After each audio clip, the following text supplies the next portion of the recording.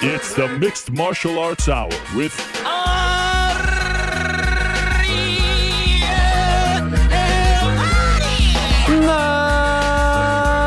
Mixed Martial Arts Hour is back in your life on this Wednesday, April 3rd, 2024. Hello again, everyone. I sure hope you're doing well. It is so great to be here on a rainy Wednesday in New York City. Oh, it is even better being inside when it's a rainy Wednesday in New York City because it's quite awful. It is quite awful, but thankfully the rain is going to end in a day or so, and that'll be great for this weekend because the weather is about to heat up, especially here in the Northeast. It's very exciting times, and what an exciting time it is on this program. I mean, Monday's show.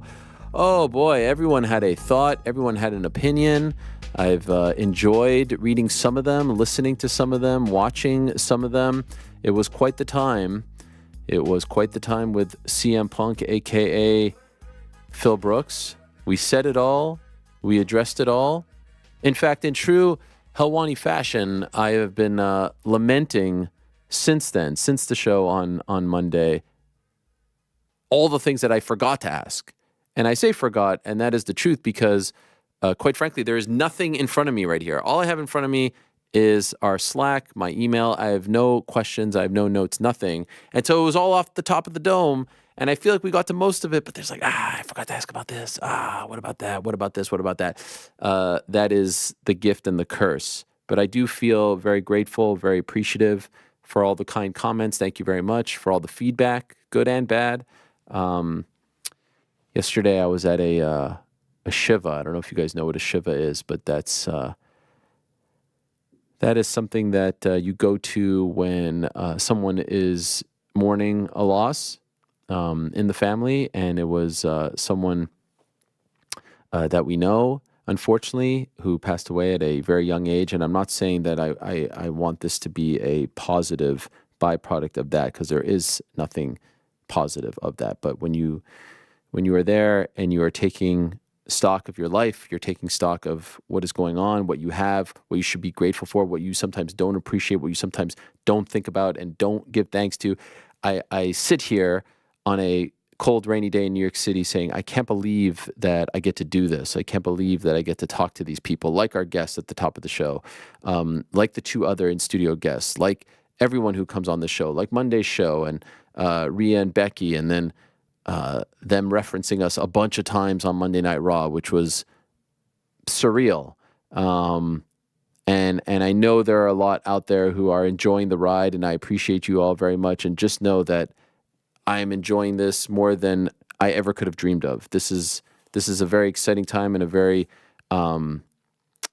fulfilling time in my life, and I think for everyone. Everyone's having a grand old time. We even had a little toast after the show on Monday with whoever was still around. So it's a very, very, very fun time to be doing a show like this. I don't take it for granted, and I'm enjoying every second of that process. I hope you know this and can appreciate that. I also am thankful for the likes of DraftKings who continue to sponsor this program. So thank you very much to DraftKings. More on them in a moment later on in the program. And of course, we are all hoping and waiting with bated breath as to whether or not the Parlay Boys can finally get off the schneid. I do have some suggestions.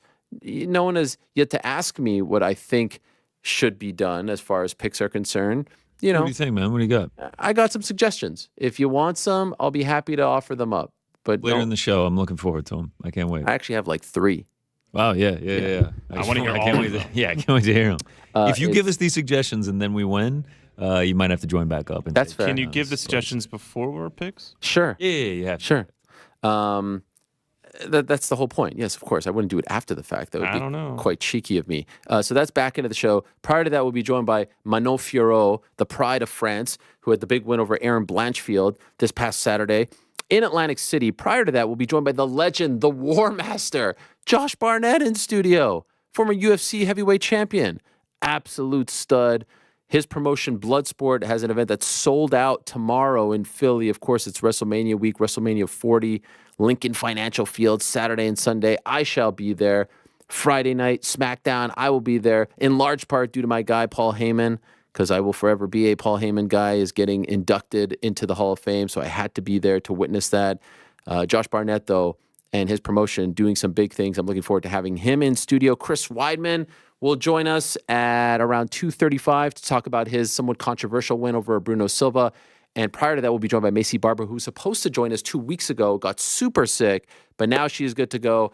And I suspect she has some thoughts on the state of the women's flyweight division. But first, my friends, we start a couple of minutes early on this Wednesday because I wanted to squeeze in as much time as possible. We got 2 hours with Punk on Monday. We don't have that luxury here today, but we have a solid hour plus. And I've been wanting to talk to this man for about 366 days. I will explain in a moment. First, let us say hello to the man who will be headlining night 1 and night 2 of WrestleMania 40, the American Nightmare himself, your friend and mine, the great Cody Rhodes, back to finish the Dart story. Hey. How are you, sir? How are you? How are you? Please have a seat. MMA fans rejoice. It's now wrestling. Yeah. It's happening. You know, it would be great if you came in with a spray can and you just like X'd out the MMA. NWO style, huh? The WWE hour. Oh, that would piss them off. Do you know what the spray paint made me think about was the final boss, Yes. The Rock, Dwayne Johnson, Hollywood Rock, whatever, but the final boss specifically, this new thing we've seen reminds me a lot of Hollywood Hulk Hogan. Oh, interesting. It does. I don't know. I've been I thinking love about this. that. You're getting right into it, right? Yeah, I jumped right in. I don't know, you know. I wasn't sure where you were going with that. I jumped right in, but it's because, In what way? Because I don't think at the time fans expected when the Bash at the Beach incident happened, I don't think fans expected Hogan to have a whole nother thing. We had seen Hulkamania for so long, Right. running wild everywhere, and it was very much like McDonald's. You know, it was a franchise thing. You did it everywhere, and to see this added layer, even though I'm not a fan of The Rock by any means, Sure. not currently in this state, Sure. I can respect the fact that it's been a very unique ride, a unique build, as people like to say, on the way to WrestleMania 40. By the way, were you watching that live, 97 Bash at the Beach, or was it There. 96? You were there. I was there. Where were you? Backstage? No, I sat in the seats. Okay. And I will never forget it because when it happened, little kid behind me with his dad started crying. And the dad was trying to explain to him, like, hey, no. He was really trying to, it's going to be okay. And it was just such a unique feeling in that building. But anyways, I went to backstage and he's yelling at the Nasty Boys as he walked to his locker room. It just seems like pure chaos. And me and my sister were standing next to this just random man, and then we looked, and he was handcuffed to the door. It was one of the guys who had thrown something at me and Gene. Yeah, so we had just been sitting there talking to this guy who was getting ready to get, like, I don't know, beat up by the boys, or Gene was going to smack him around. But yeah, I was there. That is tremendous. Drove home with my dad in the truck, and he talked a lot about what we had just seen. Wow. Yeah, and its significance. I remember that. Almost 30 years later. Dude, 30 years? Yeah. Woo! You're making kids cry because you're getting beat up, right? That's true. Yeah, I felt I saw that video of the little girl who thought he had murdered me. I saw that video and thought, oh, it won't make it that far. And then, of course, the $7 team found that video and had to be part of the show. But I'm okay. I am good. Okay, so, and by the way, it's great to hear that because you have been taking a beating as recently as Monday. Sure. Like if you happen to undress in front of me, I'm not asking you to, but like, what is your body? I'm just saying, it's like I feel like there's a lot of welts. No, I got wraparound from the weight belt, so there's a nasty welt right here. Other than that, I feel by Saturday, Sunday, I'll look myself a little bit. But yeah, leaving the ring on Monday was pretty. Those weight belts bring it. Yeah. They bring it. Not that I'd rather get hit by a dress belt, but those weight belts just heavy, and it was my own, so insult to injury. But just a flesh wound, that's all. You know, I had a cheeky start to this interview. I was going to say so what do you want to talk about? You know, I blew it. But then you came in strong with the spray paint. Well, I did the spray paint. Then you gave me that great story about The Rock. But I have to say, Cody, I have really wanted to have a conversation with you for about 366 days. It has been a while. We had a nice little stretch there where we were talking every few months. You thought I didn't really like you or wasn't rooting for you. This type of thing. I told your whole team. Yeah, okay. I told your whole team that it's not a. I think you like me. I hope. I adore you. Yes. But I think as a fan, you do not, because That's crazy. you are there is a demographic that really did want to see The Rock versus Roman Reigns. And it's a pocket of fans that wanted that magic. You are in that pocket. I don't know of about fans. that. I actually got into an argument with one of the guys on the show after all this happened, saying, "No, we're too invested." I could, okay. I'll send you. Yes, I actually fought for your behalf. Initially, I was like, "Yes, I'm into it," but then I was like, "This is not right. So This is not right." I'm not going to explain this to The Rock by any means. I don't need to fill the air with positives about The Rock, but I can say this. I think it's really gotten under his skin. The whole "we want Cody" thing, the dislikes on the video, all that. And I don't think he realizes that some of the people chanting diarrhea or Rocky sucks or die Rocky die, whatever it is, some of them are wearing Rock merchandise. They still believe in the People's Champ being under the final boss. They just didn't want it at the expense of, like you said, the investment, what we had been doing. And I feel like him finding that out, if he was to come on your show and reveal to you that he hates my guts, I totally understand. I get it. I created this situation. The fans made it even larger for me and got me to the dance here. So I would get it if he didn't like me. Okay, so we'll get to that in a moment, but I do want to go back to LA. Let's go back. Yeah, let's go to LA. Let's go to LA. April 2nd, last year. The dust settles. You go to your bus, I presume. Yeah, long walk too. What happens when no one's watching? When perhaps you're with your family?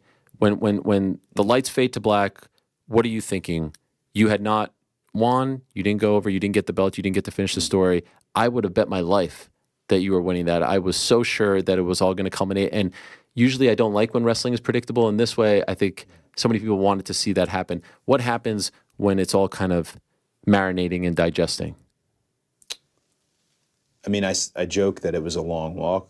The reason I say that is because it was long in duration, but also the feeling of walking by a lot of the building workers saying, "Great job, get him next time," just kind of these random things as I'm passing people by. I walked with Brandy, and we didn't have any words between each other, but when I got to my bus, I had a nice moment with DDP because he hated it.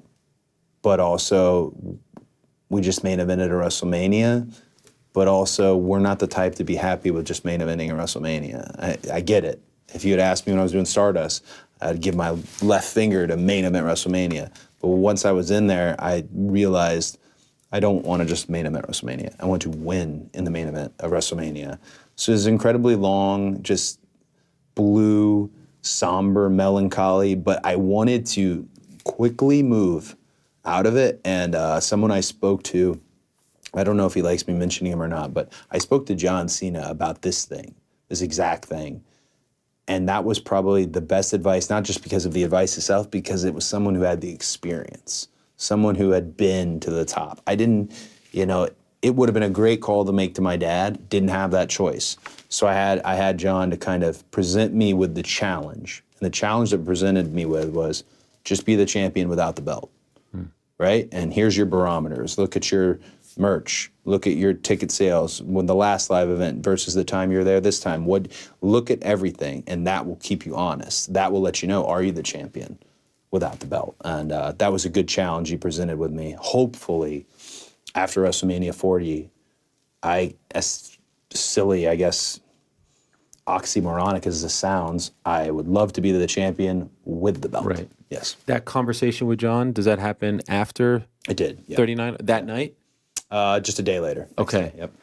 So did you understand, you mentioned DDP, Diamond Dallas Page. Yep. He was upset. Did you understand why so many people were upset with how it all went down? Yeah, my mother-in-law, Jill Reed, beautiful, beautiful Jill. Hello, Jill, if you're watching.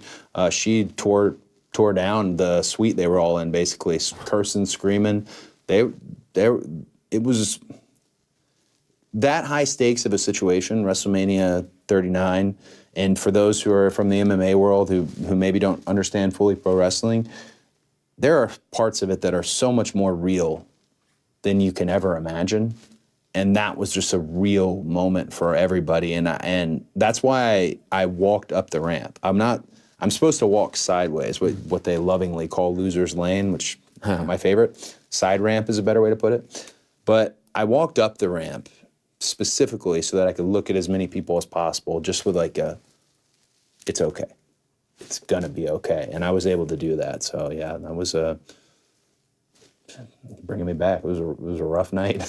So I struggle with asking you this next question just because of the respect that I have for what you do, for what the business is. I will never ask you a crazy question like, can you put me in this move, or are you going to win? I would never do that. That's not me. But the journalist in me has a few things that I would love to ask you about because I haven't seen you address any of these things. So I just want to let you know, which I don't usually do, is like, if you don't feel comfortable answering these questions, I totally understand where you're coming from. Oh, I feel like I can weave this. I'm good. What do you got? When did you find out that you weren't winning on Sunday night, April 2nd? So it's a great question, and I'm of the thought that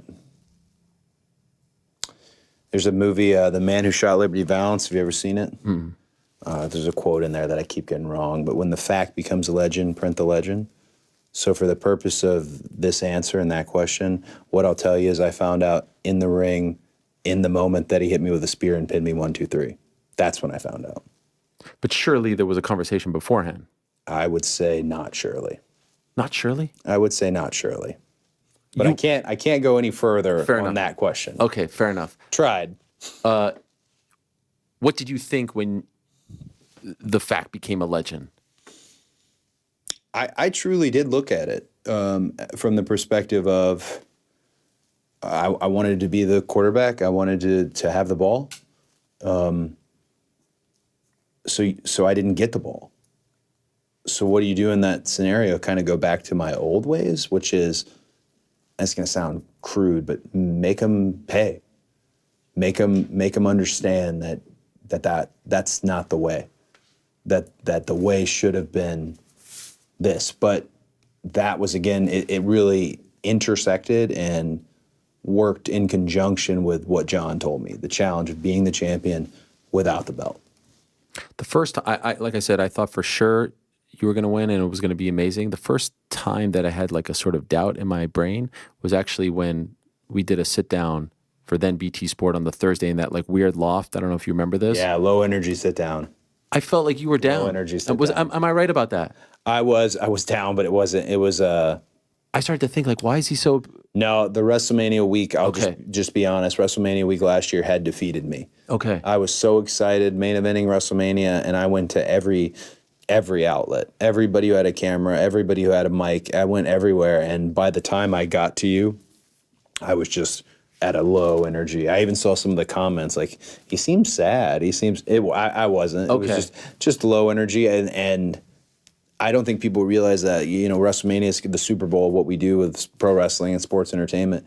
These guys load you up. Right. Right?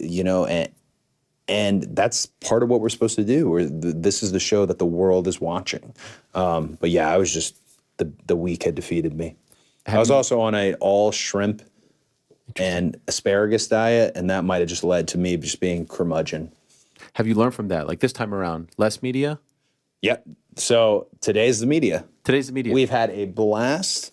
Today's show, First Take with my man Stephen A. here at the MMA Hour, which we are lovingly calling the Wrestling Hour for 5 minutes. Yes. And then I am going to get my gym session in, get on my bus, and that's it. Just 100%. Thank you, WWE, by the way. What I love about it symbolically is you moved up with every stop. Like today's show, Stephen A. You like the build? Yeah, no, I thought you like main event goes last, right? I appreciate that. Thank you guys.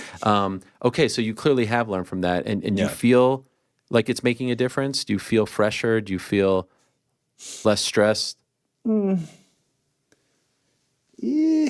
No. Okay. Because, I mean, like, let's put it in like a perspective here for you. You've always loved the sports entertainment, WWE, WWF, all that stuff. This is WrestleMania 40. Yeah. 40 years of WrestleMania. It's a celebratory. It's a 10-year. There's always something special at a 10-year. And I'm main eventing night 2. Amazing. I'm also main eventing night 1 with a returning Rock after 12 years away from the ring, I'm not going to tell you it's defeating me, but I'd be a fool to say that that's not an unbelievable amount of pressure. These are the two most important main events in company history, and somehow a Rhodes snuck into them. I need to execute. You got to hit the ball. So it's a lot of pressure. So I could rest. I could do less media. I could do all that, and I still feel, just the angst of it all. So I remember going to the Raw after Mania on that Monday. I'm so sorry. Yeah. You got beat up quite bad, and I'm like, okay. And I will say honestly, I was sad for you. Yeah. And again, people could call me a mark. I really thought the stars had aligned. Yeah. And then it's like, okay, let me just see how this plays out. And then we get to May, we get to June, and the thought that just kept creeping back into my brain, which I've said a million times on this show and others, is yes, they made a mistake. Roman's nowhere to be found. He's hardly working. Why couldn't they have just put the belt on you? Why did you rob us of this moment? Why did we get robbed of seeing you do this? And why did you get robbed of the moment? It didn't make any sense to me. Now, I will say, mea culpa, everything worked out. I think it's fantastic the way the story has built to this weekend. But I'm just wondering if you had that same thought. All right, did we screw this up? Am I going to plateau? Am I going to get stale? He's not here. There's no champion. We have to create a second belt, maybe because of his absence. Yeah. This could have been fixed very easily. Just have the guy get the belt, the one that everyone wanted to see. Did that thought cross your mind maybe once, twice, 3 times? We did a SmackDown segment. I think it might have been the last SmackDown. It was a face-to-face with Roman and I. Maybe it was the first time we'd ever gone face-to-face. Either way, I remember him specifically saying that what happens if you don't win? Are you going to run away like you did the last time? And man, there were 2 things he said in that interview. I remember him saying, you started a company that you couldn't get over in. And I remember, because I don't want to use the word over, but my popularity is one of the reasons that company ever existed. Or was created, excuse me. And then he said the thing about, are you going to run away? And it hurt. And then when the impulse, or just the thought, because we're complicated people, the thought of, what if I did, right? What if I'm the laughing stock of the industry and I did decide to hightail it again and do something radical or disruptive? But it felt like it was the time in my life to really forgetting about WrestleMania, just from that moment on, it seemed like a call to action for me, a true, real call to action. This is the guy. This is the most important wrestler in my generation, in this Renaissance era of sports entertainment. And he's asking me and telling me at the same time what he thinks is going to happen. I'd like to prove him wrong.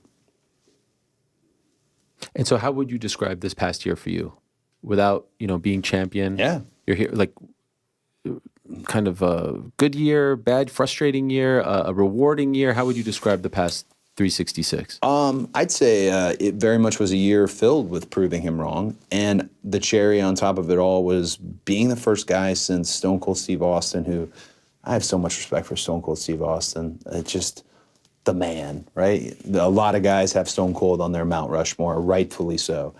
To be the first guy to go back-to-back at a Royal Rumble and do that, oh man, that to me was the cherry on top of, I kept it. I kept the people who were there with me at WrestleMania 39, and we've not only kept them, but we've grown. And I think I've been saying this morning, and this is just how I feel.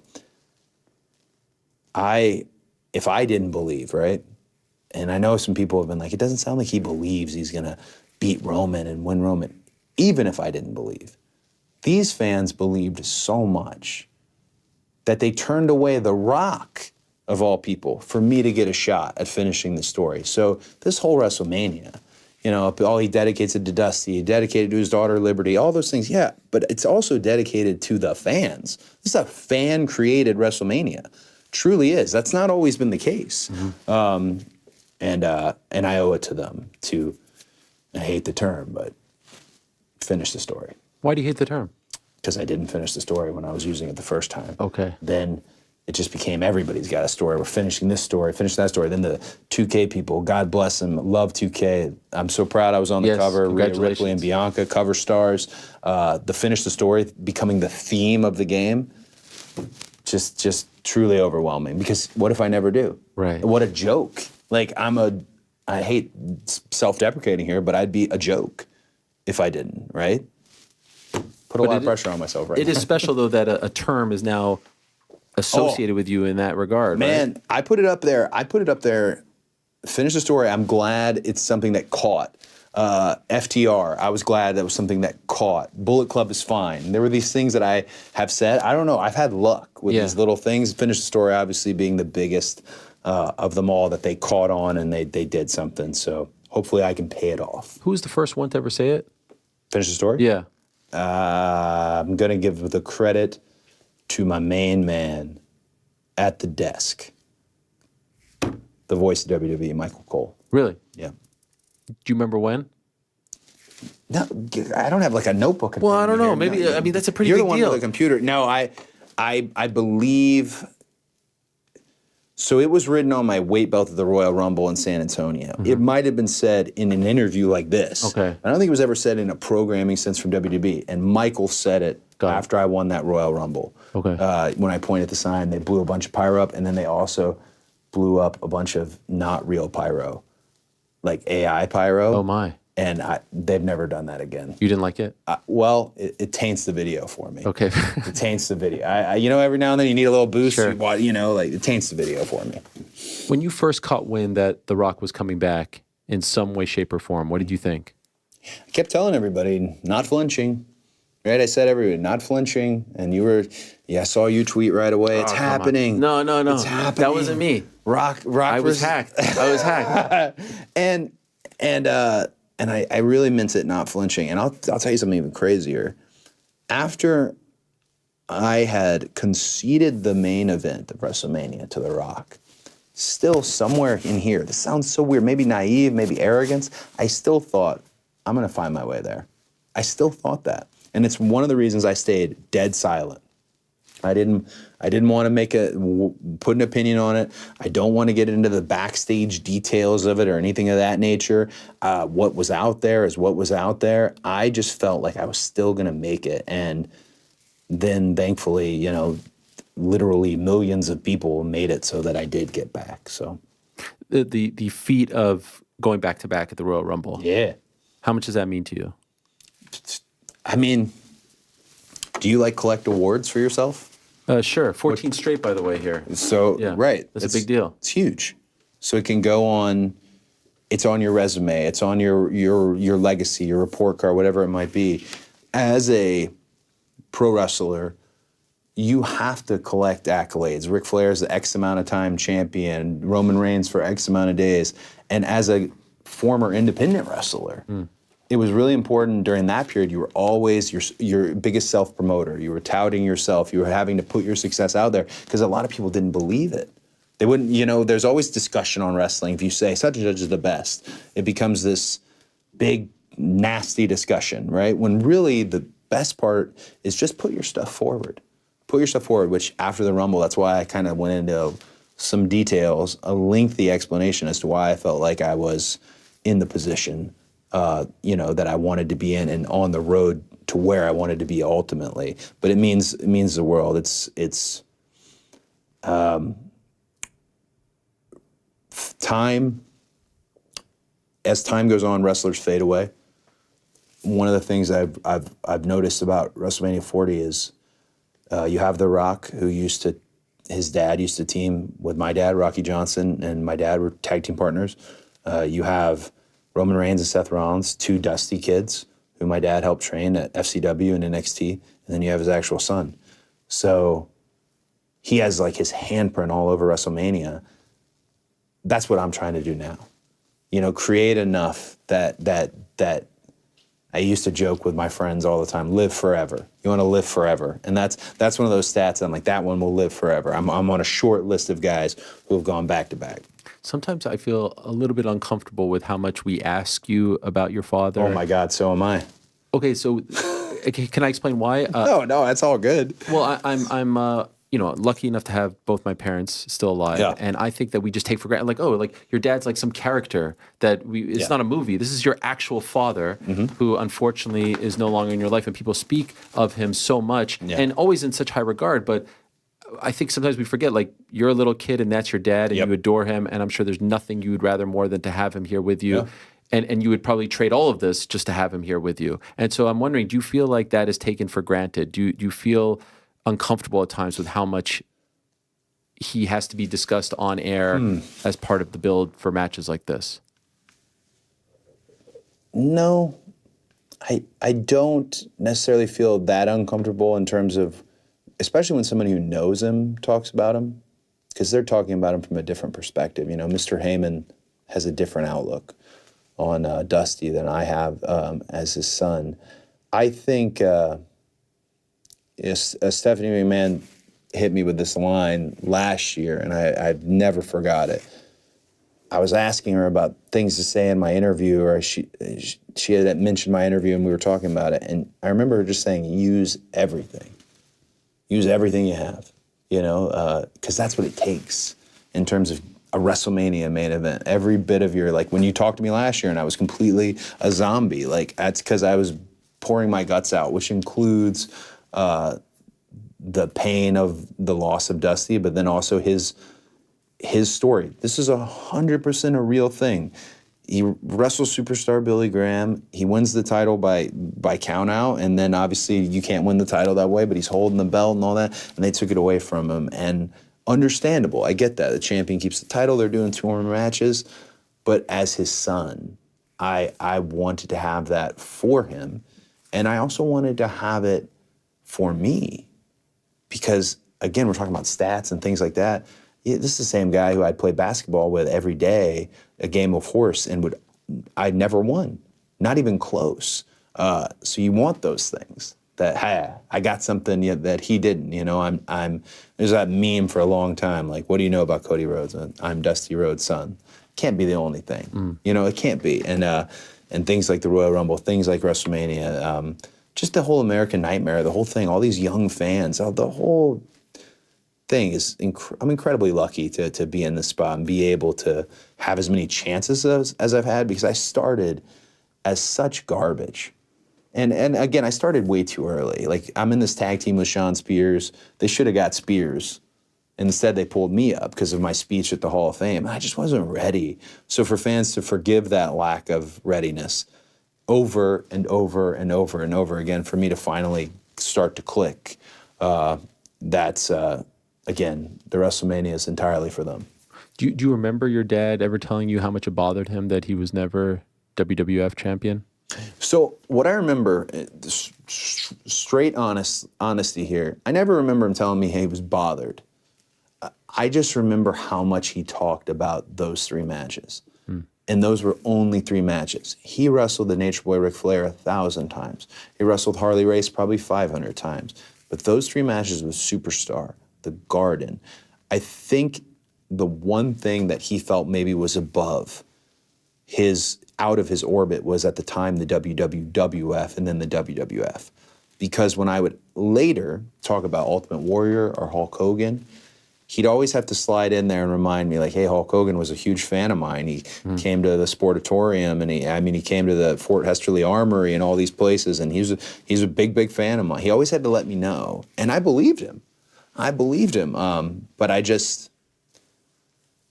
I feel like his whole journey, when he decided not to stay in the Superstar, and the Vince kind of situation they had going on there, and he moved on to Crockett and to become the executive producer and the booker and matchmaker and all that, this big disruptor in the industry, and then to fight the battles of WCW and WWF, ultimately WWE and WCW. I don't know.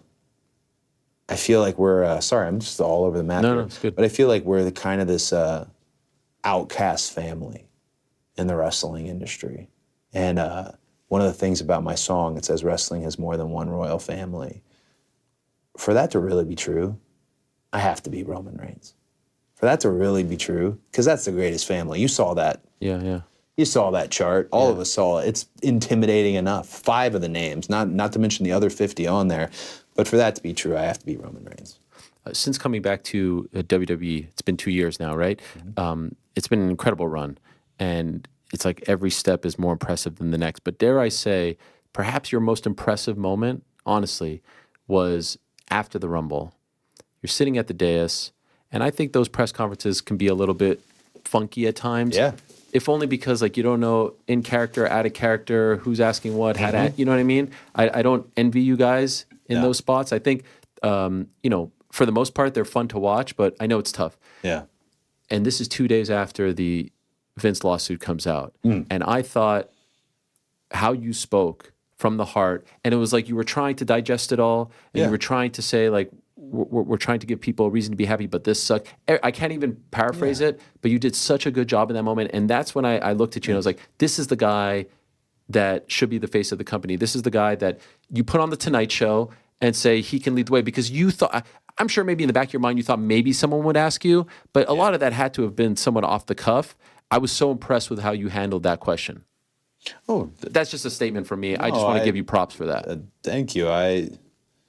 Maybe it's a little bit of, I did have some management and executive training. Maybe You still have to knock it out of the park. You still have to speak from the heart and make it seem genuine and authentic and real. I think that's it. Like, you just have to be truthful in those moments. You really do. And I think everybody that night was actually attempting to be truthful in their own way, but sometimes you have to, call it what it is and not shy away from it. But I'm glad that I was able to answer that, and that those press conferences, I'm not sure if you've realized this, those are some of my favorite things ever. Yeah. Like a top 10 career moment is me and Jey Uso at that presser after Fastlane. Just an absolute top 10 career moment for me, because it was so ridiculous and stupid, and I had been for so long just almost political, almost robotic, and I still had like a little bit of that in me, and then for him to kind of bring me out of my shell and loosen me up, it was a really fun moment. So I enjoy those press conferences. They can be difficult, right? But I do enjoy them. 2 months later, how do you feel about everything that is unraveling with Vince, this lawsuit, and his legacy, his presence in the company? Well, I like to think of today, whenever there's an accusation or anything of that nature, it's very important that you don't shame the accuser. You don't shame, because people were quick to do that sometimes. But I also am not a legal personnel. I'm not in law enforcement of any kind. I like to just kind of see how it play out from a legal court situation. Did someone break the law? Is there guilt? Is there a punishment? Is it not? All that to say that's why I really don't. I don't want to be naive to it, but I put my focus solely on how do we make the show the best show possible. The excitement over Netflix, the excitement over WrestleMania 40, The Rock returning. So I don't have a lot of time to focus on that, but I am looking at it like everybody else in a sense of hopefully there's a resolution that justice is brought for whomever, if that makes any sense. Can you say unequivocally that he has no influence, no presence in the company at the moment? I don't know if I could say it. I know he hasn't. From your perspective, I would say it's Nick and Hunter. The reason I asked this is because Rhonda put out a tweet saying, as long as certain people are around, he's a text away, things of that nature, and that raised some eyebrows. I'm not disputing anything she said or anything of that nature, but in my experience, I've dealt with just Nick and Hunter for a really long time, and the company is clearly changing directionless. Him not being present. You're seeing the production change and just differences in the programming. But Nick and Hunter have been my guys. How are things with Paul Levesque? I'm shocked to say that they're. I guess I'm not shocked to say, but I never anticipated when we did, Breaking of the Throne. I think I said pissant bodybuilder at one point in one of my, independent, it may have been an AEW rant, something. All of it rattling the cages, all of it in the spirit of trash talk and sports entertainment. But we take this stuff personally. It gets under our skin. He really had no reason to take care of me. And he has just been an incredible guide, an incredible mentor. Often I'll be standing in Gorilla when something else is on the show, and I'll just look at him and there's an understanding. There's a knowledge of, oh, that was great, or that wasn't, or what can we do here?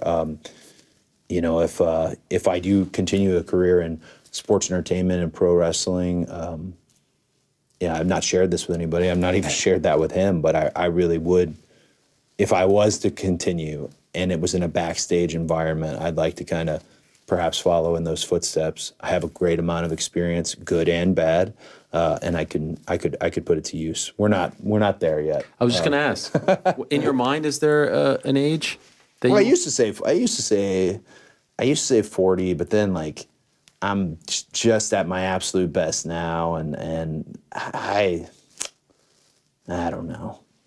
No, I don't have a number anymore, but I definitely, is very important. I know this is not everyone's favorite, but I'm definitely really of the thought that I don't want my daughter to be 10 years old and me and be on the road full time as I am now. You know, when we get to that, I mean, every age is important, but when you get to those memory making years, I want to have provided enough for the family just to call it. Mm-hmm. And that doesn't mean call it in a sense that I wouldn't be wrestling, but maybe I'd be wrestling at a different schedule.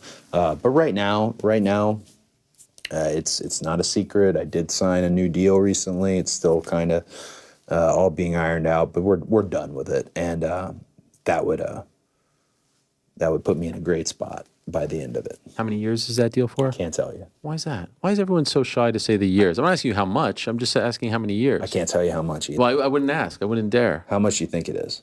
20 mil? So I like to consider myself well, now I can't say this joke anymore. I was going to say I want to consider myself the Ohtani that'd be nice. Sports entertainment, but he's in trouble right now, right? Yeah, you don't want to. Dang it. Who's else is really highly paid? I mean, LeBron James? Yep. I'll take that. Okay. I'll take that. Where were you when you found out CM Punk was coming back? I don't remember.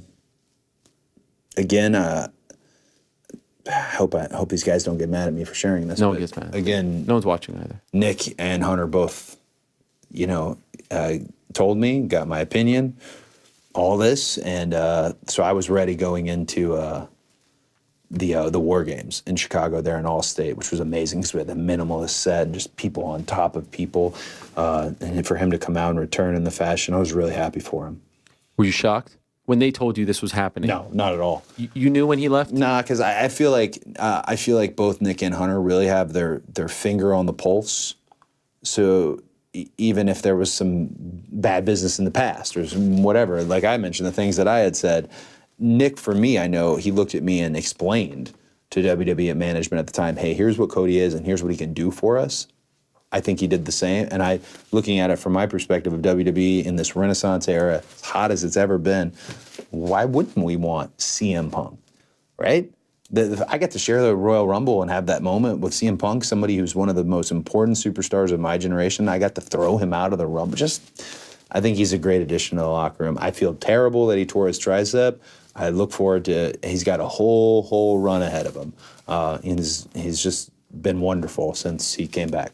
I'm not sure if you heard, but he was in that chair, sitting in that chair on Monday. Yeah, that's what I was going to say, is like, you had CM Punk. Yes. You had Becky. Last week, Becky, who's hopefully about to be a best-selling author. Rhea Ripley was on here. There's a whole situation, Brawl, yeah. Who's next? Well, you were. I mean, you're the cherry on top. Just Am like I we the built final up before WrestleMania? Just like you did today. Yeah. Yeah. You're the last one. This is the go home to WrestleMania. This is the 40. go home. Love it. That's what I actually tweeted right before we went live. The go home show. Nice. And so he was sitting here on Monday, and we spoke about a lot of things. And I'm very curious to ask you about just a couple of those things that he talked about. He was the run in AEW obviously didn't end on a good note. Yeah. And I would never ask your side of those stories because you weren't there. That's not fair. I was not. But he spoke about what it's like to work there, and in particular said Tony's a nice guy, but he's not a boss. Yeah. Is that a fair assessment from your perspective working with him? I mean, that's his assessment. It is not my assessment. It's always important for me to remind people that I am so proud of what me, Matt, Nick, Kenny, Tony, Bernie, Brandy, and Dana, and Chris. And I name all these people because I was in those meetings. As much as the internet will try to spin a narrative one way, if one of those people had not been at that startup level, the company would not have happened. And I am so proud of what was created. I am so insanely proud of what it does for the industry overall, for wrestlers and their well-being and their ability to feed their families. And I have an unbelievable love for so many people in that locker room, including the Bucks, including Kenny, who were bonded forever over this thing that we did. So it's not my assessment. In my time there, the infrastructure was just being built up. We were trying new things and doing things. It was a startup company, a big-time startup company, but a startup company. And I wish them nothing but the best. His sort of his take on the elite, the Bucks, Kenny, et cetera, and how they were towards him, not happy with him being there, as he put it, and the stuff that he says, Hangman did, going off script and all that stuff. Does this sound like something that they would do? Like when you are hearing about all of this, are you like, this doesn't seem right? What's going on here? Why is this not meshing? Or perhaps did you foresee some of these issues happening given the personalities involved? No, I don't think I foresaw any of the issues. I did kind of predict, it was unrelated to those guys, but I do remember predicting that there was going to be certain guys who had been there who wanted to wave the banner and, hey, you've not been here, and then brand new guys, because you always need fresh blood, and like Punk coming back to WWE, it's a great call. But I think those always would mesh. I just think what happened there is a ton of misunderstanding, a ton of miscommunication. You will see on indies and wrestlers that aren't properly trained, and I'm not talking about bullying etiquette or anything like that, but you do need to have a little old school in you to know the collaborativeness of what this is. And I just think they were ships in the night. I know I was Switzerland the last time you asked me. I love Matt, Nick, and Kenny, and I love CM Punk. I don't know how, but I do. I am just happy for everyone involved. And I just think it was a ships in the night thing. I wasn't there though, so. Before re-signing with WWE, did you consider going back or testing the waters or anything like that? I'm talking like the deal you just signed now. Like no. Nice little 2-year run. Okay, I'm good. Did that thought cross your mind? No, and it's not in any way a negative towards them. It just, I know I didn't win the title at WrestleMania 39, but I was in the spot I'd always dreamed of. And I know how lucky I am to be in this spot. When I see a poster and there I am front and center amongst some other unbelievably talented people. When I see the 2K24 cover, when I see the responsibility, they didn't hand me the exact ball and say, hey, you're the quarterback, but they certainly gave me a lot of responsibility, that being Nick, that being Hunter. I feel that it would have been just against my being, because I was slotted there. You helped put me there, and now I'm making something of it, and I'm growing it beyond what you thought it could be. I wanted to keep doing that for them. So it just didn't cross my mind, not in a negative towards any other places. This is what I've enjoyed doing. I think as a wrestler, you always try to pretend you're interested, but no. Okay, so you win the Rumble in late January. Early February, Rock reappears. He does. You have a moment in the ring. Can I ask you a question, by the way? Sure. Now I'm getting to the meat. So because I sat in this chair. Yeah. And I didn't wear the jacket. Do I look fat? No, you look fantastic. Okay, because I keep doing I look like a schlub next to you. You've got a 3-piece on. But I took the jacket off. I know, but just for a little informal. And no, I can tell they're like, I look. You think it's bunching up a little bit? I just look kind of tubs. But no, you look great. I'm really lean, guys. 9% this morning, by the way. Is that true? On the BF, yep. Man, you look great. Yep. It's that shrimp it's cod and asparagus this year. Okay. Cod and asparagus. That's the answer. Yep. What does he say to you in the ring? CM Punk? No, The Rock. You know what I'm talking about, right? He comes back, you have a small conversation, you walk out and say, I'm going to stand back. I would rather him tell you. Well, I don't know if I could. Can we get The Rock on the phone? I would rather The Rock tell you. DJ? Because it was something, this is the best answer I can give you. It was something that was extremely touching. But what was being taken away from me was so weighing on my mind that I felt a negative about what was probably a positive thing being said to me. And I think he'll come on MMA Hour at some point. Okay. The Rock, the final boss, will be, he can tell you what he said, but I'll leave that for him. So you walk out of the ring that night, and like everyone's showing, screen grabs on Twitter, like, look how mad he is, look how sad he is. A lot of sad faces, yeah. What is your reaction to the reaction?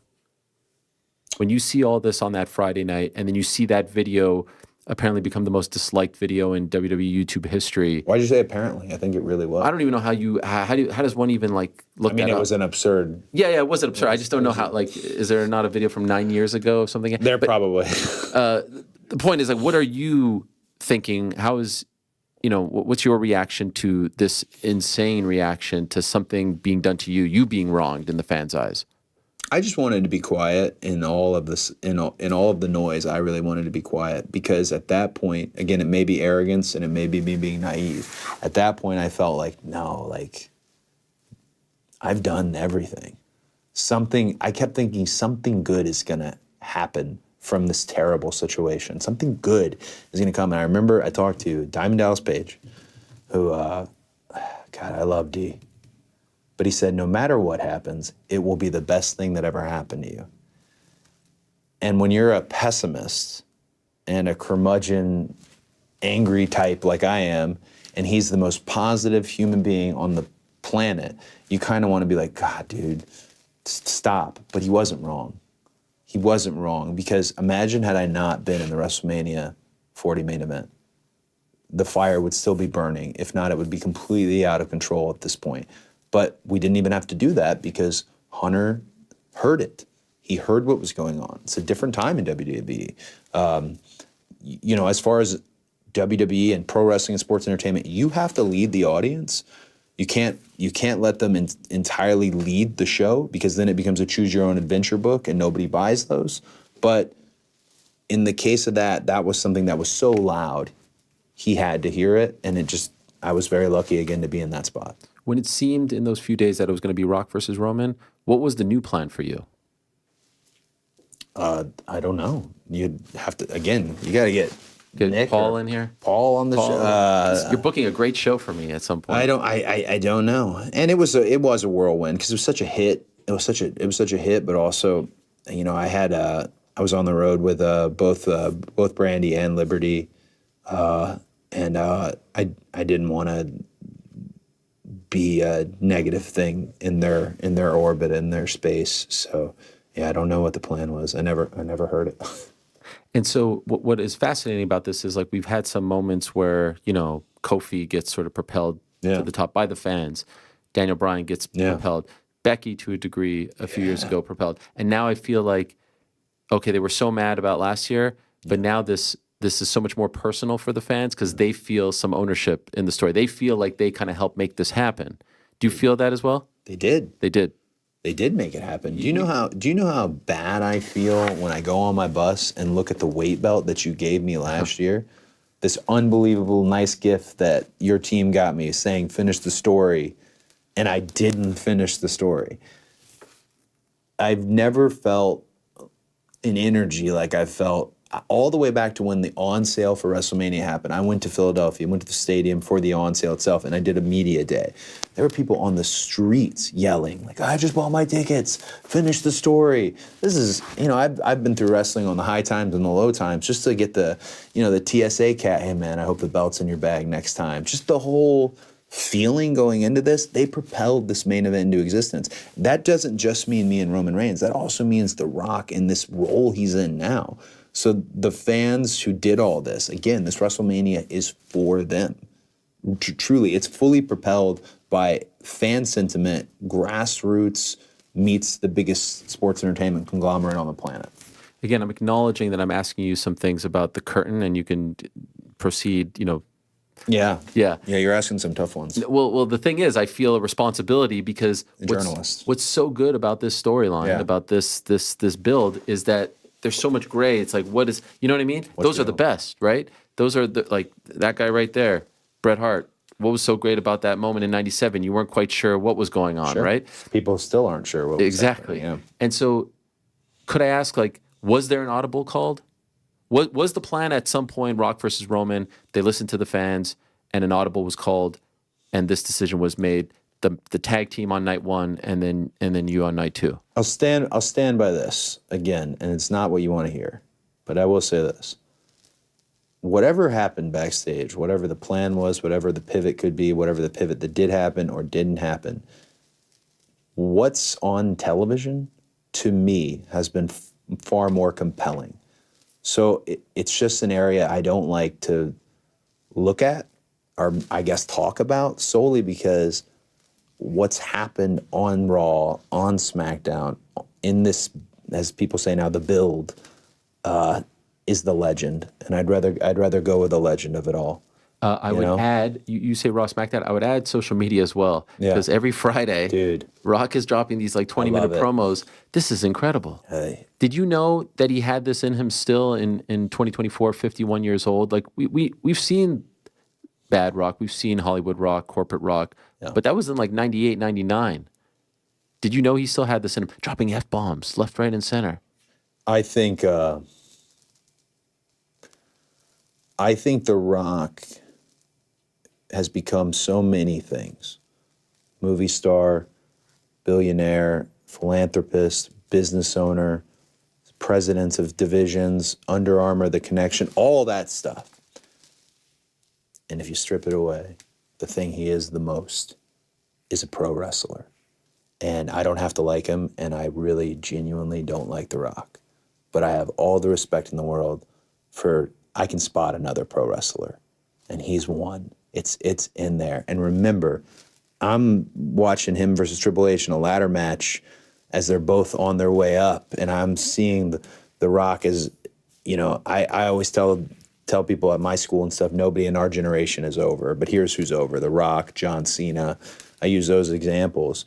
So if you ever could pull that trick, if you ever could get the fans to buy into you and believe you at the level that a Rock did, at the level that a Stone Cold did, clearly you can do it again. So it doesn't surprise me the fun he's having. It also doesn't surprise me because he has 60 people around him at all times. I thought it was him and Brian. Oh my gosh, no? Brian's there, but what a team he's developed. We really are a product of the team you put around me. I have a small team, they're not as, we don't roll as deep as him, but it's important. Those people that prop you up and support you, and like The Rock is built up by that team. He has a great team. I'm not even knocking. It's just hilarious. That content's going to happen, folks. They're going to get it. He's just always there to deliver and keep people guessing. How does your mom feel about being referenced so many times? Well, I had to tell her that he's saying mean things about her. Or not so much mean things about her, but my mom's usually asleep during Raw. Okay. And then she'll watch it on YouTube. Someone she works for is a big fan. Will tell her about it. She works at a dental office. I'll tell her all about what was going on. But she got caught up pretty quick because she printed Mama Rhodes shirts for my dad's foundation, which they're doing a signing at WrestleCon. So she's got those shirts to sell. So she's in. But I also think, just as a mom, I think anyone who's gone against me in a sense of trying to get this one thing, she's out to fight. And Rock may intimidate so many other people. Hell, Rock might even be able to intimidate me. Cannot intimidate Michelle Runnels. Cannot. Just not going to happen. And I look forward to whatever that moment is. If there is a moment. He's getting nowhere near her at WrestleMania, but we'll see. Speaking of moms, though, The Rock's mom, right? Here's what you need to know about The Rock's mom. Are you ready? You all ready? Yes. She's a lovely lady. Absolutely one of the kindest people. When you see her at a show, she brings huge energy. She always brings friends and stuff. Love her. Lovely lady. Would never say anything negative about her. Will your mom be in attendance? Hell yeah. Okay. All right. Yeah, no, the Runnels, Rhodes, Reeds, Gurgles, Hubers, yeah, they're all the same exact crew who came last year. They're back this year.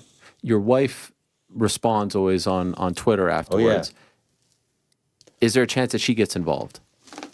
I don't know if involved is the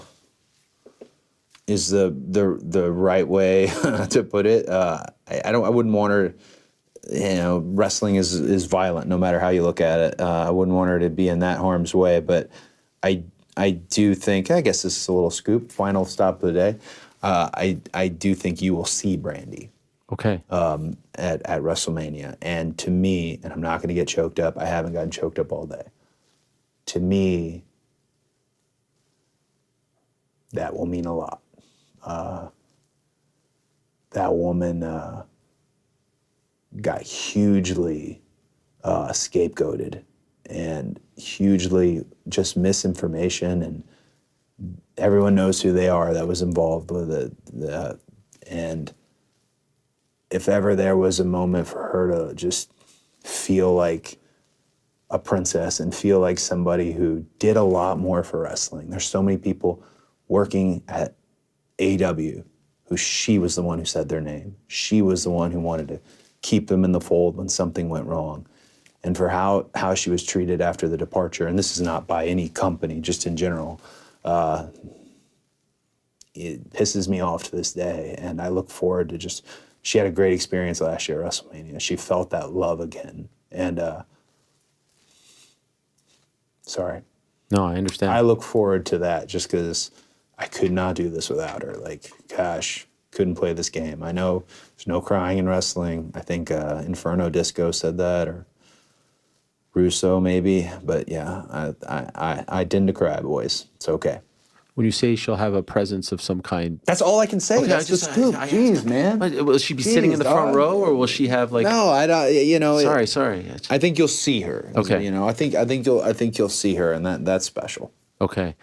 Any worry? And we're rounding third here, so you'll be done in a moment. I I'm promise. not trying to get out. Okay, no, Are they trying to get me out? Well, I know we have a 2:00, and we do need to rematch in the darts. Yeah. Also, you got to talk about mixed martial arts at some point. No, we don't care about MMA that. Hour, No, you know what I'm saying? I don't like to talk about worked fights. I like to talk about the real stuff. I love though that every time you say that, and then I'll look at the comments on your show. Most people are pretty positive. Yeah. Like, what do they want to hear about right now? What's happening? There's nothing bigger than this. Yeah, so fairness, there is nothing bigger than WrestleMania 40, but is there something we can plug from the MMA side of the world? No, don't worry. You know what's the funny thing about that? And I don't want to waste time on this, but like my show is 4 to 5 hours long. Yeah. I do like 14 hours a week. There's not enough Excuse news. me if Cody Rhodes wants to come by and plug WrestleMania. They're going to be hot right? when The Rock shows up Oh eventually. my gosh, yes, I can't wait. 3:00, unannounced. Imagine. Any worry, like as someone, you talk about the stress and everything. Last year was one match. What you do is physical, as you just said. Yeah. 2 matches. Not worried at all. No? No, I wrestle every weekend, and I'm not the type of guy who's going to go, I'm there every weekend, and they're not. But I am going to say it in the sense of when it comes to stamina and endurance, there's no way to train for wrestling like actually wrestling. I think Roman knows that, actually, more than ever, and he tries his damnedest to gear up for these main events, and he's been more successful than anybody ever in our game when it comes to these main events. The Rock, absent from the ring for 12 years or whatnot, total unknown. Could absolutely be in there at a Ricky Morton-like speed, and it wouldn't surprise me. I can already tell you he packs a hell of a punch, but I do this on the regular. I've got full-time lungs, and I think the type of match on Saturday that we're going to have lends itself to me. I really do, and I think that'll leave me hopefully open for a fair fight Sunday, strip everything away. And I think Roman Reigns also wouldn't mind if it was a fair fight because I feel he has something to prove too. But I say that, and the same guy who screwed me last year, so we'll see. Your relationship with Seth, how is it? I like to think he's well, I'll tell you. Like you're bonded over people you have these significant memories with. So we're going into WrestleMania 40, the main event, his first main event, together.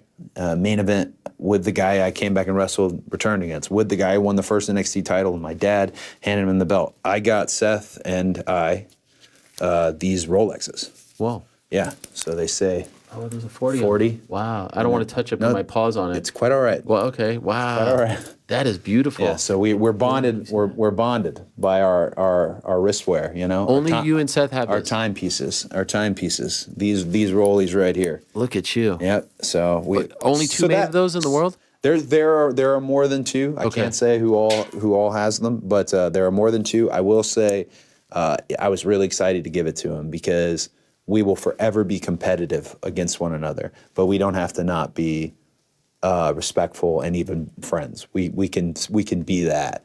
My dad and Ric Flair were at each other's throats for years, 2 decades. They were at their best when they were at each other's throats competitively, but they remained loving and respectful, if that makes any sense. Yeah. Loving. I just used the loving. No, it's great. I mean, you are in a loving mood right now. I just saw you gave edible arrangements to the makeup team. Yeah, they didn't go over as well as I thought. No? No. I feel like they're all healthier people than I assumed. But isn't it just fruit, or is it like the chocolate? It was fruit, chocolate-covered strawberries. Okay. I think there was some honeydew. It was a pretty big spread, too. We moved it right by them to see if they'd be into it. I think it got enough play, but it's the season of WrestleMania is like the season of you take care of your locker room, you take care of your peoples. So I've been very much in a like Santa Claus-like mood with you got to take care of all your team. They got you here. You know, Rock's got his 80 people, like I mentioned. He's taking care of them. They're getting Papatui kits, you know, Terramana, all that stuff. I got to take care of my people. Last thing, is there one match, either Saturday or Sunday, that you must see? Strip away the athlete as just a fan of what they're doing, a fan of the story. Is there one match that you will need to be by television? Man, I feel like I want to say every match, but it sounds like a shill. I'd say Becky and Rhea is one, and then also Gunther and Sammy.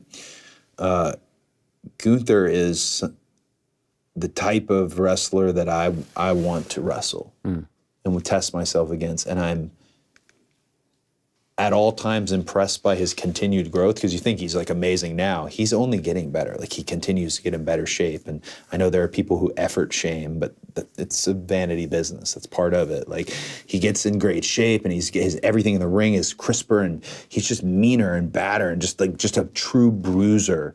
So I just have such appreciation for that. He's up against one of the most just outstanding, I don't want to use the word, but artists, you know, that there is in a Sami Zayn and Sammy who just refuses to not be interesting, you know, and that setup's really unique. But also I say Becky and Rhea because I think the man is, all the respect in the world to Rhea Ripley, my other cover star.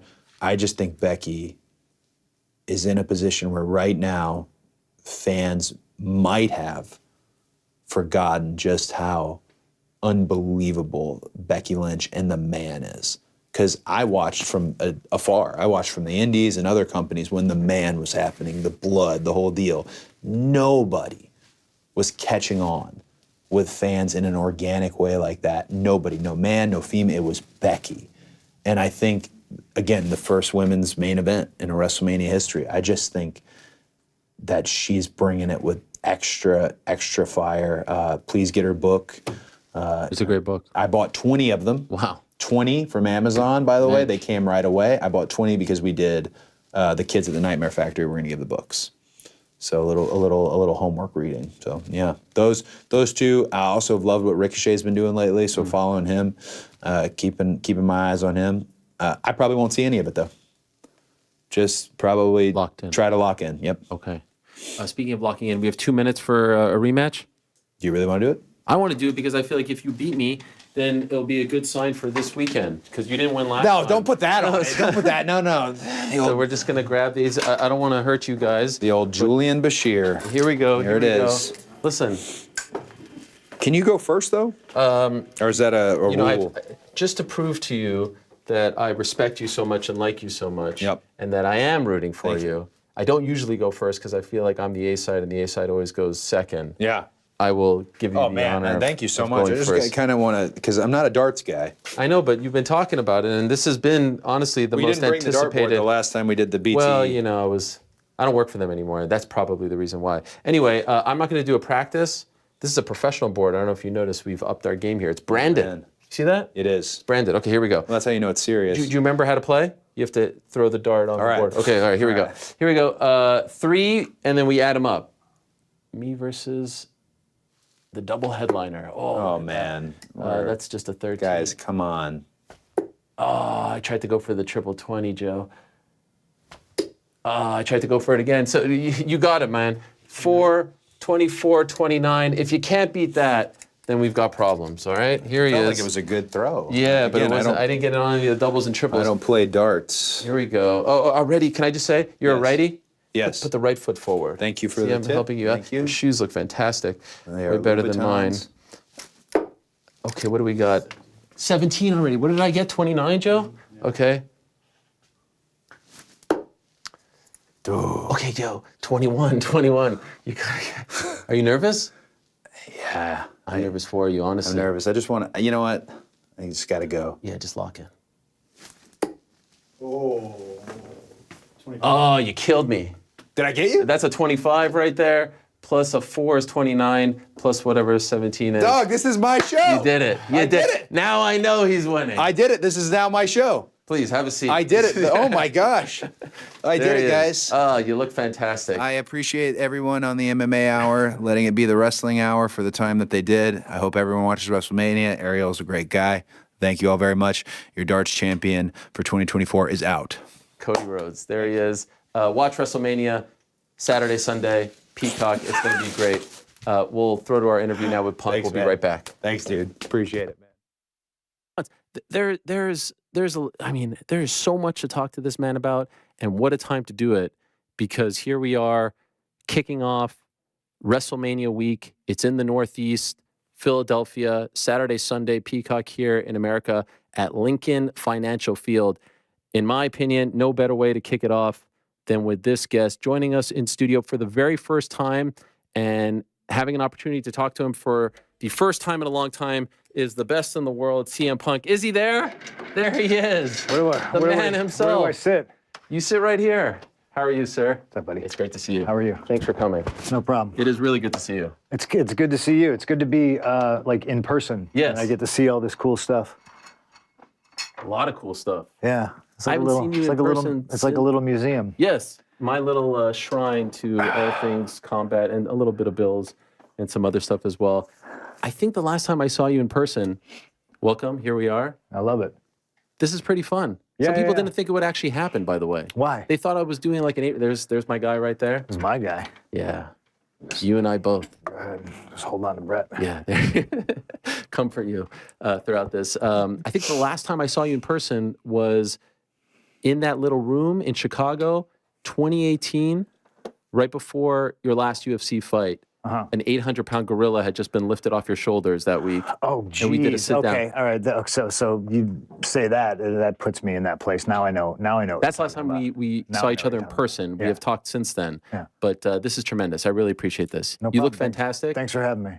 Do I though? I stressed about. No, do I wear I a think you hat? look Do I great. do my hair? What do I wear? The I don't hat know. makes like shadows Yeah. on the Well, eyes. my smarter than me wife. I said, "What do I do?" And she said, "Do your hair. Show your handsome face." Yes. So I always listen to the boss. You always change the hair, by the way, because like when you came back in November, you had like a bit of a fade. Yeah. And then it grew back into this. Very important to always change the look. Different stages of your career. This is kind of a throwback. Yeah, 100%. Of course. Yeah, because I'm back to I'm back home. I'm back where I belong. Right. Yeah. Before we get into everything, and I can't wait to talk to you about all of this. Most importantly, how are you feeling? How is the tricep? I feel really, really good. I think there's part of me that doesn't want everybody to know. I want to keep it a bit of a secret. But I feel way better than I think I should. Okay. It's given me kind of sort of a false sense of security. And there's very much the hockey player in my head, just like, oh, you could have made Mania. You could have just taped it up and, Really? Yeah, they're protecting me against myself, though. You think you actually could have been involved in a physical way? I like I said, they're protecting me against myself, which Are is doctors a backing this welcome up? change. Yes, 100%. Like I love it. You know, I'm the one that's trying to push everything based on protocols for, you know, ruptured tricep tendon, but you know, they're telling me to pump the brakes, and I'm just sitting back listening to them as best I can. You have torn that tricep. Yeah. Is it the exact same injury? Yeah. Okay. Yeah. Felt the same? No. This one didn't feel like anything, and didn't hurt at all. It just felt like a rubber band snapped in my arm. This one, I very seldomly use the word agonizing. This was very, very painful. Wow. Yeah, it hurt like hell. And it happened in the Royal Rumble match? Yep, it made me optimistic because I was like, oh, well, certainly I didn't tear it off the bone like the other one. Like maybe I don't know, because it hurt. Like I knew immediately. Wow. I was just like, oh, this isn't good. How far into the match? Do you remember the moment it happened? Oh, yeah, 100%. I mean, not that far into it. I still had a bit to go. You know? And you just had to gut it out? You make split-second assessments, I think, in situations like that, you know? And I have famously been in Royal Rumbles before where I, you know, probably should have been taken out of them. But this wasn't a concussion, and this was one of those things where I grabbed my arm, dig my finger right in there where my tricep's supposed to be, and there's just a big hole, and I just go, okay, all right, so it's gone. It can't get any worse. You just kind of power through. That's a situation where I think it's acceptable to make the call as a wrestler. Like most other times, I want everyone else to make the call. Right. There was some hypothesis that an audible was called as a result of this. Is that accurate? No, but good. I want people to think that. Okay. That's the great thing about me. Right. Always audibles. Oh, that didn't mean to happen. Good. So this is a weird one because, like, oh man, I've been thinking about this interview. I actually drove to Montreal to see my sister. She just gave birth to a girl.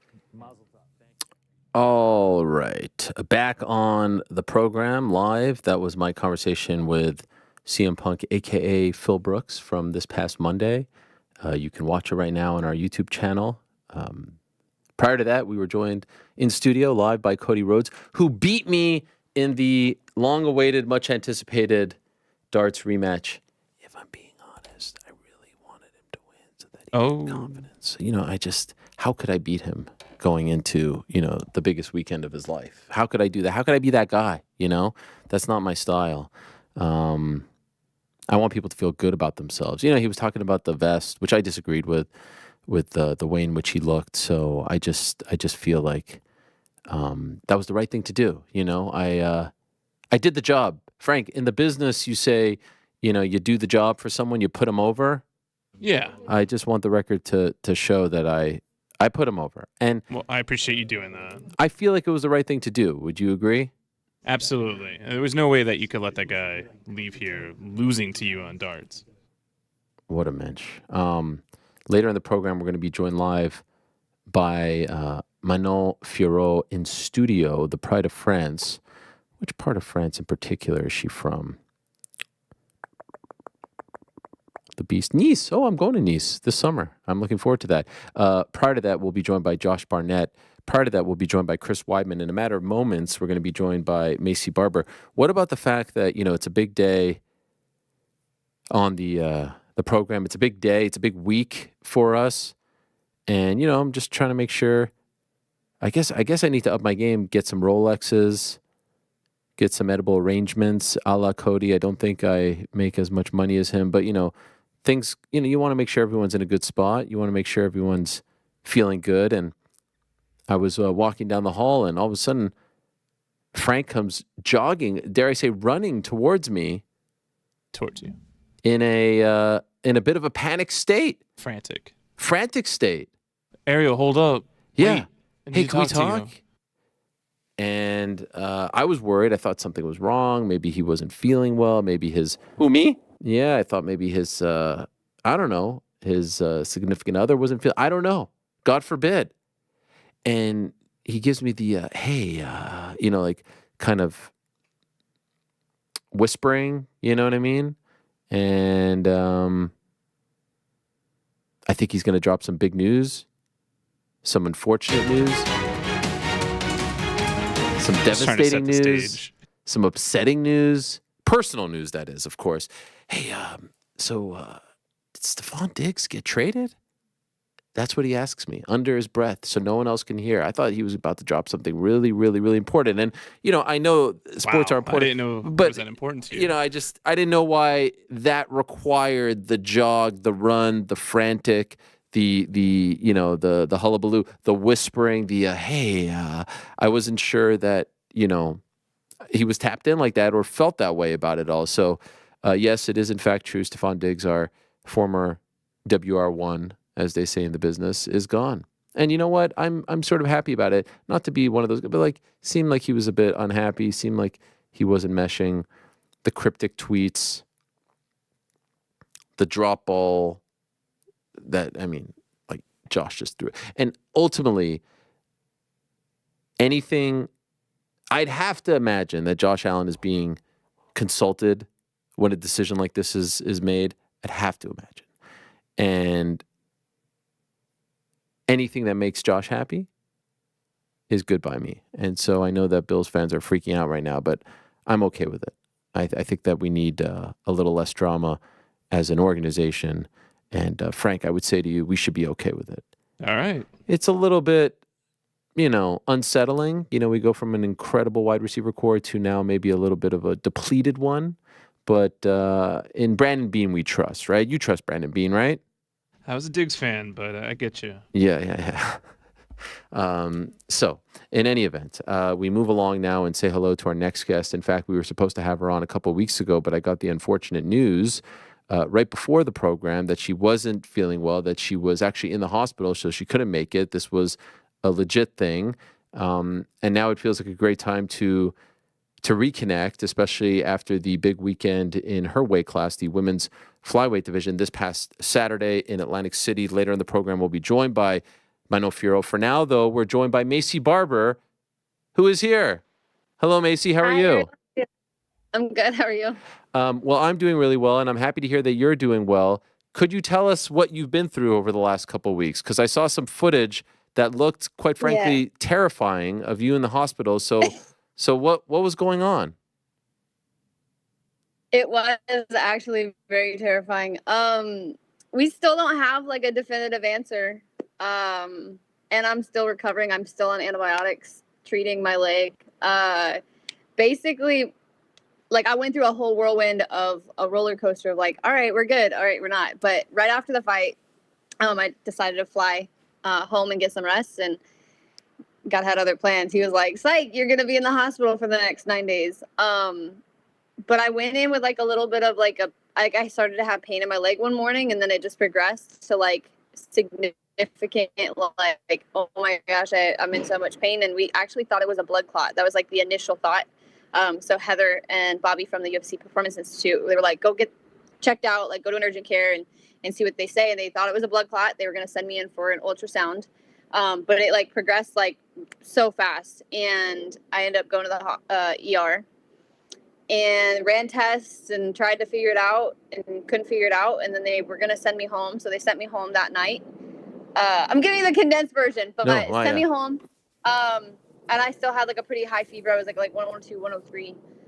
Went home, went to bed, woke up the next day, and I was 105, 106. And they brought me back into the ER and started running more tests. And then that progressed into a 9-day course of, we think it's sepsis, we think it's staph, we think it's MRSA, we think it's a blood clot, we think it's all these different things. They thought it was strep A, is another form of strep. And then they were like, we're not sure. And then it turned into and I ended up getting pneumonia. Oh my God. And amongst other things, I ended up having pneumonia and being on oxygen and having the blood pressure monitored and everything being monitored at all times and being stuck with a bunch of different needles and trying to figure out. But we don't have a definitive answer on what it was, because from the moment I went into the hospital, they started giving me antibiotics and giving me stuff to try to bring it down or figure it out, right? So as they were doing that, they were also testing, and they're like, okay, well, we're giving her this to help with it, but we're also trying to figure out what it is. So they never really got a true answer as to what it was, but the antibiotics that I'm on now are slowly starting to clear it up. So I'm hopeful that it just stays gone and stays away. Wow. Because from it there, I wasn't sure if I was going to make it. Well, I was just going to ask, was there a point where you were like super worried? Yeah, it was like day 4 or 5. I was in the bed, and my mom was staying the night with me, and for whatever reason, there was something that they had given me. It was like a painkiller, but it was also like a narcotic that brought my blood pressure down like too low after it was already extremely low. And I think that like it was a mixture of that mixed with pneumonia and not being able to breathe. Like I legit could not breathe at all. Wow. So when they had me on the oxygen and the blood pressure was dropping, like I started crying. I was like, I looked over at my mom and I just started crying. I was like, I didn't feel like I didn't want to tell her that, but I was like, I don't think I'm going to make it. Like I genuinely was scared, and I was like, damn, like all the people that I'm seeing in the hospital right now might be the last people that I talk to. And so I, called my friends, and I was just like, I don't know. It was tough. It was a scary experience. And I hope that I never have to go through that. But also I feel like it's a testament to a lot of fighters that have had to go through something similar. The things that we put our bodies through, it's like no joke, all the stuff on the backside. It's like, I would have never thought that I would be in a hospital for 9 days feeling like I was going to die. Wow. And it was 9 continuous days. Like it was like in and out. You were there. So I went in, I think I went in on Monday or Tuesday, the 12th, to the urgent care. And then that night I went to the ER. I spent all day at the ER, and they sent me home at 3 a.m. only to wake up at like 6 or 7 and be brought back into the ER. And then from that day, from the 13th all the way until I think I was discharged like the 21st. And as of right this moment, you have no like inclination, you're leaning like it's this, it's that. It's still. They still never gave me. So what we kind of landed on was strep A, staph, and that was like, and pneumonia. Okay. And then that was kind of like the mixture of what they were leaning towards, and then what they like finally started giving me antibiotics for. But the antibiotic that I was put on was one that is like for like severe skin like treatments and stuff. And one of the things that I feel like should have happened way sooner was the doctors that they had working on me, they didn't have answers. So then they had to bring in a doctor from an infectious disease doctor from another hospital. And that's the guy that started to really have the answers for us. So that was very helpful. Can you work out now? Can you do anything strenuous or athletic? I played basketball yesterday. Okay. But no, honestly, like I couldn't breathe. Like I couldn't even walk upstairs without being able to not breathe. So I've started to kind of move around and work out. I talked to Dr. Davidson from the UFC, and he was like, maybe start with like 20 minutes of walking on the treadmill and then, progress to like 30 or an hour. And I'm like, that's very low impact for someone who was just training. I was just in a cage fight. It's crazy. When you say staph, I'm just curious, like usually when you hear about staph, there's an actual wound there that you can see. Did you have a wound?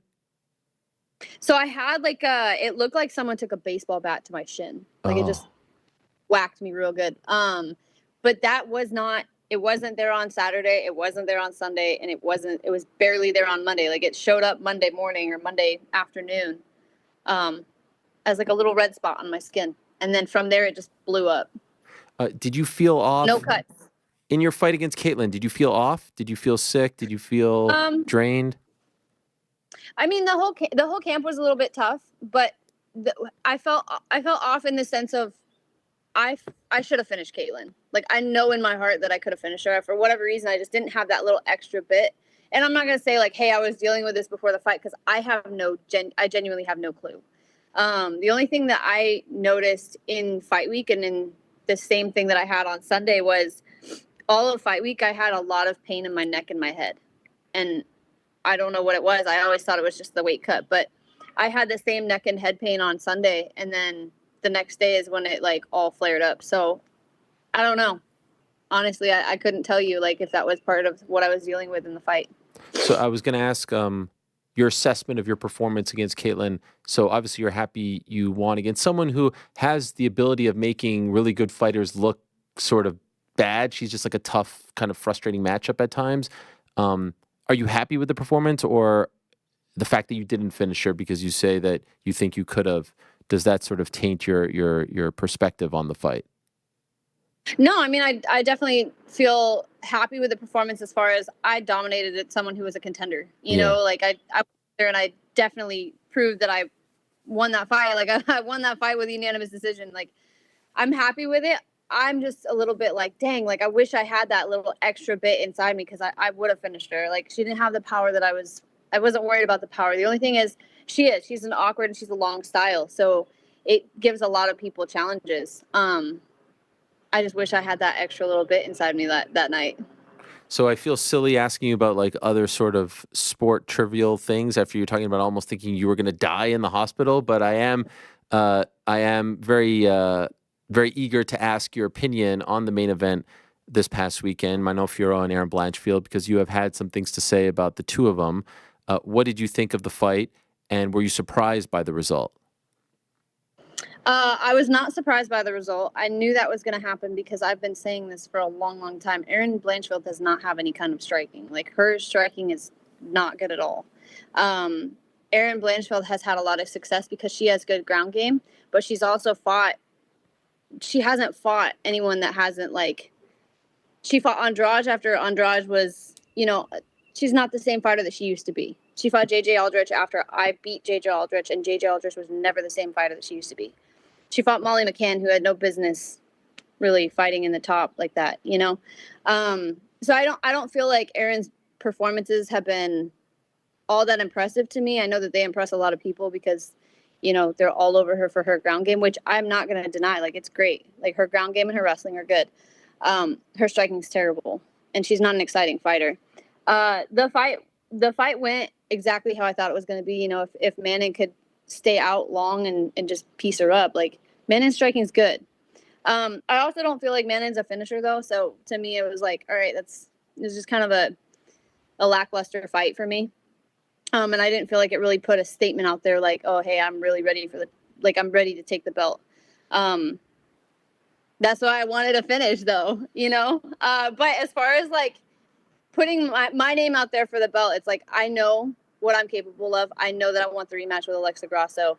And I know that for me and where I'm at in my position, I deserve a spot in the conversation for the belt and for the rematch. So I wasn't really impressed by their performances. So I'm wondering if you're thinking the same. Grasso and Shevchenko aren't fighting before the end of the summer at earliest. Maybe that Sphere card in September because the Ultimate Fighter and all that stuff. And so if Manon is in fact going to wait for the winner of that fight, she's probably not fighting until 2025 at this point, which seems a little crazy. Even if they put her as the backup fighter, maybe she gets a few dollars. Do you think there's a chance that they do you versus her as a number one contender fight, maybe around the same time as the title fight, so that the timing now works out with the contenders and the champion?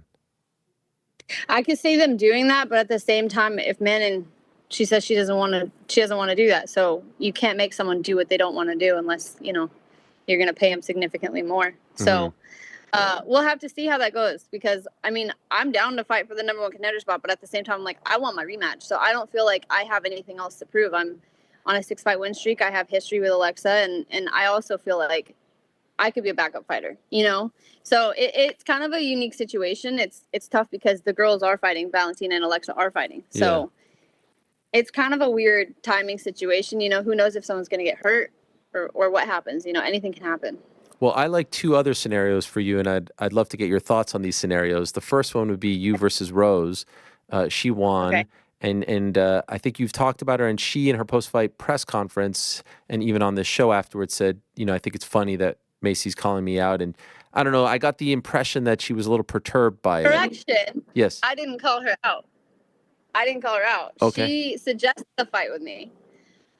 For me, I'm like, maybe, but that's also me fighting backwards now because if we look at the rankings, Rose fought one girl to get back into the flyweight division. She came off a loss and fought Amanda, and that got her back in the conversation.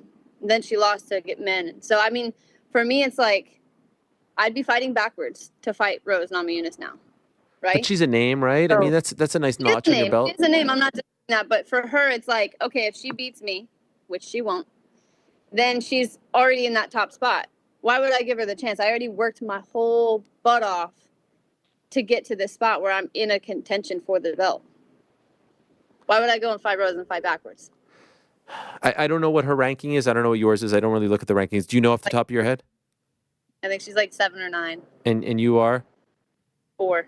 4. Okay, but it is Rose. No, you don't think that's a nice marquee? It is Rose, and that would be a great win over a great name. And if the conversation happens, then maybe. But for me, it has to make sense because I would be fighting backwards. Okay. What about this one? You versus Erin. I'm not gonna fight a loser. She lost. I She know. had her chance. But I feel like Let Rose and did Rose just win or did Rose lose? Rose beat Amanda. Rose beat Amanda. I was gonna say let Rose and Erin fight. I'd love that too. I think that all makes sense. But okay, so then what are you saying that you're going to wait for the winner of Alexa Valentina to fight Manon, and then you're going to wait for that fight? Winner. That means you're not fighting till like 2026. So if I'm gonna fight Rose and I'm gonna fight backwards, I want a bigger check. Okay. Fair But let me call up Dana real quick and sort this out. right? Call up Dana. Let's have a conversation. But that's what I'm saying. Like, it's a tough answer because it's like there's Manon and then there's the 2 girls fighting for the Valentina and Alexa, and they're fighting it. It's like it's who do you put with who and what time? You know, it's a conversation that has to happen of like, all right, am I gonna fight Manon and we're gonna fight for the contender spot, or is Rose, or who's gonna be in there? So I want to have answers for you. I really do. Oh, Believe me, I've been. I was just curious what you were feeling, not so much what you think, like what you would like to happen. If it was up to you, how does the cookie crumble here? I would fight Alexa Grasso. Okay. And I heard that Valentina doesn't want to fight Alexa in the sphere. So if that's the case, I'd fight Alexa in the sphere. You heard that? Really? Why would she not want to fight her? That's going to be a huge show. From whatever I heard is because it's going to be like something with it being more lean towards Alexa, and it's like she's the favorite in that because Noche UFC and all that. Right. Yeah.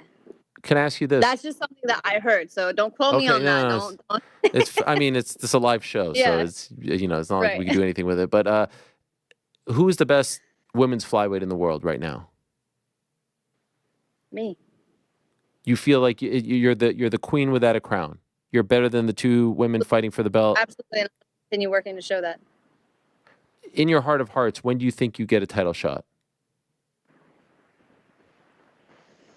My goal would be before 2024 is over, but realistically, it could be the beginning of 2025.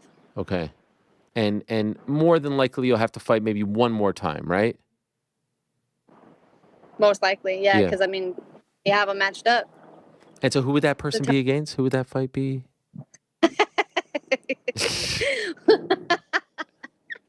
You see how I went? I took a detour. I love this. This is great.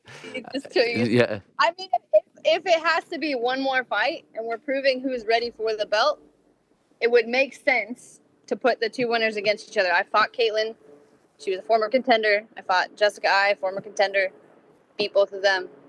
So me versus another winner, Manon, would be the only fight that on paper would make sense, I think. Okay. However, yeah, I don't need to prove that anymore. I've already done all the stuff I need to do to put myself in the spot. I beat 2 contenders, and I feel like I deserve that shot. Were you impressed with Rose against Amanda? I wasn't. I finished Amanda, and I didn't feel like she couldn't put her away. I feel like Rose is too small for the division. You think she should go back to 115? If she wants to have finishes and performances like she was having, yeah. She was, though, fighting a natural strawweight, right? Like, Hebus was kind of moving up. She's not your typical women's flyweight fighter. That's true. Yeah. That's a good point because Amanda has fought in both divisions. But you weren't blown away? I wasn't blown away. No. Honestly, I thought that Rose was going to go out there and finish her, and she didn't. And as far as what Manon did against Erin on Saturday, was there anything that you were like, okay, respect that if we fight, this will be a tricky puzzle to figure out? Was there anything like that, or was it just everything you expected and nothing really surprised you or impressed you? No, I think she's very similar to Caitlin. She just throws a lot of volume and doesn't have a whole lot of power, and she's not like someone that's like, oh my gosh, like that's an impressive performance or a fight. But she did exactly what she needed to do to beat Erin. Okay. And your relationship with Rose right now is what?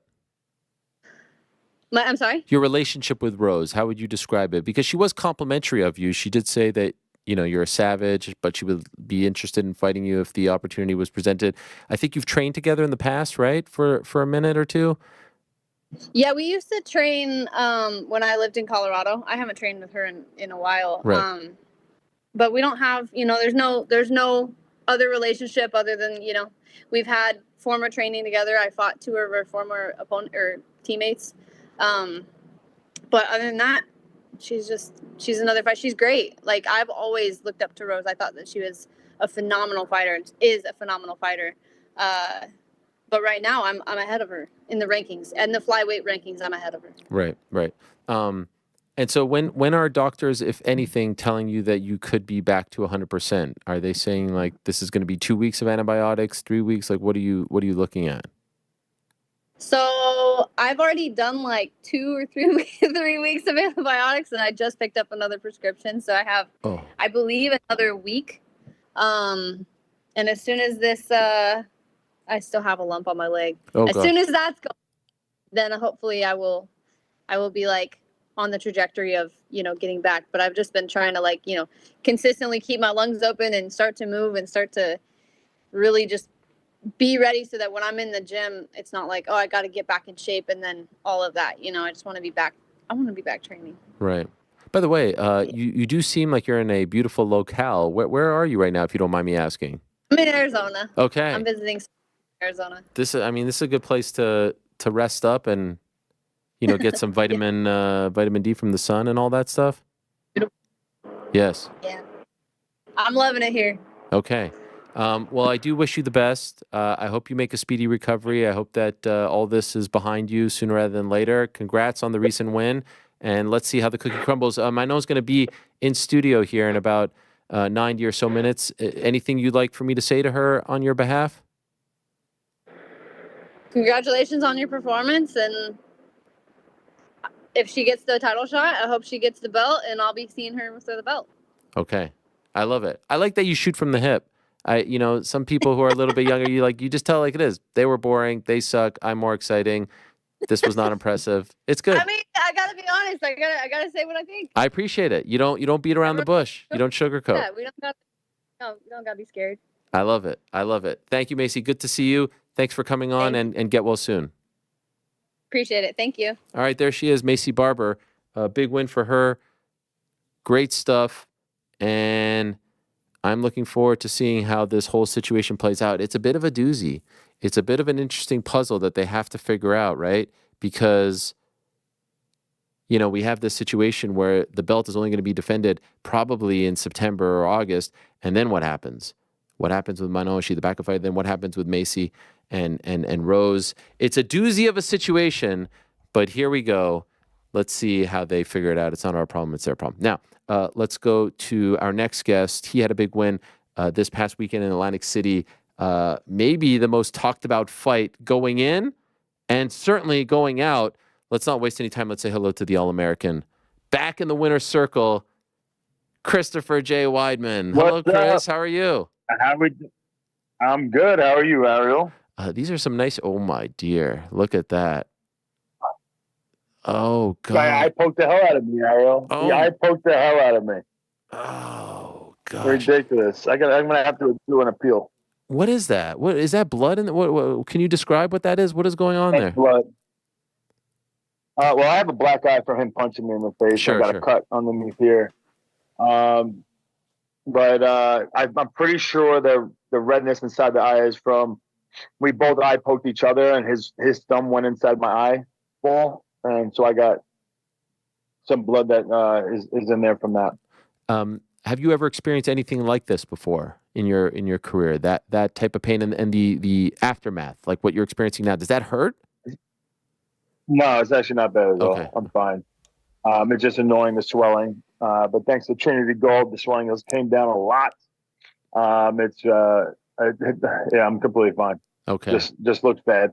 I have the sunglasses on just so I don't scare people. I'm out in Florida on a little vacation, a lot of kids, Yeah, no, I get that. And thank you for doing this while on vacation. And as I predicted, the Northeast has been very good to you. Another win, another notch on the belt. Yeah. Are you talking yourself into that? Yeah. Is that what you think you said? No, that's pretty much, I was trying to guide you to that point. But could I ask, because it's like this weird sort of juxtaposition here. W, feeling great, but I do see, even in the comments, be sure to press Weidman. Don't shy away from the tough questions. We know he's your boy. Don't be afraid. Don't be afraid. It's like people are genuinely. Ask me any questions, Ariel. Yeah. They're mad. Ahead. They're mad. So let me ask you: do you feel like that was a legitimate win? Yes, I feel like it's a legitimate win. When I won all 3 rounds according to the judges' scorecards. Is it the way I wanted to win? Hell no. Like, I don't want to poke a guy in the eyes. I've never poked a guy in the eyes ever in any fight. And then in this fight, I guess if you add up, it was 2, and then the 1-2 I poked, I guess, or people are saying as the last one. And it's just unfortunate. It's like, I don't want that to happen. It's never happened before. And just, I don't know, it was like the style of us fighting. Maybe my fingers were open too much, but it's just tough with these gloves on. I mean, I'm the longer guy. And when he was trying to explode in on me, it was important for me. A big part of our strategy was to kind of like take a step back and then re-explode back on him. And so I'm like, kind of like, my fingers are kind of like my way to judge distance. And I'm kind of like moving back as I'm ready to come back and forward. And unfortunately, I caught him in the eye a couple times. And of course, I'm sorry that happened. That being said, like, I am sorry that happened, and it sucks that it ended that way. But you can make a very strong argument that I got eye poked, by far the most devastating eye poke of all the eye pokes. Mm-hmm. And I didn't drop to the mat and try to get time, and all eye pokes aren't created the same, So I'm not saying I know exactly how he felt, but if you look at the first 2 eye pokes where the ref stopped it, I mean, I barely touched his eye. Even on the last one, where he went down, like my finger kind of like went underneath his eye. It wasn't, if you really zoom in, it wasn't like in his eyeball, like he did to me in that one with his thumb. So like that's the thing, is like I almost came out like trying to coach him, because it's like my kids who I coach in wrestling. You're gonna get poked in the eye. There's gonna be things that happen to you inside on the mat. You can't just drop to the ground and turn around and expect the ref to know what's going on in your head and that he's seeing everything. It's just a bad habit, and bad things happen when you do that. And that's kind of what he got in the habit of. Just anytime his eyeball got touched at all, it's like he dropped to the ground and was like, crying, and he needed time and all this stuff. And obviously I don't want to poke him in the eye, but I just also think, like, what are we turning this into? Like MMA is a tough sport.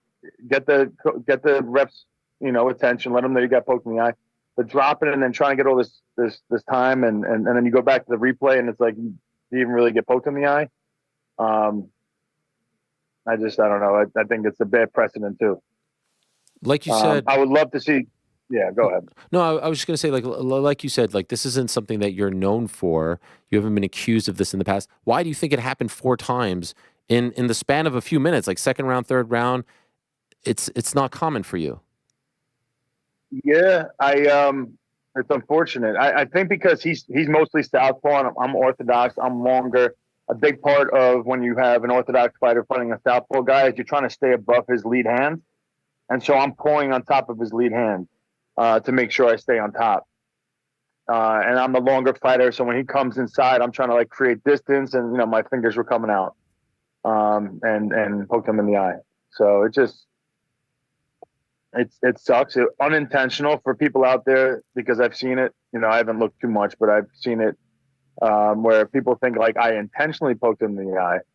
I just want you to know, like, if I had the dexterity and the wherewithal to like take my one finger and find his eyeball and poke it, why wouldn't I just knock him out anytime I want? Okay, there's his chin. Here's my big old fist. That's easier to hit than finding his little eyeball. I mean, it's obviously completely unintentional, and I would never like think about cheating. Like that's just not who I am. I don't think really I have a hard time imagining too many people who are like, I'm going to try to poke him in the eye now. You know, I just don't think that way. Can you feel that when it's happening? Like when you land that and it goes under the eye, in the eye, can you in your mind, are you like, oh shit? Or is so much happening that you can't even feel that? So I remember so, you know, it's like, I'm pretty remorseful if I poke someone in the eye and I think it's, you know, bad at all. I'm going to, whether it happens in sparring or whatever, I'm going to, you know, bro, take your time, my bad. The first one that I hit him with, and this is the thing also people have to realize, Bruno Silva in a lot of his fights, he does wear down over the fight. Like, my goal was to try to like break him and exhaust him, create scrambles, create striking, different combinations back and forth, just to keep him working, because he does wear down. And my goal was to try to like break him down. So when the first one in the second round, my thumb like barely touched his eye. I mean, and then he took as much time as, you know, he could get. And that right away, I'm like, come on, man. I don't feel like that really bothered you like you're acting. Like, I don't see him having trouble opening his eye or anything like that. So it was just hard for me to be like, you know, to feel bad for that. You know, obviously, anytime your finger touches the eye, he has the right to say it's an eye poke and he gets his 5 minutes or whatever the time is now. But I also think, like, as fighters, we have to be like, okay, if it's not bad, it's not bad. Like I said, he poked me in the eye. Really, it looked bad, but I was, you know, you blink once or twice, and boom, you're good. I've been poked in the eye in sparring, bad. We're like knuckles deep. That's completely different. You know, none of these shots were that bad. If we're going like which one penetrated the most, his thumb into my eyeball was definitely the worst as far as penetration goes. Yes. Do you think he was looking for a way out? I don't. I just listen. I was winning the fight 3 rounds, you know, to 0 according to the judges. And in the third round, I was up 2 rounds, and he wasn't really coming at me. Like, I was ready to counter with a big right hand. He wasn't going for me like he was in the past. I don't know. I'm not saying he was looking for a way out, but I just think he got in the habit of anytime his eyeball gets touched, he's dropping and trying to make the most of it. You know, whether it's more time or trying to get points deducted. Yeah. So I don't know if he's looking for a way. I don't know. I hate to say he's looking for a way out. I just think it was a bad habit for him to just drop to his, you know, that's why it ended up becoming a TKO. Right. I am happy that it isn't a TKO, by the way. I'm happy that they went to the judges' scorecard and they saw, okay, I did eye poke him. He went down because of the eye poke. Even though I did follow up with a left hook, it wasn't like a crushing blow where he's you know, getting finished up there. I'm happy they went to the judges' scorecards, and you could see that I won every round. So if he files an appeal, which I think he already has, they'll go back and they'll say, okay, let's deduct Weidman a point for, this is worst case scenario, they deduct me a point in that third round for that finishing sequence, and then I still win the fight, you know, on technical decision. Are you worried that that's going to happen? Are you worried there's going to be some sort of reversal? At worst, DQ, no contest? I'm not worried. No, it can't, but according to the refs and everybody I spoke to, it can't be DQ or no contest or anything like that. Because the third round started, it goes to the judges' scorecards. The worst they could do is take a point away from me because of the eye poke, and I still win the fight. Okay. Do you think this is a debate that we've been having since all of this started, you know, for years and years. Like, what should the protocol be in your opinion? You know, I've said in the past, the first warning should be in the locker room. Hey, you can't poke. And then, you know, the first poke should lead to a point. And then some people say, no, that's too drastic. Maybe the first warning should be in the cage and then the next one. And then is it intentional? Is it not intentional? Do you have an opinion on this? When should the points be taken away in a case of an eye poke? Well, I mean, I've never eye poked someone before, and then all of a sudden I just poked the guy 4 times in a fight, and within like 5 minutes. So now all of a sudden, you know, just as someone who's watched the sport, obviously, and competed in it, like, did you have ever a strong stance? The first thing is my strong stance on it is it just doesn't make sense to me yet that we don't have like a curvature type glove where your fingers get brought down. Just so people know, like when you're when you put those UFC gloves on, it's like it's hard. It's hard to like, you know, spread your fingers and then pull your fingers down. Like to I want to explain this the right way. It's just there should be a way to like where it's curving your fingers down. I mean, it's like my fingers open, I guess, pretty easy is what I mean, actually. Like it's my fingers open like this. It should be kind of like curved down, so less chance of having a finger in an eye, which I don't think is that big of a deal. Like a lot of the gloves that we use in sparring and stuff, there's a huge curvature to it. To make a fist in MMA, it's like you have to really squeeze. Your glove is pulling your hands out. Is kind of what I'm trying to explain. So when you have the UFC gloves, to make a fist, you have to really intensify and use muscle to close that fist. If you're in a relaxed state, your hand it kind of like pulls open. You need a glove that when you're in a relaxed state, it kind of forces your hands a little bit more closed. So there's less chance of, whatever. Like even if when I'm using boxing gloves, and I'm sure all the boxers will say the same thing, the majority of the time your hands are actually open. You just can't see it, but your hands are nice and relaxed, and you're kind of like pulling, and just at the last very second, you like close your fist. So it's awkward. It's awkward to fight with your hands closed because you have MMA gloves on, and the ref's yelling at you to close your hands because you have to like really squeeze, and it's not comfortable. You want to be relaxed out there. Leading up to that point, like you said, you had won both rounds. It looked like you were winning the third. There was obviously a lot of pressure on your shoulders. I heard your post-fight press conference. You're throwing kicks. You're feeling, you're feeling like your old self. Would that be a fair thing to say? Like, are you happy with how everything turned out prior to all of this craziness? Considering all the talk about, is the old Weidman going to come back? Can he come back? Blah, blah, blah. Are you proud of the body of work? I'm proud. Yeah, Bruno Silva's, a world-class striker, and I stood up with him and dominated him on every stat, and striking, there is, from the kicks to the punches. And so, yeah, I'm proud of that.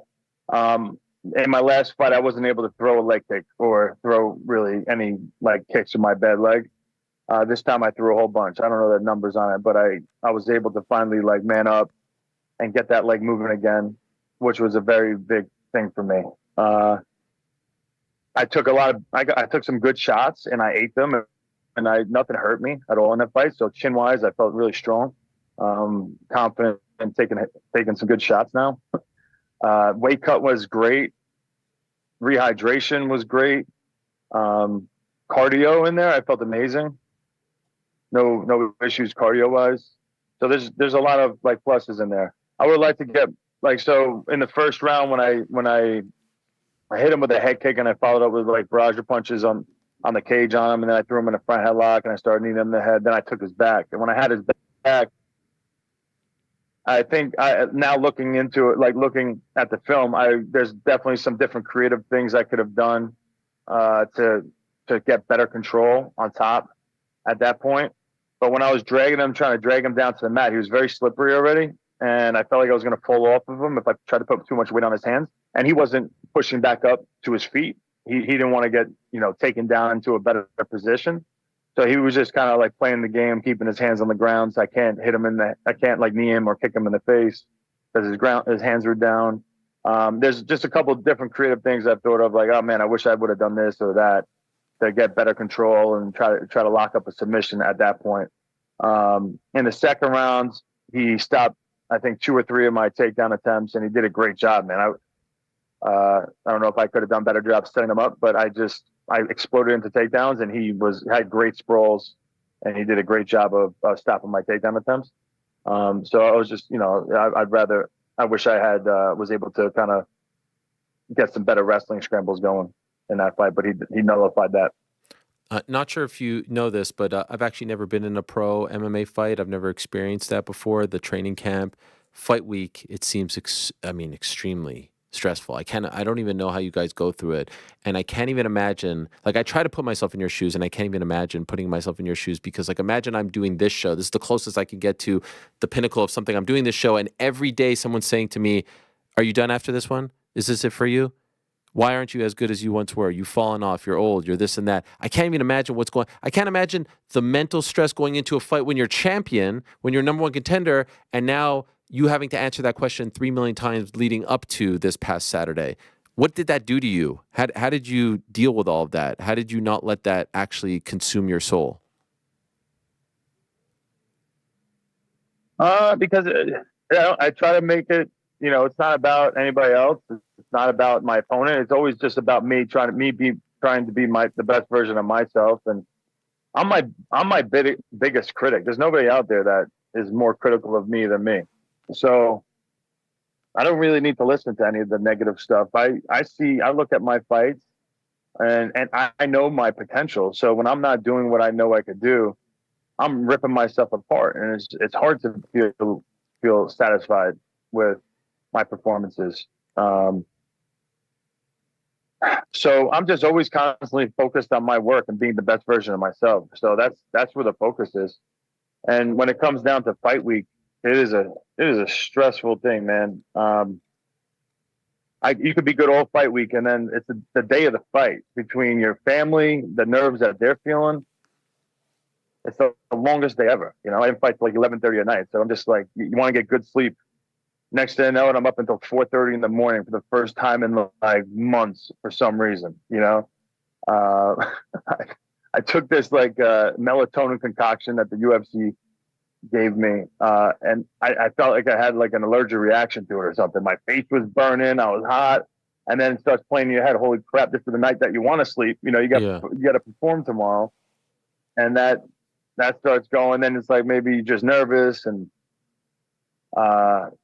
then the whole day, all you're trying to do is just like lay in bed and try to catch up on your sleep, but you're just running the fight through your head. Your everyone's just nervous and awkward, and those are tough times. Obviously, for a fighter, it's probably the longest wait you could possibly imagine. But then also for the families, it's pretty much torture. You just can't wait. You just want to get out there and get this done with. So if it didn't go your way, you were going to retire. Yeah, I think I think I probably would have retired if I didn't perform out there. Wow.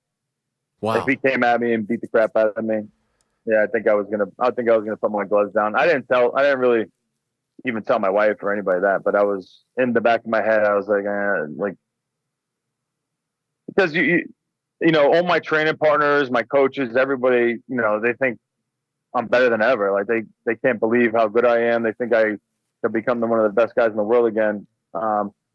But in my head, I'm like, man, I've done everything already, and I know my potential, and I know what they see, and I know I could be in there with anybody. But if I'm not able to put it together in the UFC, in the cage in front of everybody, then I'm not going to do it anymore. So if I didn't perform well, I think I was done. In that whole aftermath, the hysteria, the excitement, did you consider after the win doing that, saying, hey, let me go out on top? Did that thought cross your mind at all? No. I was like, I kind of told myself I wasn't going to retire, and because my body felt so good all the training camp. Like I said before, the last time I was on the show, this Trinity Gold kind of like reinvigorated my career with, getting rid of all these pains and everything I've been dealing with. So I felt so good that unless I couldn't perform in there, then I don't think I should be done. Okay. What do you think, like, how do you think this whole situation plays out so you can put this fight to bed and move on? Like, are they telling you, or are you just kind of moving on? Yeah. I'm not really thinking about this fight too much. Like, okay.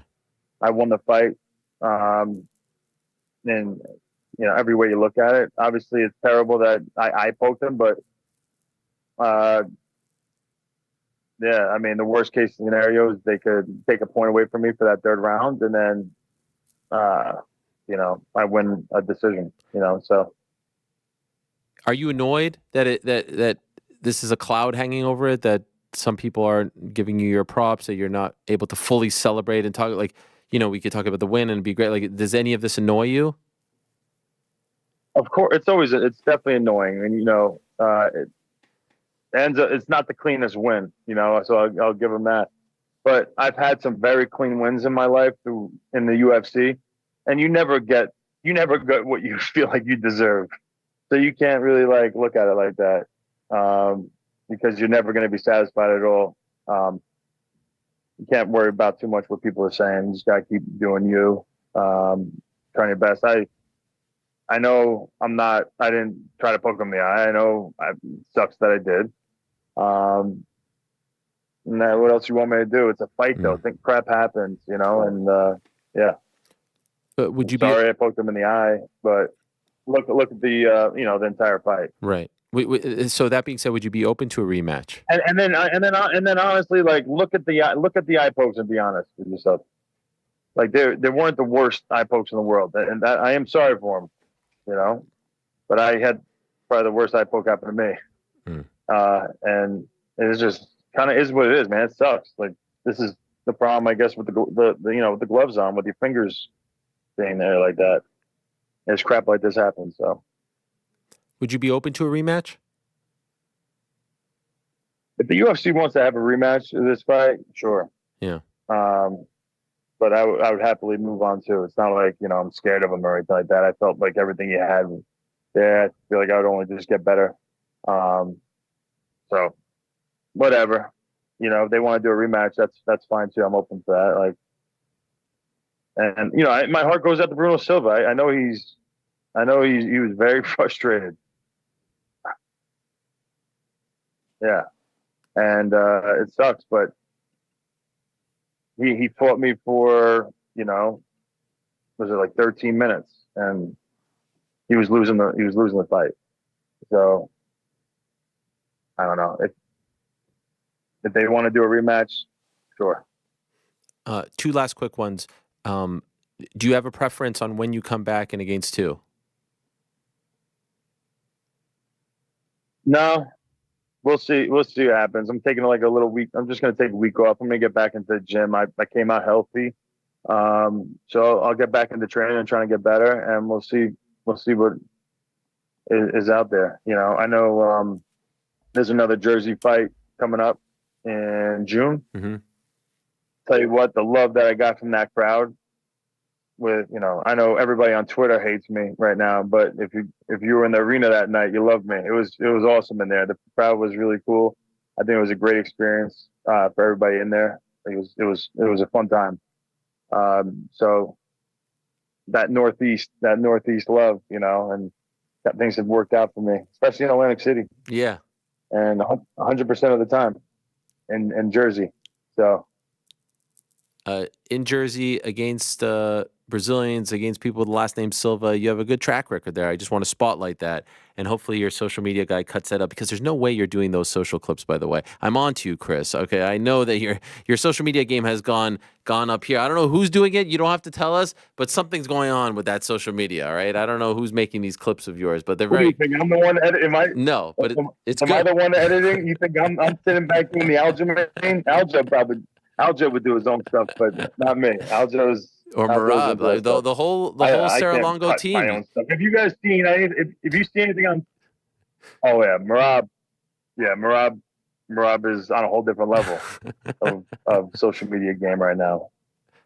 He's the best. I just wanted to close on. But yeah, if you see anything really creative that I'm doing, it's probably not me. I just wanted to close on AC, on Atlantic City. What is it like? I was talking about people saying, "Oh, is this the end?" And to go back to a place where it all started, where you're nostalgic, when you were fighting. I don't even think you had any kids. I don't know if you had your daughter. Maybe it was the very beginning, right? Just to be all the way back there. Right before I had it. Yeah. So what I'm sure you saw some familiar things, some familiar sights that took you back to the very beginning. What was it like dealing with those emotions? Man, it was really cool. It gave me a sense of just being. I was just grateful, and I felt blessed because when I first started out, I had no idea really what was going to come out of this, and so to kind of be full circle and see where I'm at now and what I've accomplished, and where I'm at in my life with my, monetarily and with my family. And I'm super blessed. And it was really cool being back there, being the same person, but also like being way different now. So it was cool. It was a little blast in the past. Love it. And it was awesome able to have so many people that were there from Long Island that were there when I first started fighting back in 2009. Supported me. So it was really cool to see them. We all aged together and we're still going at it, and making some fun times.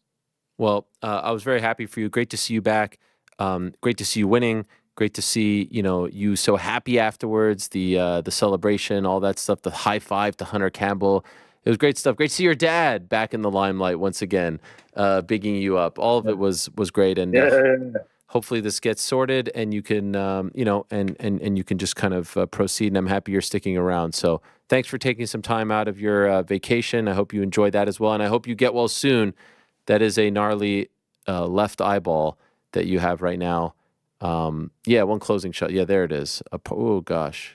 Very nice. Okay, yes, right in there. Oh, my dear. That is something. Get well soon. Thanks for doing this, so you Chris. want to be a fighter. Yeah, exactly.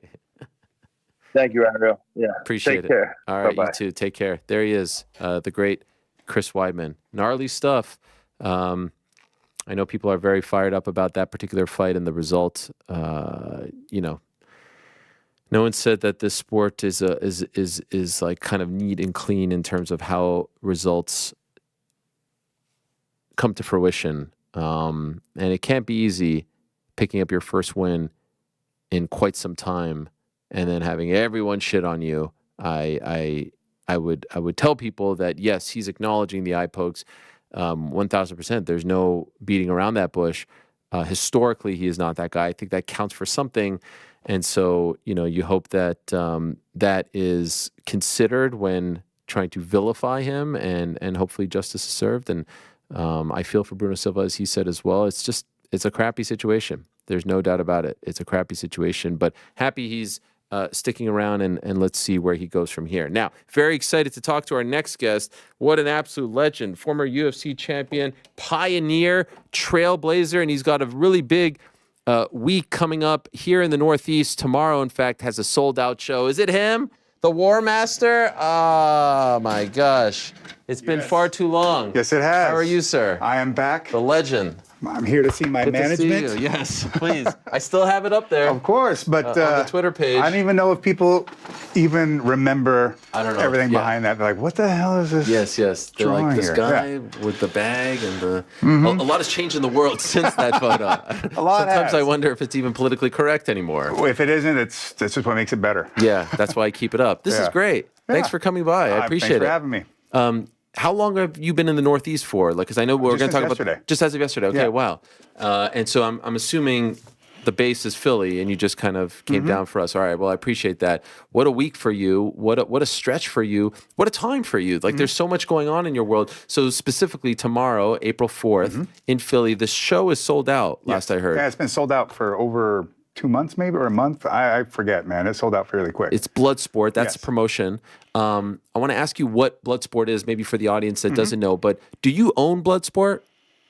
I am a part owner, Okay. I would say, yeah. Who are the other parts? GCW. I do this with Game Changer Wrestling. Okay. Yeah. And what is Bloodsport? For someone that doesn't know what it is. Josh Barnett's Bloodsport is basically the rawest, hardest hitting type of professional wrestling you can find anywhere in the world.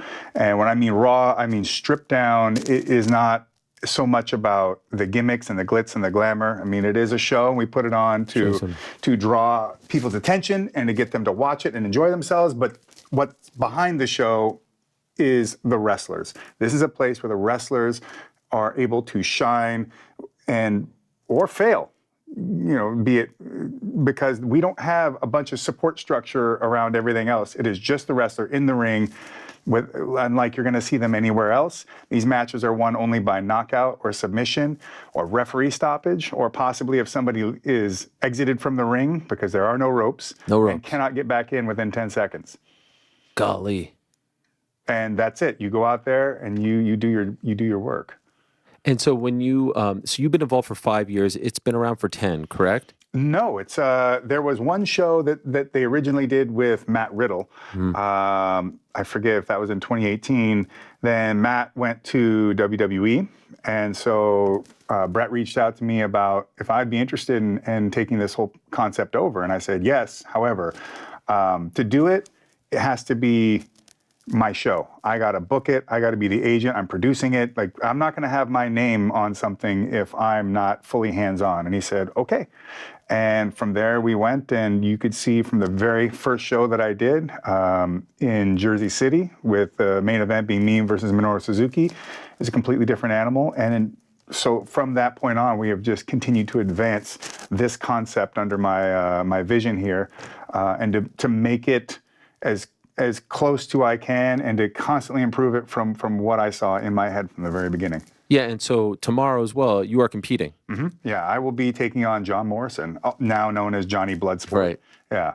He always changes his name. He always does. Yes. He is quite the character, but don't get me wrong, it's serious business. Obviously, everybody who has seen John Morrison before knows he's a hell of an athlete, good-sized dude, and incredibly agile. Agile in a way that a man his size should not be.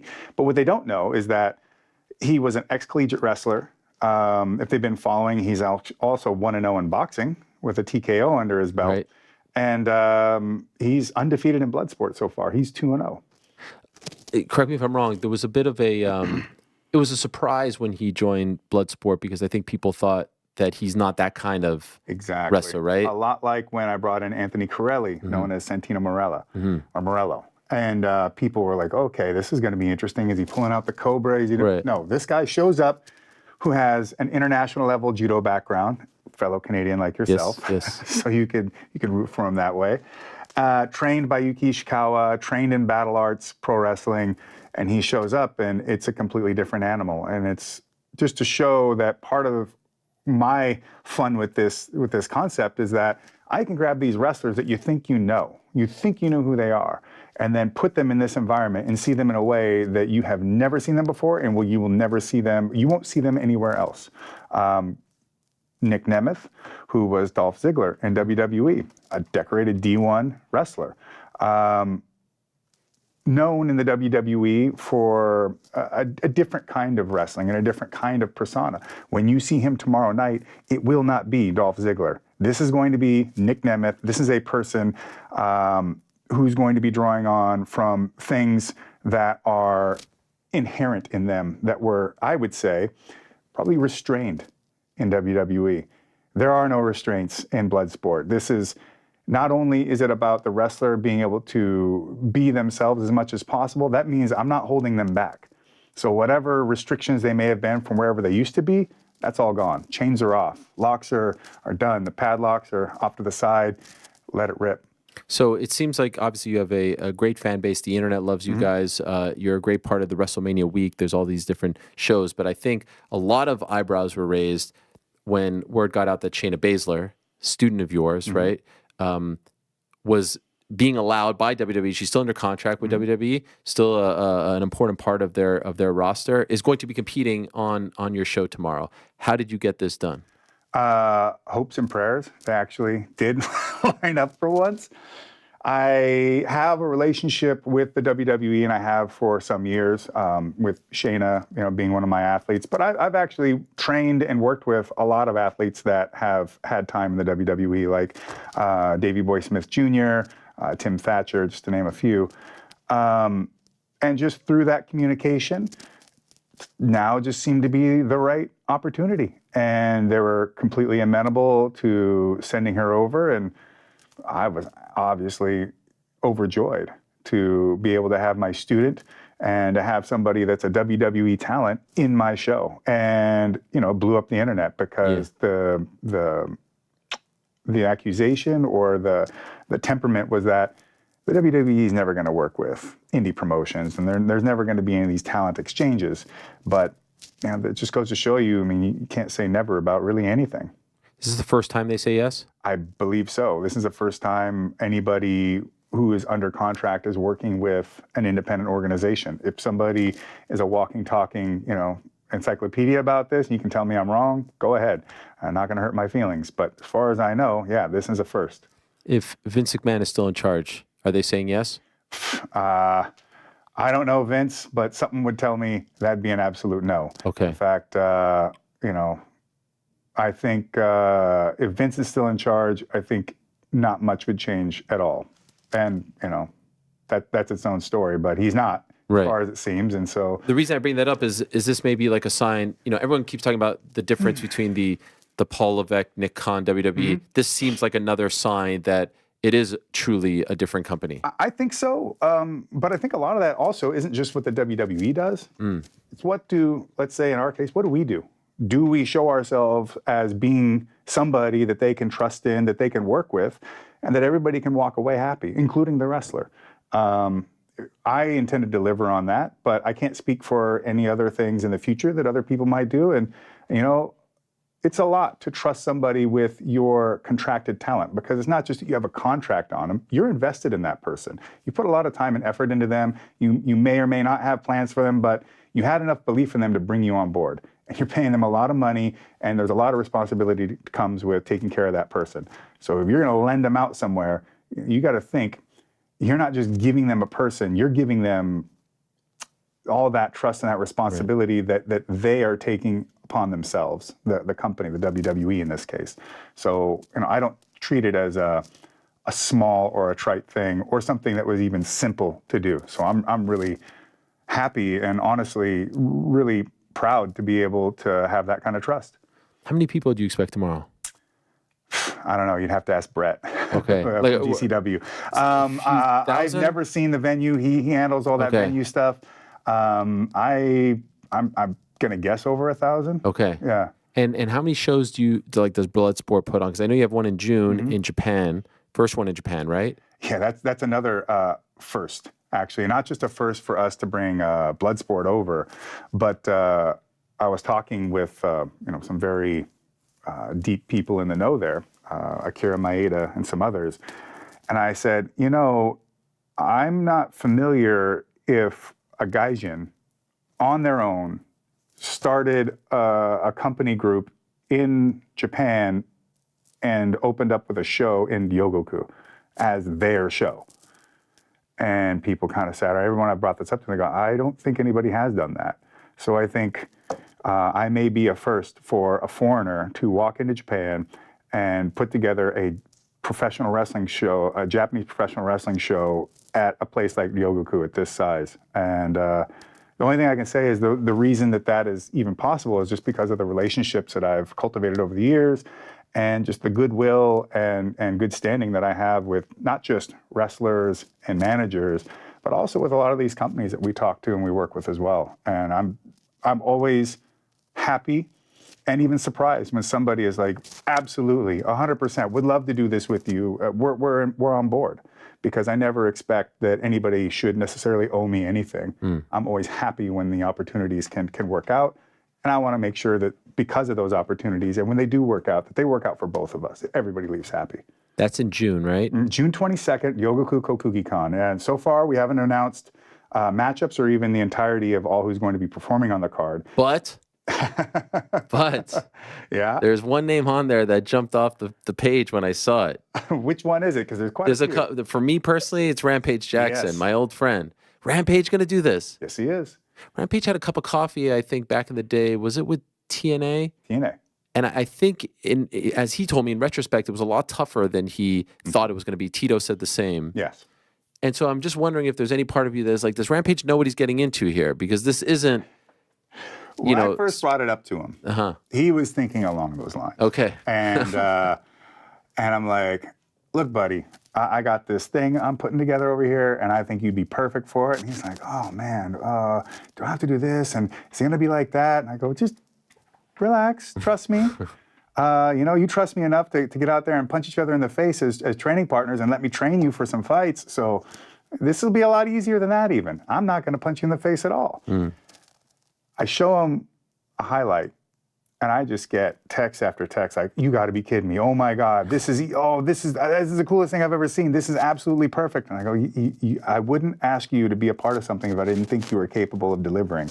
And when I mean delivering, He's Rampage Jackson. You know, he's a former UFC champion, Pride superstar. Like, he's fought in all these different places all over the world. He's been top of the heap. I'm not going to put him in something that I don't think is a place that he's going to shine. Okay. So it's my pleasure to have Rampage there. But that's great. Bringing him along into Japan, a place he's very well and familiar with. It's going to love seeing him out there. Who's his opponent? I haven't released it yet. Okay, TB, no better time than now. Now is not the time. Okay. We have plans to release those names at a certain point, but now is not it, although I would love more than anything to do it here.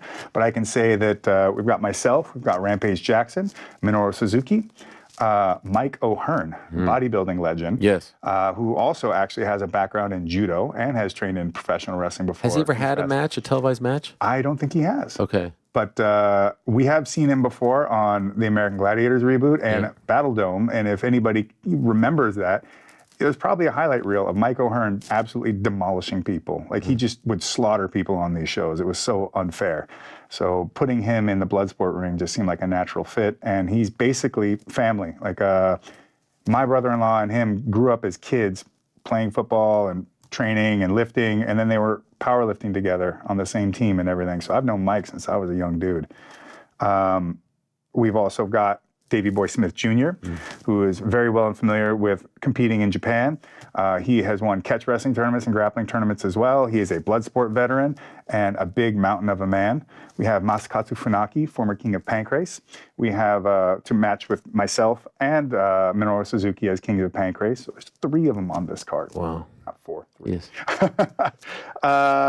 Then we also have David Madsmoashvili, Olympic silver medalist in freestyle wrestling from Georgia. Golly. A beast of a man. And, the point of Bloodsport is to find the baddest, toughest, most driven people in the world that are capable of getting in that ring and putting it on the line.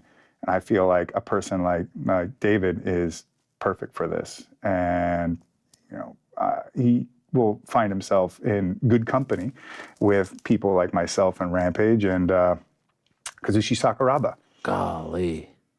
Is this his first time on a Bloodsport card? Yes. Wow. That's incredible. And, one of the advantages of doing a show like Josh Barnett's Bloodsport Bushido over in Japan is it makes it a lot easier for me to access this Japanese talent and bring them to the ring. And this is sick. I live for that kind of thing. And you can watch the event tomorrow and the one in June on TrillerTV.com. Yes. Formerly known as Fight TV. I just know it as Fight TV all the time. Yes. And, but yeah, we will be available on Fight TV for both of these, with Bloodsport X being on Triller Plus, and Josh Barnett's Bloodsport Bushido being a pay-per-view option. You're the perfect person to speak to right now for so many different reasons. Not only because you have this great show tomorrow, but is it my lovely beard? Well, you look great. It's been a while since I've seen you. eyes? No, but you're talking about this pro wrestling stuff, and you're talking about names like Sakuraba and Rampage competing on your show in June. And I'm sitting here, Josh, and I'm doing a show called the MMA Hour, and there are some fans who get upset when the likes of CM Punk, one of the biggest interviews you can get in combat sports right now, or Cody Rhodes, or Becky Lynch come on. They're like, how dare? And I've been dealing with this because I'm openly a pro wrestling fan. I see it. They probably give you crap about darts too. They do. But it's just crazy to me because you're the guy. You're the guy who is a legend, UFC champion, fought all over the world, MMA, but also continuously dabbled in this world. And I've said time and again, the roots of MMA are in the world of pro wrestling. If there wasn't a pro wrestling, there is no MMA. Can you please explain to these noobs, to these individuals, why MMA and pro? And by the way, the irony now is UFC and WWE under the same umbrella, for goodness sakes. Yes. But explain to these people why these two entities are so much more linked than they think. Well, for one, stop being ahistorical, youngsters out there. Like, there are things that happened less than 2 years ago, right? But at the same time, and by the way, it makes all this much more enjoyable if you do know the history and the backstory on these things. It gives so much more rich complexity and spirit into the entirety of it all, including MMA. What is professional wrestling but combat sports? And I have always said that professional wrestling and shooting, which is the real fights, like or I should say, non-predetermined matches, like the UFC, are just one side of the same coin. One side you've got your shoots, and one side you got your works. And there is no real difference. And back in the day when you were trained to be a professional wrestler, I'm not even going back to the days where pro wrestling was a totally shoot, legit style of competition. If you were an amateur wrestler and you were good enough, you might actually be able to become a professional wrestler, say in the 19th century or very early 20th century, and go out there and wrestle under a variety of different rule structures that could happen because judoka were coming over. So you might put a guy in a jacket or a gi top for one match, then the next match you take it off. And people like Ad Santel would travel all the way over and competed in a catch wrestling versus judo event over in Japan at Yasukuni Shrine. This is even where the term no holds barred comes from. Catch as catch can, which would become and be known as professional wrestling, meaning that no holds were barred. All strangles were legal, all leg locks, all everything. And not to mention you had all in, which was where you could strike and hit and headbutt and all of that. So MMA, combat sports, is the oldest thing in the book, and wrestling being the oldest sport that anybody has done and does everywhere in the world. Every culture has a wrestling of some sort. So combat sports is just inherent in human beings. It's inherent in animals. It's inherent in just everything on the earth, just about. Pro wrestling is the thing that paved the way for the way we view combat sports today, especially with what New Japan Pro Wrestling was doing by bringing over Karl Gotch, by Antonio Inoki building this kind of all-rounded type of athlete for professional wrestling, incorporating eventually Muay Thai strikes and karate and sambo, and building upon that catch wrestling base, that you eventually get Shuto, which was the first modern MMA company in the world. And then Pancrase, who had their event before the UFC did. Then the UFC coming along. Then us seeing what was happening in Brazil and that coming up. And this thing all growing and growing and having all these little different tribes all over. And eventually, as things do, we get some centralization, so to speak, with the UFC becoming the biggest name in the game. But nonetheless, we're not fighting just simply to be the best in the world, or that could be our motivation as athletes, but the entirety of what our job is to fight for the entertainment of the fans. And what is pro wrestling other than that? Because if the fans aren't showing up, then there is no UFC, there's no PFL, there's no any of this, there's no Ryzen, there's no company to support putting you in the ring and putting money in your hands, because there's no audience. And you know what? That is a thing that I'm still, when I started on this path in 1996, 97, I didn't necessarily think I was going to become rich or famous. I never envisioned the type of exposure that MMA has to this degree these days. But I didn't care, because that wasn't the point. But I always knew that this was pro wrestling of a sort. I was always a big pro wrestling fan, big martial arts fan, and just had an absolutely overwhelming desire to go out there and smash people. But I knew that it was going to be in front of an audience. And if there wasn't an audience, I was still going to fight them.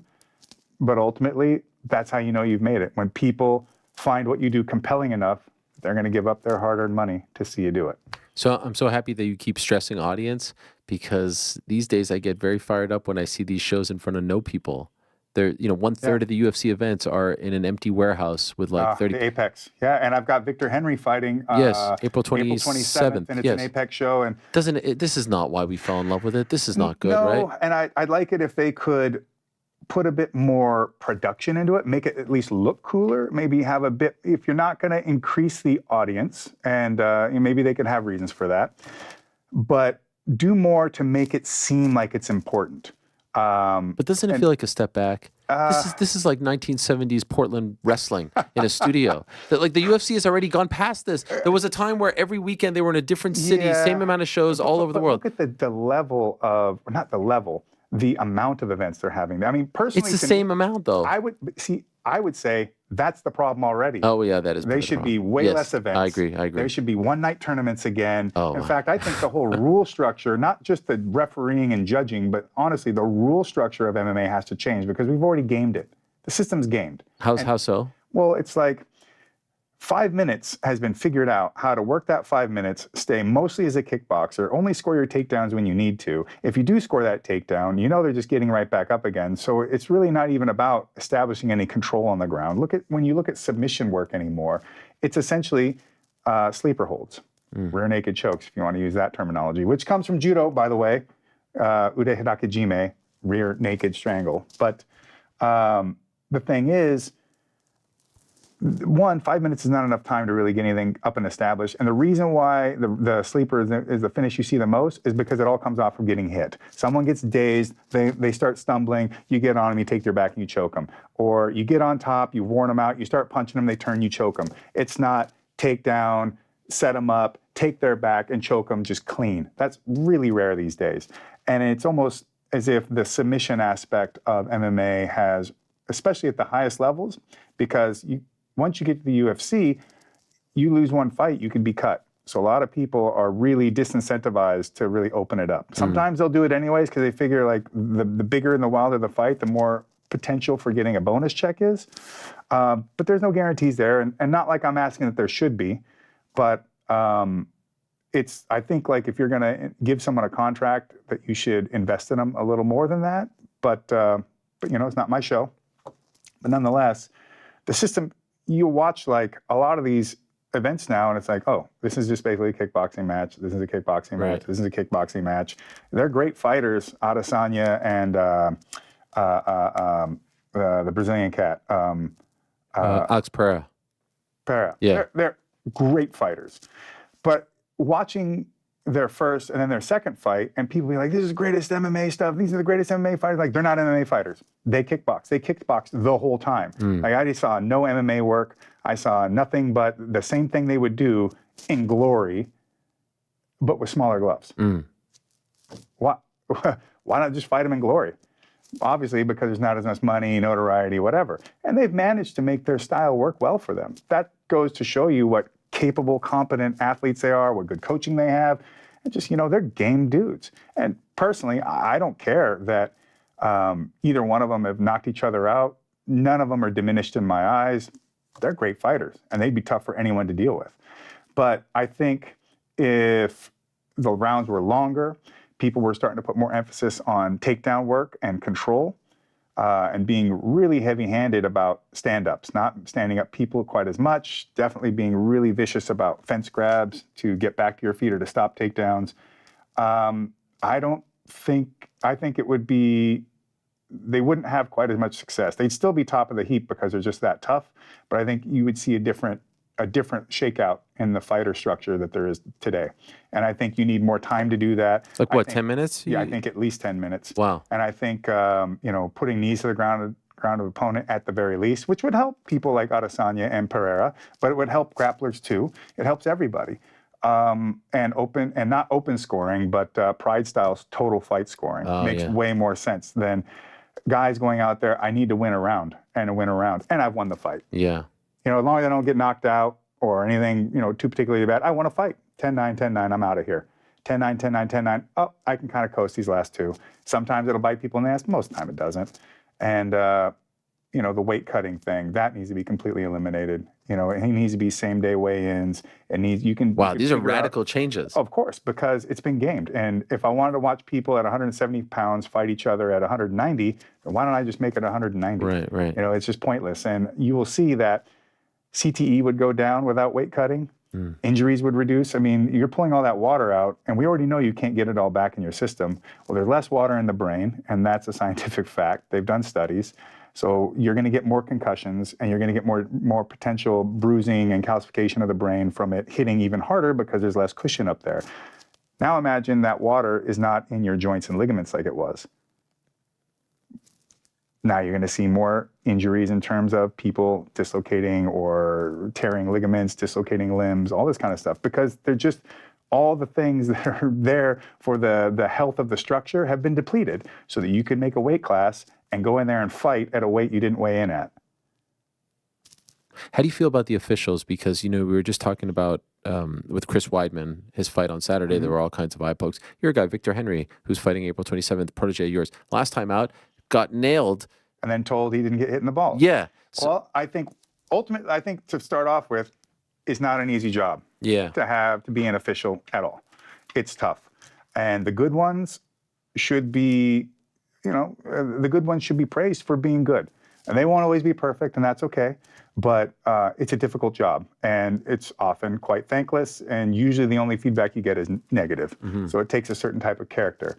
However, there are plenty of people in the world of MMA that don't belong there, that are not credentialed enough, that don't really know their ass from a tea kettle, and they don't have any business deciding the livelihoods of these fighters.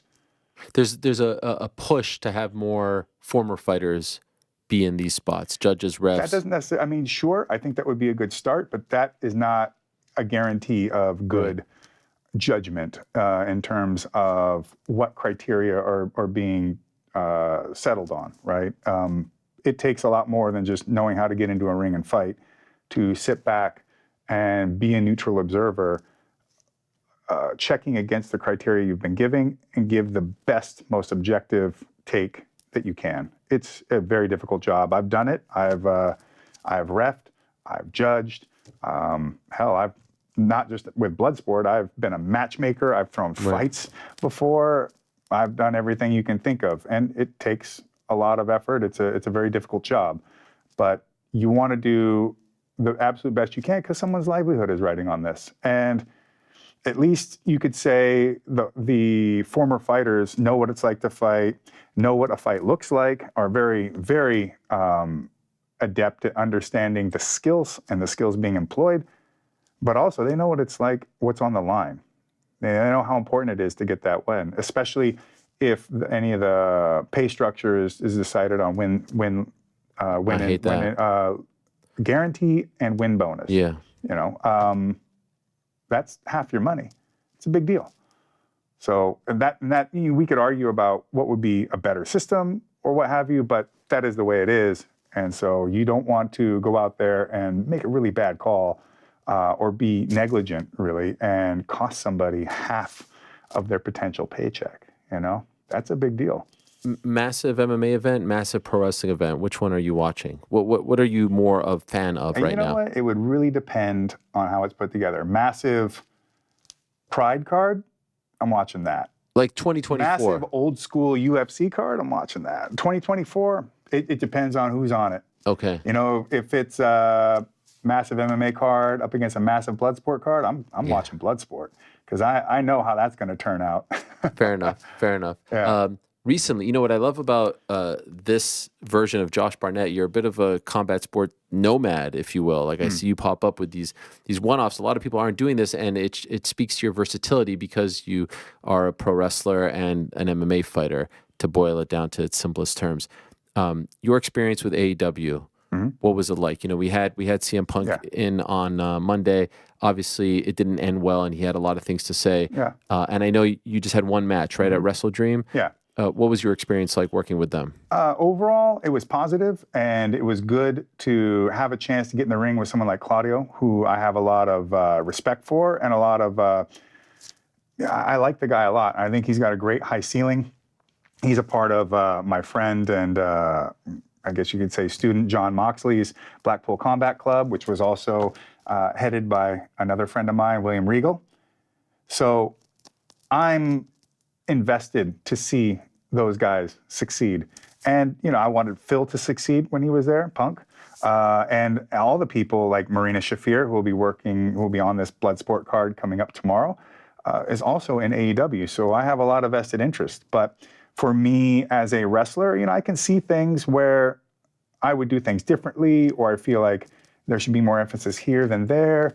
And it's a place that I think maybe it's still growing pains, or maybe there just needs to be a bit of distance given to, I don't know, maybe Tony or someone else, so if they can get a better, maybe a 10,000-foot view to make the proper decisions. I will say that when it came to my match, nobody had any input to guide me one way or the other. It was just a match, and they let us go out there and do what we were going to do.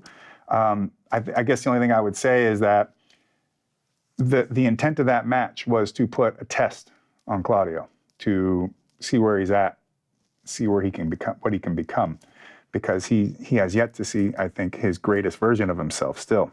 I think we're all kind of striving for that. But yet, I came out first. So the challenge just sits around in the ring and waits for the guy to show up. And I can't say that the music that was played is any I'd ever heard before. I know it definitely wasn't the song that I said is my entrance music. So will those seem like small things to that wrestler in that moment? But did they just get it wrong? It's a big, I don't know what happened. Okay. If there was a need for clearance, I could have got that. If there was a need for something else, I'm completely amenable to work with anybody, especially when I say I'm down to be there. But those may seem like small things. To me, the wrestler on the moment, it's a big deal only in regards to me. To the entirety of the show, it probably doesn't even register. Right. But you have enough of that over time, you can get a lot of upset people. And if, let's say, enough things happen that could be noticeable to someone who's watching, well, then they might be able to pick at that and use that to say, well, here's where you're screwing up. But of course, they're not going to be quite as forgiving in the way they're going to do it, especially with the extremes we see when it comes to online discourse. Nobody really gets a gold medal for being sensible and rational. The person that gets the most attention is the one that is saying the most obnoxious and hyperbolic stuff. So, like anywhere, AEW has its places it needs to grow. But I got along just fine with Tony. I was very happy with basically all the way they treated me, and I would 100% go back in that ring, not just because it's AEW though, but because, I'm the War Master. Wherever there's a battlefield, you will find me. That is the reason for my existence. So you build it, I'll be there. You ask for me to come, and blood will be spilled. So I'm curious about this, and the AEW superfans will think that I'm picking on them. Of course, but you can't make everybody happy. But in reality, and I think you would know this because I've covered many of your fights outside of the UFC, I always root for the other promotions because I think it's better for the fighters and for the sport. Mm-hmm. MMA, pro wrestling, when there's competition. And I think the reason why WWE is doing so well is because of AEW and their threat. And the reason why the UFC product at times feels a little bit stale is because there is no serious competition here in North America. And so I ask you this question because you've been around the block and you've been around a lot of big personalities in combat sports, perhaps no bigger than Dana White in terms of a presence, right? And so I've listened to a lot of people react to what CM Punk said, people who are legends in this business, Eric Bischoff and Conan and what did Bischoff have to say? Eric, well, it was a lot of I told you so's. He was very complimentary of the interview, but I got into a row with him online once because he somehow thought that my color commentary lacked depth, that I wasn't going into the deeper things that were happening. I'm like, dude, that's all I do. I explain these holds. I make sure that everybody understands why anybody's doing exactly what they're doing. I talk about their backgrounds in combat sports and other things. Was this for New Japan? Yeah, and I'm like, what are you watching? Are you just taking bad Reddit takes and making a comment out of that?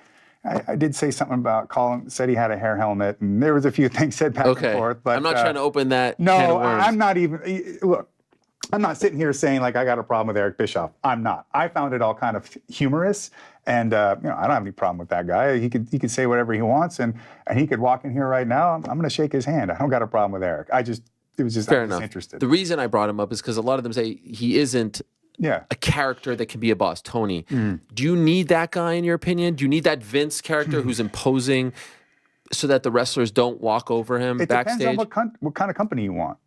What do you want the landscape of that place to be? What do you want that environment to be? And just because who you are works for a certain period of time doesn't mean that it's always going to work for all times. I think that you've seen that with Vince, there was clearly a period where, holy crap, whatever he was doing in wrestling, it was all gold. It was just nothing but eggs coming out the butt all day long. Gold as could be, Didn't even have to be at Willy Wonka's factory to do it. However, over time, you'd start to see little things here, little things there, and then they would start to grow and grow and grow and grow. And you don't always necessarily have to completely evolve and change. I don't think it necessarily takes that, but sometimes you just need to nudge yourself a little bit one direction or the other to find where that perfect balance is, because as you bring in these new people, younger generation people, they're going to be different. You can't deal with them the same. And you can find people that may be more like-minded, but it's not one or two, you're dealing with a whole entirely different generation of folks. And when you become as big as like WWE does, or is, I should say, your roster increases in a massive way. Now there's all these more people to manage. And now with the advent of social media and all the other different ways in which you're going to involve all these athletes in the public sphere, that takes a lot of different handling, takes more handlers in general. Everything's become more complex. So if you think you can do it the way that you did it in 1983, well, you can't. That's not necessarily against you. That's not a knock on the product or you as a person. It just means you got to find your way to make it work. And I don't know what Tony wants how his company to operate. I can't speak for him. I know what I would do from what little I know about it. But then again, I have to admit it's little. I don't have the experience that Punk does, and I'm not Punk. I don't have the experience that Moxley does, and I'm not John. I know how Josh Barnett would run a company, and I know what I would do. I know personally if people get into a backstage row, I'm going to break it up, and then I'm going to say, look, do you really need to fight each other that badly? Okay, well, here we go. I'm going to set it up. Here, you're going to go for it. This is a combat sports company, and if you lose, don't cry about it. And if you win, move on. It's over. You guys had your little fight, have fun, but did you get to the bottom of the issue? Are you going to do this again? Well, then what is the big problem? And can it be solved? Can it not be solved? Are you just going to keep fighting? Well, why don't we just put you in the ring and just fight on camera? Let's just make money for each other then. Like a shoot fight. Might as well, if that's what it's going to be. Could go off the rails, no? Could be, but I mean, look, it's the creation of their own design. Right. They're the ones with the problems. They can't solve them. In this hypothetical, they can't solve them. They can't make it work. So, all right, cool. Well, and then I'll decide whether I keep you both or get rid of you both or keep one of them. But ultimately, you're going to make these choices and these actions. All I can do is guide, steer. I can either put the hammer down on it or at some point make a decision and be like, all right, you got your leash, you hung yourself with it. There you go. That's the end of it. And move on. Mm-hmm. It's not good to get too personally invested in a lot of these things and to really take it to heart. It's really more important to do whatever is necessary for the bottom line to make the company work the way it needs to have the spirit in the company that you want. And you don't want things that are going to be distraction from it, but you also, in my opinion, you need to keep people behind the curtains and some people in front of the curtains. And that's when whatever happens in front of the curtains, you can account for that. Whatever's going on behind the curtains, you keep it there. And if there's something that can be used at some point, you use it, you distill it in such a way, and then you can put it in front of the curtain. But otherwise, it just becomes a bad soap opera, not a good one. And then people start getting slandered, people start getting these impressions or attitudes towards them based on, iceberg theory stuff. They see the tip, but they don't know all the stuff that's happening underneath. And that's not good either. And then being at pro wrestling, got to run with it. Whatever ends up out there in the world, I got to use it. Sorry, there it is now. And that's the thing. So if you think it'd be funny to do something in the ring and it gets over, plan to do it forever. So be careful. Yeah, like the what chant. Yeah. Still living. I hate it. It's so annoying. It's so annoying, especially when there's something big happening. I'm dying to ask you about this particular person please. because I need you for a few more years at least. Ronda Rousey has been in the news a lot as of late. Old friend of yours. She has a book out, and she has talked a lot or written a lot about the end of her UFC run and her time in WWE. It's not a lot of, at least the excerpts that I'm seeing in the interviews, it's not a lot of positive stuff. Okay. Have you seen any of this? And if so, what is your reaction to some of the things that she is saying, whether it's her time in WWE or the end of her UFC run? I've only seen a few excerpts about the end of her WWE run, and it's a lot to ask anybody to become a professional wrestler and be a part of main events and all that comes with it. It's not just about wrestling. It's about all the media and the press and everything. Same with, fighting in the UFC. It's a delicate balance where you can easily push someone way too far that now starts not getting positive returns in the long run. You can also stress things to such a point that their performance starts to debilitate, or I should say decrease. It's up to the wrestler or the fighter to speak up, but of course I understand that there is a lot of apprehension in doing so in terms of potentially upsetting the person that's paying your paycheck. And I get that too. It's not an easy thing to do as a fighter or a wrestler under the contracted auspices of any of these companies. But you got to look out for yourself. And ultimately, I think that good bosses would understand that if you approach it the right way, that you're not doing this to try and make everything easier for yourself just for the sake of it, but you're in fact on board with the process and trying to give the best thing that you can give to someone. And, you know, at the end of the day, you can decide, if you're the one calling all the shots, that, okay, if I'm going to use this person, maybe there's a bit of a cap on what I can do with them at this point. And that's completely acceptable. Like, you shouldn't expect any and everyone to be able to do things at the highest level and to do it always over and over and over and over and over again. The guys and gals that can consistently live in that place are few. And there's a reason for it. And sometimes those that can live at that highest level are capable of doing it at the expense of themselves over time.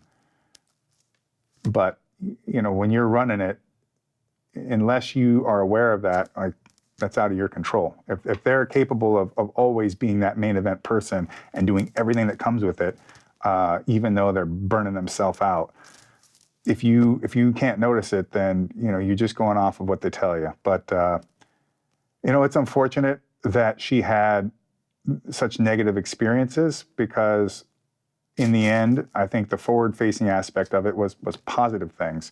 And even though I'm sure it sucks for her to see it and maybe even to hear it, even making Holly Holm a star was still overall, in the grand scheme of MMA, a positive thing. I'm not saying that it was good that she got knocked out or anything like that. It's just a part of being a professional fighter. They say if you're going to race cars and you're thinking about or worried about crashing, don't get behind the wheel. If you're going to get in the ring, don't be worried about losing. Don't be worried about getting knocked out. Don't be worried about getting submitted. You just go out there and you put your faith in what you've done and who you are and what you can do. And that's just what you go with. And some days, it ain't going to be your day. It could even just be a win, but a bad performance. But hey, man, that's it. You will have more. You will have more days and more times to go out there and do your thing if you do it right. And these are high stakes, high pressure things. And when you get to the point where she was at her peak, people want to get every squeeze out of that as possible. And that can be a delicate situation. So in other words, like, do you agree? We had Becky Lynch last week, and she's like, she just wasn't ready. Like, she was pushed too quickly. She just wasn't ready. She wasn't fully trained. Well, she was hot at the moment. Like, yeah. she was So is that just like kind of revisionist history in a way? At the time they had to do that, and maybe when you're watching it, are you thinking, gosh, this is a little bit too much? I don't know, you know? I mean, it was a turn on a dime moment. Yeah. Bang, got blasted in the nose. She did the exact right thing, the best thing that you obviously could have done, because all of a sudden people were like, that's, holy crap, I want whatever this is. This is getting me involved in a way that I hadn't been before around this person. All right, I'm up, sign me up, put me in line for this. And when the fans are speaking like that, it's tough as the promoter to not be like, we gotta deliver to some way that's gonna keep them satisfied, or I should say, almost satisfied. You never want to give them everything they want. You always want them to be still hungry for more, because if they get their full, they move on.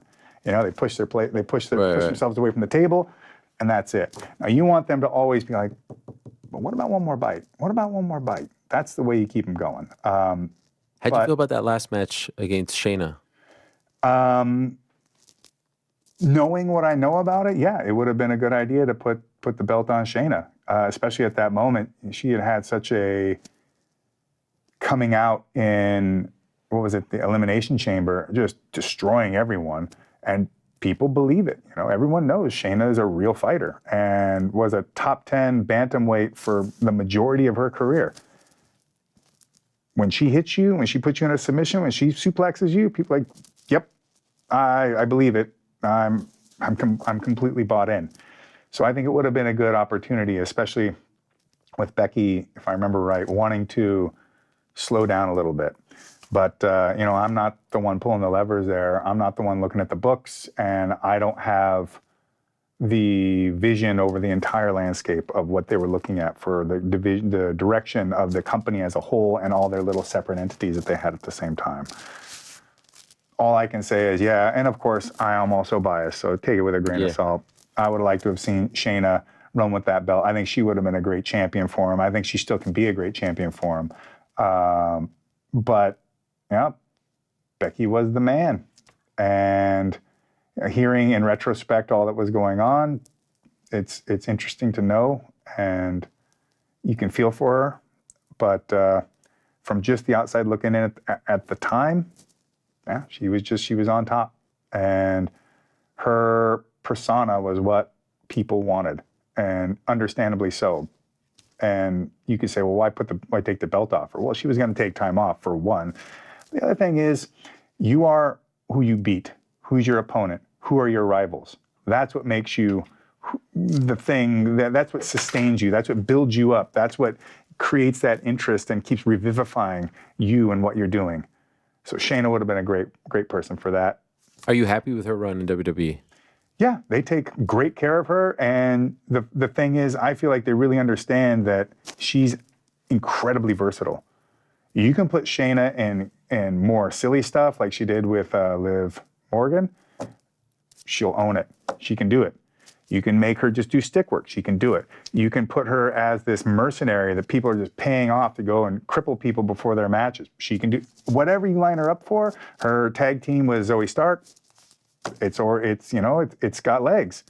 They're a great pairing in terms of their wrestling capabilities and their physicality, but also they have a good dynamic and it's working.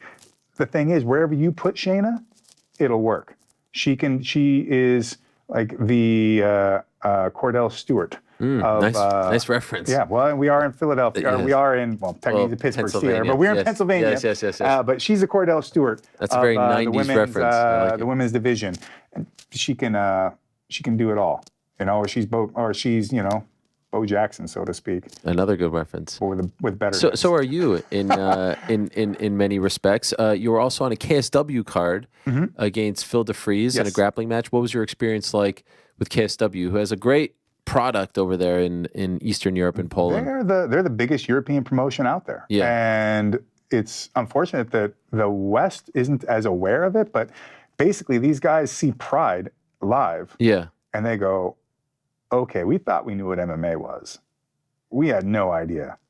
But we're going to do that. And I think they really succeeded with it. I think they did a phenomenal job with that KSW card, that anniversary card. And they've only been like, the easiest and very great to work with for me. I have a pretty substantial fan base over in Eastern Europe. And they've been able to take advantage of that. So have I.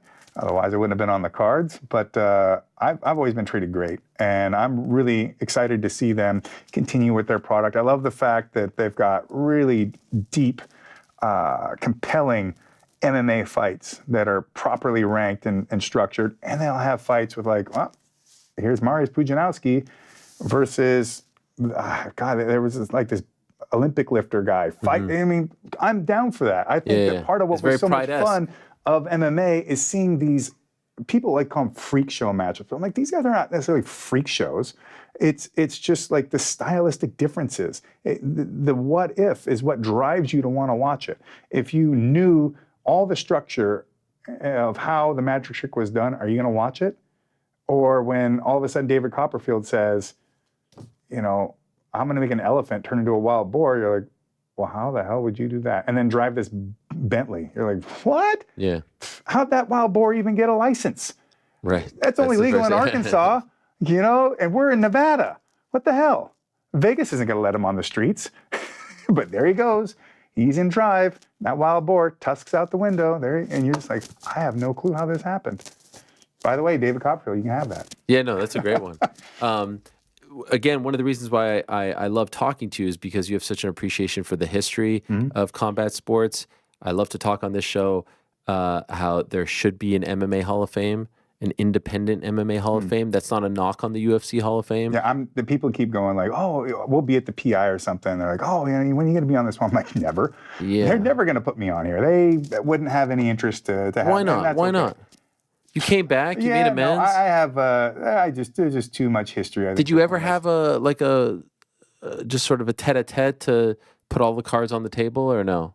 Not really. I think the thing that worked in my favor with being in the UFC on the second run, and even just, I'd say start with that, is that it's funny, like talking to Ryan Grab back then, and he's like, oh, well, he was at Strikeforce, Yeah. or whatever. He's like, oh, man, I heard that you could be, you're hard to work with, and all this. I go, no, I'm not.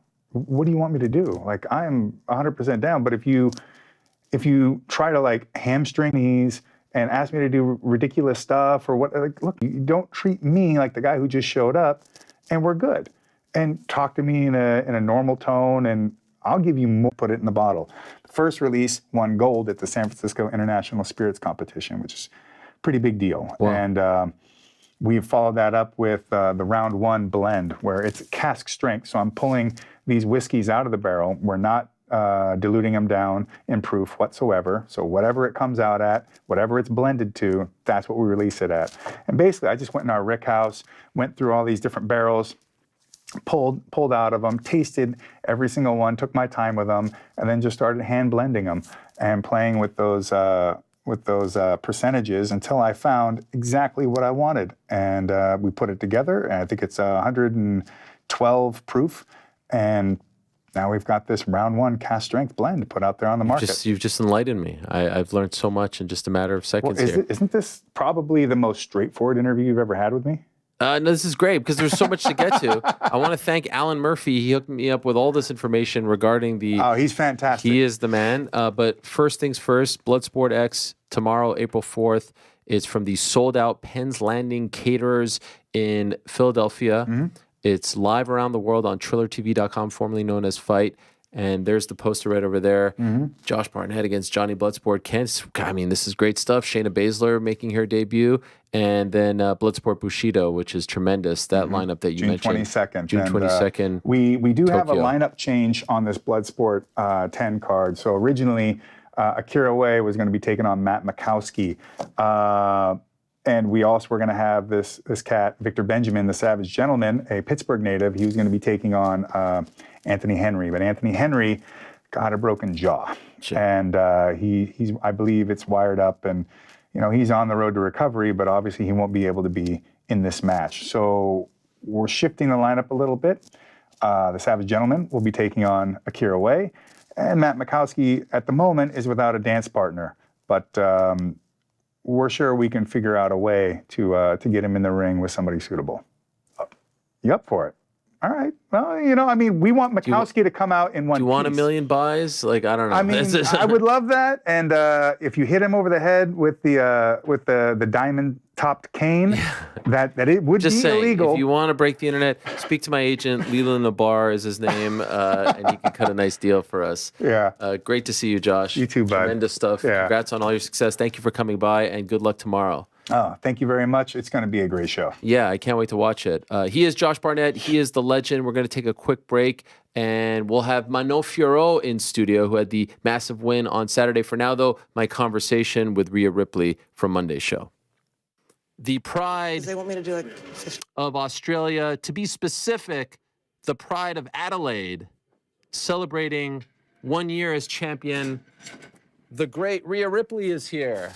Hello, Rhea. How are you? Hi, I'm good. How are you? It is good to see you again. Likewise. How's everything? Welcome. Great. Thank Please you. have a seat. Thank I you. wasn't sure if you were actually going to come. Yeah, I said I was going to come, and Mommy keeps her promise. So. She does. She does. Well, this is very nice, especially after CM Punk being in here. Yes. A lot of people were watching, so it's great to follow that up with you. Congratulations, 1 year. I Thank believe you. today's the 1 year anniversary, right? Yes, I think that is today. April 1st. Yeah. Crazy when you became Insane. Grand Slam champion. Mm-hmm. First one for a woman, right? First one with the NXT UK Women's Championship. Yes. Okay. Fair. I appreciate you making that distinction. By the way, how is your is it a hand, a wrist, an arm? It's my wrist. Okay. Yeah, it's been bothering me for a while, but it's okay. It's nothing I can't handle, to be honest. In this line of work, there's always little bits and pieces going on, so just fight through it. How did this happen? Just doing my job. Wear and tear. Yeah, wear and tear. Just continuously on the road, continuously having matches and doing all these things, and every now and then something happens, but yeah, you just overcome it pretty much. So. And how long has it been? Since I've done this? Yeah. It's been bothering me for a few months. Okay, maybe wow. 2 months now, but I've been in this cast for maybe a week and a half. Oh, but is it one of those that you could take off? I can take it off. Okay, yes. so it's not going to be like a cowboy Bob Orton situation where you're wrestling with the cast on. No, I wrestled in it one night on a live event, and it was probably the most difficult thing that I've done because you can't move anything. Right. It's hard. So Yes. tape it is. How do you take it out? You just pop it. Oh, it's okay. It's one. And It's like a it pump. loosens. Yeah, it's like a Okay. pump. So it's really cool. It's really handy. It's pretty much, I'm wearing it to make sure I don't make it worse, pretty much. Okay. Knowing me, I don't stop going to the gym. I'm not going to change my schedule for any injury. It doesn't really matter what it is. So this is just to protect me in the long run. So I said, is it going to affect you this weekend, Saturday or Sunday? I'm not entirely sure yet. Okay. Yeah, I'm ready for anything. Do you have a preference? I've had a good rhythm with day one so far. So I wouldn't mind day one. Why is that? Is it because you get it out of the way and then you can chill on Sunday? I think so. It's less stressing about it. Mm-hmm. You pretty much just go in and you're not ready. You just do your thing. You go out there and you get it done. And for Mommy, I get it done and I get it done in the right way. I'm walking out with my Women's World Championship. Whether Becky likes that or not, whether the crowd likes it or not, day one, hopefully, is Mommy's day. So she was in studio last week, as you saw, and it was lovely. The book is great. Have you read the book? I have not. Do you have any interest in reading the book? No. No. I don't really care for books, especially ones that Becky writes. So. Okay. All right. So you won't be reading that. I heard it's doing well. She did have some harsh things to say about you. Mm-hmm. We do have the clip if you want to watch it, if you haven't seen it. Sure. Okay. So just so that we are up to speed, here is what Becky Lynch had to say about Rhea Ripley last week on the program. Look, I have always tried to get by on my merit, and I came from a different time where I was trying to change things like women doing stink faces and that being the thing that people talked about. And maybe it's a different time. Maybe when we're the main event and we're taken seriously, that people can do that and it's just fun and whatever. But I came from trying to stop us being relegated to people just viewing us on how we looked. It was how we talked. It was the stories that we told, how we think, and what we do in the ring. And to me, that is fighting constantly. So when you go out there and you say, well, I can just post a photo and people will go crazy, or I can just post a video of my ass and people will go crazy. Well, then All right, so that was very meta right there. We were showing a classic clip of a classic clip in a weird way. That was my conversation with Rhea Ripley, which went off the rails on Monday, but got us on Monday Night Raw, which was pretty cool. All kinds of people sending me messages, even our old friend Patrick McAfee saying some nice things. So that was cool. I'm sure everyone appreciated here. And once again, I apologize to Rhea for the incident, not what we wanted or were expecting, but these things happen when you're doing a live show about combat sports. Great conversation with Josh Barnett. I could talk to that guy about the history of combat, pro wrestling, MMA, a perfect guest for this particular era that we're living in. But we move along now and say hello to our last guest of the day. What a great win for her on Saturday in Atlantic City against Erin Blanchfield.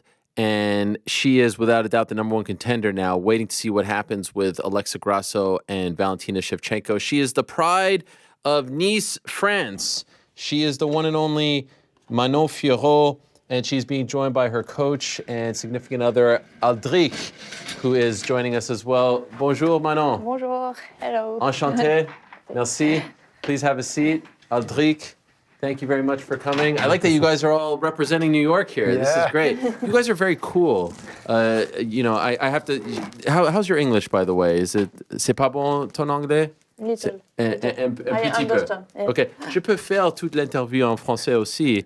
And before I knew that you were going to translate, I was thinking maybe I would have to ask the question in French and then translate it. But I'm happy that you're here to help us out. She has no idea what I'm talking about at this point. I think she understands everything. You think she understands? Yeah, so you think she's messing around? She just doesn't want to speak in English. Next, she can do it. Yes. Okay, well, what I wanted to say was, and please, like, you guys are so cool. Why are you so cool? How are you so cool? Supreme, you're rocking the new era stuff. Where does this style come from?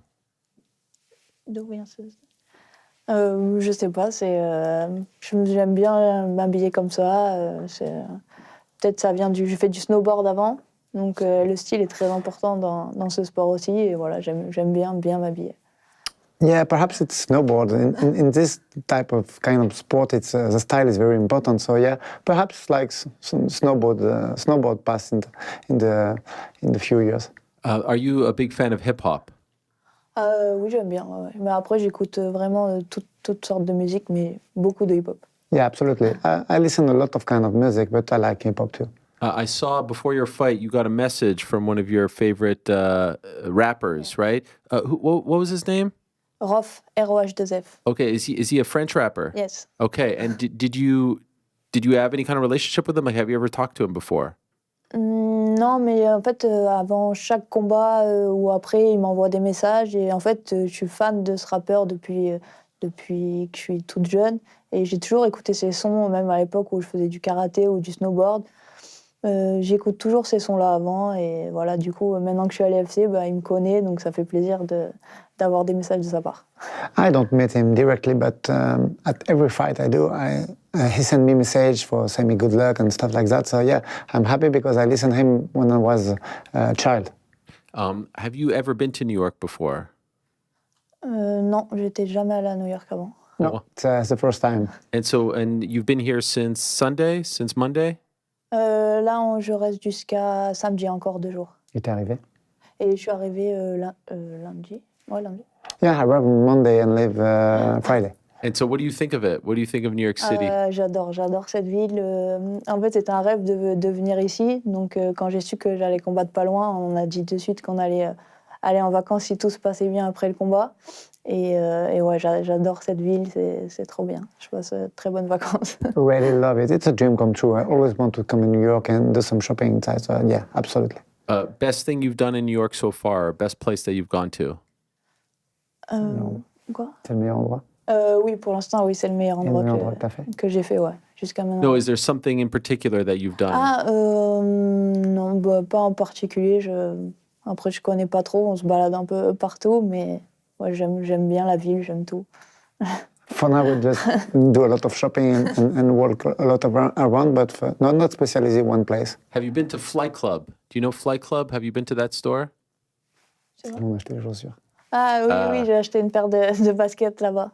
Aujourd'hui. I buy some sneakers this morning. Which ones? This one. Oh my God, those are cool. Yeah. Are they Nikes? Yes, Nike and Off-White. Oh wow, look at that with the laces there. Yeah. I feel like we have to tell the audience here. Off-Whites. Yeah. Flight Club is to me the best shoe store in the world because you get these like super unique, one-of-a-kind shoes. The SBs are my favorite. Nike SB. Oh, yeah. Those are my favorite. You like those too? Do you skateboard? Oui.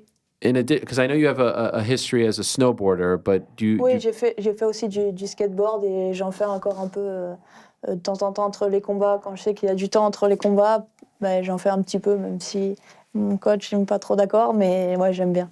Yeah, I love to practice it. I try to do it when I don't have fight camp and stuff like that, and my trainer is not very happy when I do that, but yeah, I do. Yes, and the trainer would be you that she's referring to. Yes. Yeah.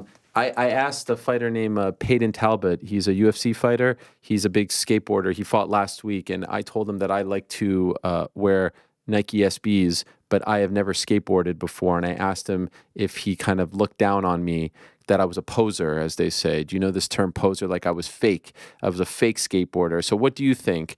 Do you like if someone wears skateboard shoes, SBs, but doesn't skateboard, do you look down on them? Do you think that they're fake? Est-ce que Nike SD, c'est juste réservé aux skateboarders ou est-ce que tu penses que Ariel il aime beaucoup en porter? Est-ce que tu penses qu'il fait du fake? Non, je pense que tout le monde peut en porter et on voit de plus en plus de marques sortent des chaussures de skateboard. Louis Vuitton, ils imitent même les chaussures de skateboard, donc c'est vraiment la mode en ce moment, donc je pense que tout le monde peut en porter. No, you can wear it. It's absolutely for everybody. And your class brand like Louis Vuitton do some skate shoes too. So I think everybody can wear it. Okay, thank you. I appreciate that. Have you had pizza yet here in New York? On a mangé. No, New York City. You have to have New York City pizza. Non, on a mangé des sandwichs new-yorkais avec le bœuf pastrami. Oh, pastrami, yes. Did you go to Katz's? Ouais, yeah. You did go to Katz's? No, Downtown? A deli? Yeah. I think so. Did you like it? Absolutely. Okay, it was good. Okay, so yeah, there's a lot of good things that you can eat here. Better to come to New York after the fight rather than before the fight so you can eat.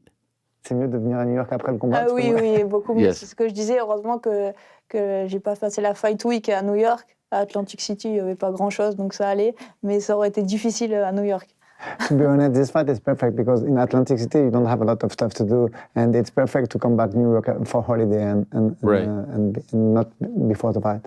What did you think of Atlantic City? Because Atlantic City is a historic place for fighting, but some people say it's kind of it's fallen on hard times. Like there's some poverty, and it's not as great as it was in the 80s and 90s. What was your experience like there? Qu'est-ce que tu as pensé d'Atlantic City par rapport à ce que c'était avant et tout ce que ça représente dans les sports de combat? Après, moi, je connaissais pas du tout. J'étais un peu surprise parce que je pensais que c'était un peu plus comme New York ou même Vegas. Et je trouvais ça un peu je sais pas, petit. Enfin, moi, j'ai pas trop aimé. To be honest, I'm a little disappointed against Atlantic City because in my mind, it's just like a little like Vegas. And this time it was a little small and not a lot of shopping and stuff like that. Yeah, it's nothing like Vegas. There was a time that it was once sort of considered like the East Coast Vegas. Mike Tyson used to fight there. Arturo Gatti, legends in boxing, used to fight there. And UFC, actually. The early UFCs some of them were there. But now it's not as strong as it once was. So it sounds like you noticed that too. C'était comme ça aussi. Mike Tyson, à l'époque, il a combattu là-bas. C'était vraiment Las Vegas de la côte Est. Maintenant, ça a un petit peu changé pour le moment. Après, c'était bien pour se mettre dans l'ambiance du combat, parce qu'il n'y avait pas trop de distractions. Voilà, j'étais là, je suis venu juste pour me battre à Atlantic City, donc c'était bien aussi. After, I'm going to Atlantic City for my mission, for my fight, so I think it was pretty good for me to be there. How do you feel about the fight? You were very dominant, 50 to 45, 50 to 44. It really seemed like you were in control throughout. And obviously she had a lot of hype surrounding her and you had a lot of hype. So this was, in my opinion, a number one contender fight. Were you expecting, as you were preparing for the fight, thinking about the fight, were you expecting it to be so one-sided in your favor? Qu'est-ce que tu as pensé du combat? C'est vrai que tu as gagné de façon très dominante, 50-45. Est-ce que quand tu pensais au combat, tu pensais que tu aurais vraiment un combat que dans un sens comme là? Oui, je pensais, parce que jusqu'à maintenant, j'avais affronté des adversaires meilleurs. Même ma dernière adversaire, c'est Rose Namajunas. C'était plus compliqué parce qu'il y avait on savait qu'elle était bonne en striking, elle pouvait lutter. Là, je savais que j'étais au-dessus en striking. Je savais que sa lutte n'était pas meilleure que la mienne, mais personne ne l'avait encore vue. Moi, je le savais. J'avais annoncé avant le combat que pour moi, c'était un combat facile. Et je pense que là, je l'ai montré, en fait. Yeah, my last opponent, Rose, was very tough, and it was more complicated for think about the fight and the game plan. But to be honest, I don't show my wrestling skills before Erin. But when I say it was an easy fight, it's not disrespect. It's just because I know I have good skill on wrestling, and I know what Erin have to do to win against me. So yeah, it was an easy fight for prepare. And was there anything that surprised you about the fight at all? Est-ce que quelque chose t'a surpris dans le combat, dans sa globalité? Non, non, je m'attendais vraiment à ce genre de combat. Je pensais même que sa lutte, enfin, physiquement, elle serait un peu plus forte que ça. Et j'étais juste surpris que c'était peut-être même plus facile que ce à quoi je m'attendais. No, to be honest, it's the fight I was expect. I just perhaps in my mind the ring was a little powerful and tougher than this fight. But no, I really think at this fight when I think about it, and that's a fight you see Saturday. Were you disappointed that you didn't get the finish? Oui, c'est sûr que j'aurais préféré finir, mais après, je contrôlais tellement ce combat, en fait, que... Puis c'était un combat important parce que je voulais vraiment cette ceinture derrière, donc je voulais pas prendre de risques, et je sais que je gagnais facilement presque, et du coup, c'est vrai que je suis pas arrivée à finir. Yeah, I'm a little disappointed, but to be honest, I know I control the fight every round, so yeah, perhaps I don't take more risk and just finish the fight like that. Can I ask you, as her coach, were you feeling the same way going into the fight? Were you as confident in thinking this is an easy fight for her, perhaps easier than the Rose fight? When we wake up and Dana says the fight goes on, I say to Manon, because she's thinking perhaps she can have a championship fight before, so she's a little disappointed that I say, listen, it's a good fight for you, because Erin is tough, Erin have a good hype, and you can win this fight easily. But it's not disrespect against Erin. We just know Manon wrestled against 7 years with my team and me, and it's the same thing in grappling. It's just a surprise for the next fight, but she's good grappling too. She works every day on this stuff. So yeah, to be honest, I'm not afraid. In fight, everything can happen, but she's very tough on the ground too. So is that accurate, Manon? Like, did you think after the Rose fight that you would get a title shot, and were you very disappointed that you didn't get one? Oui, je pensais être sûre d'avoir la chance pour le titre après. Et c'est vrai que quand on m'a annoncé ce combat, j'étais un peu déçue. Et je pensais que ça allait être dur, même pour le camp d'entraînement et tout, parce que je voulais pas ce combat, en fait. Je voulais pas cet adversaire. Mais après, je me suis dit que voilà, c'était un bon test pour, avant la ceinture, faire un 5x5. Au moins, je l'aurais déjà fait. Donc maintenant, c'est une bonne expérience, et là, ça me met en confiance pour la suite, donc c'est bien. Yeah, to be honest, I'm really, really disappointed when I know I have to fight Erin, because I really think I deserve the title fight after Rose win. So I think when I think about that, perhaps it was difficult to enter in my training camp and begin the camp, because it's not the opponent I want to fight. But no, all it's a good thing, and I have a good camp with a lot of motivation to show everybody I'm the best. So no, it was good. Were you told, or your team told, your management told before this fight that if you win, you will get a title shot next? Est-ce que moi et toute la team, on t'a dit que après, si tu gagnes ce combat, tu feras le title fight après? Oui, mais après, je le pense aussi. Je vois pas qui je peux affronter maintenant. They tell me yes, but to be honest, I think yes too, because I cleaned the division. I don't know who I can fight now. So the tricky part about it is we know that Alexa Grasso and Valentina Shevchenko are going to fight probably end of summer, September, because of the Ultimate Fighter. And so that's 5 or 6 months away.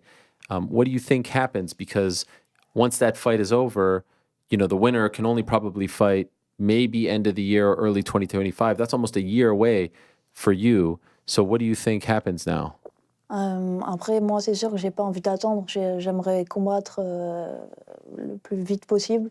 Peut-être c'est possible de faire une ceinture intérim. Moi, je veux combattre n'importe qui dans la division. Je veux juste avoir la ceinture, un titre intérimaire, qu'ils inventent une ceinture, peu importe. Et pourquoi pas peut-être être en backup du combat de septembre aussi. Have to listen UFC choice. To be honest, I can't find anybody in the division for a belt, an interim belt, but perhaps I can do backup for the title fight too. For now, I don't know, but I really want to be active, and I really want to fight for a belt.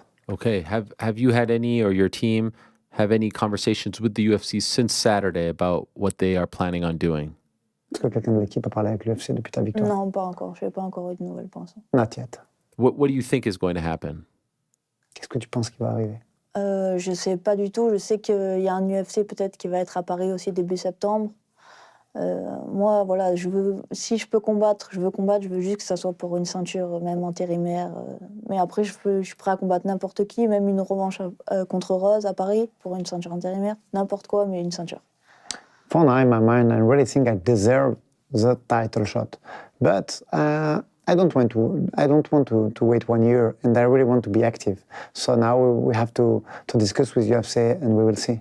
Do you agree with the UFC's decision, or maybe I should say, do you understand why they're doing the third fight with Alexa and Valentina? Or, I know it's a personal thing for you, so you would have preferred to get the shot.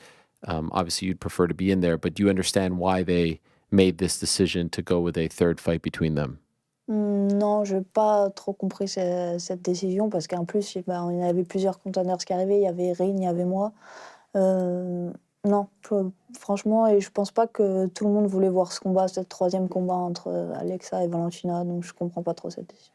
No, I really don't know what they do the third fight. I think there is a lot of new contenders in the division, and this division have to move forward. So, no, to be honest, I don't understand. We had earlier in the day Maycee Barber on the show, and she has been very outspoken about also wanting a title shot and critical of you and Erin. And she said she would like to fight you, but also if it's for a belt, or she thinks she should be next for the belt. What is your response to that? Il y a Maycee qui a été un petit peu critique tout à l'heure, qui a dit qu'elle méritait elle aussi un combat pour la ceinture et que si elle devait t'affronter, elle t'affrontait que pour une ceinture. Qu'est-ce que tu as à répondre à ça? Je pense que je mérite ce titre plus qu'elle, c'est sûr, et je pense que tout le monde est d'accord avec moi. Moi, je veux bien l'affronter pour une ceinture, en tout cas, il n'y a pas de problème. No, I think I'm the first one, but yeah, I have no problem to fight her for the title. So, in other words, the next time you fight, it has to be for a belt, in your opinion. Interim or official title, but the next time you fight, no more number one contender fights for you.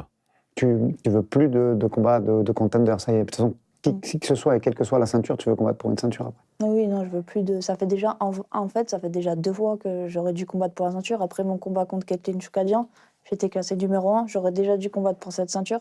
C'est pour ça qu'Alexa a eu le combat, parce que c'était moi qui aurais dû faire la ceinture déjà à cette époque-là. Après, je me suis blessée, donc ça a repoussé. On m'a mis encore un combat contre Rose, j'ai gagné. On m'a encore mis un combat derrière, j'ai encore gagné. Donc là, c'est la ceinture maintenant. Just remember, I'm the number one contender against my fight against Kathleen Saminara. So I win this fight, I'm number one. Valentina called me. Unfortunately, I have an injury, so Alexa can fight with against Valentina. But after that fight, you put me Rose inside, I win.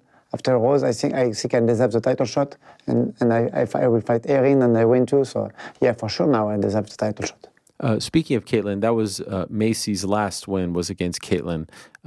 Have you been impressed with Maycee as of late? J'ai pas regardé vraiment le combat, mais j'ai vu des extraits et non. Je pense que j'ai fait la même. J'ai peut-être fait mieux qu'elle alors que j'avais le genou cassé. No, to be honest, I don't see the entire fight, but I see some highlights, and I think with my knee broken, I do a better fight against Maycee. Your knee was broken? Oui, ligament croisé cassé. Yeah, I have ACL during the fight, during the first round. So speaking of your health, you didn't go to the press conference on Saturday. They said they were taking you to the hospital for precautionary reasons. Everything okay after the fight? Oui, c'était rien. En fait, c'était juste... j'ai mis beaucoup de crochets avec mon bras avant. Et en fait, je tapais à chaque fois sa tête et tapais dans mon avant-bras. Et en fait, je pense que le bras avait juste un peu gonflé. On avait peur que ça soit cassé, mais c'est rien.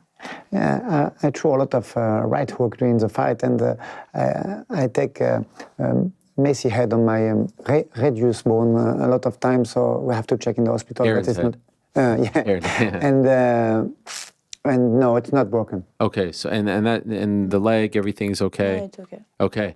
And so in a perfect world for you, would you want to take, like let's say this whole Alexa Valentina thing, when do you think you would want to fight again? Dans un monde parfait pour toi, on laisse de côté les fights qui sont déjà établis, t'aimerais recombattre quand, toi? Moi, j'aimerais combattre en fin septembre à Paris. Okay. Yeah, September, perhaps in Paris. Did you go to the PFL show in Paris a couple of weeks or a month or so ago? Were you there? Est-ce que tu y allais au PFL à Paris? Non, je suis pas allée. Non. Okay. She said no, she did go. Yes. I understand all the answers, but I forget that there's an audience that doesn't.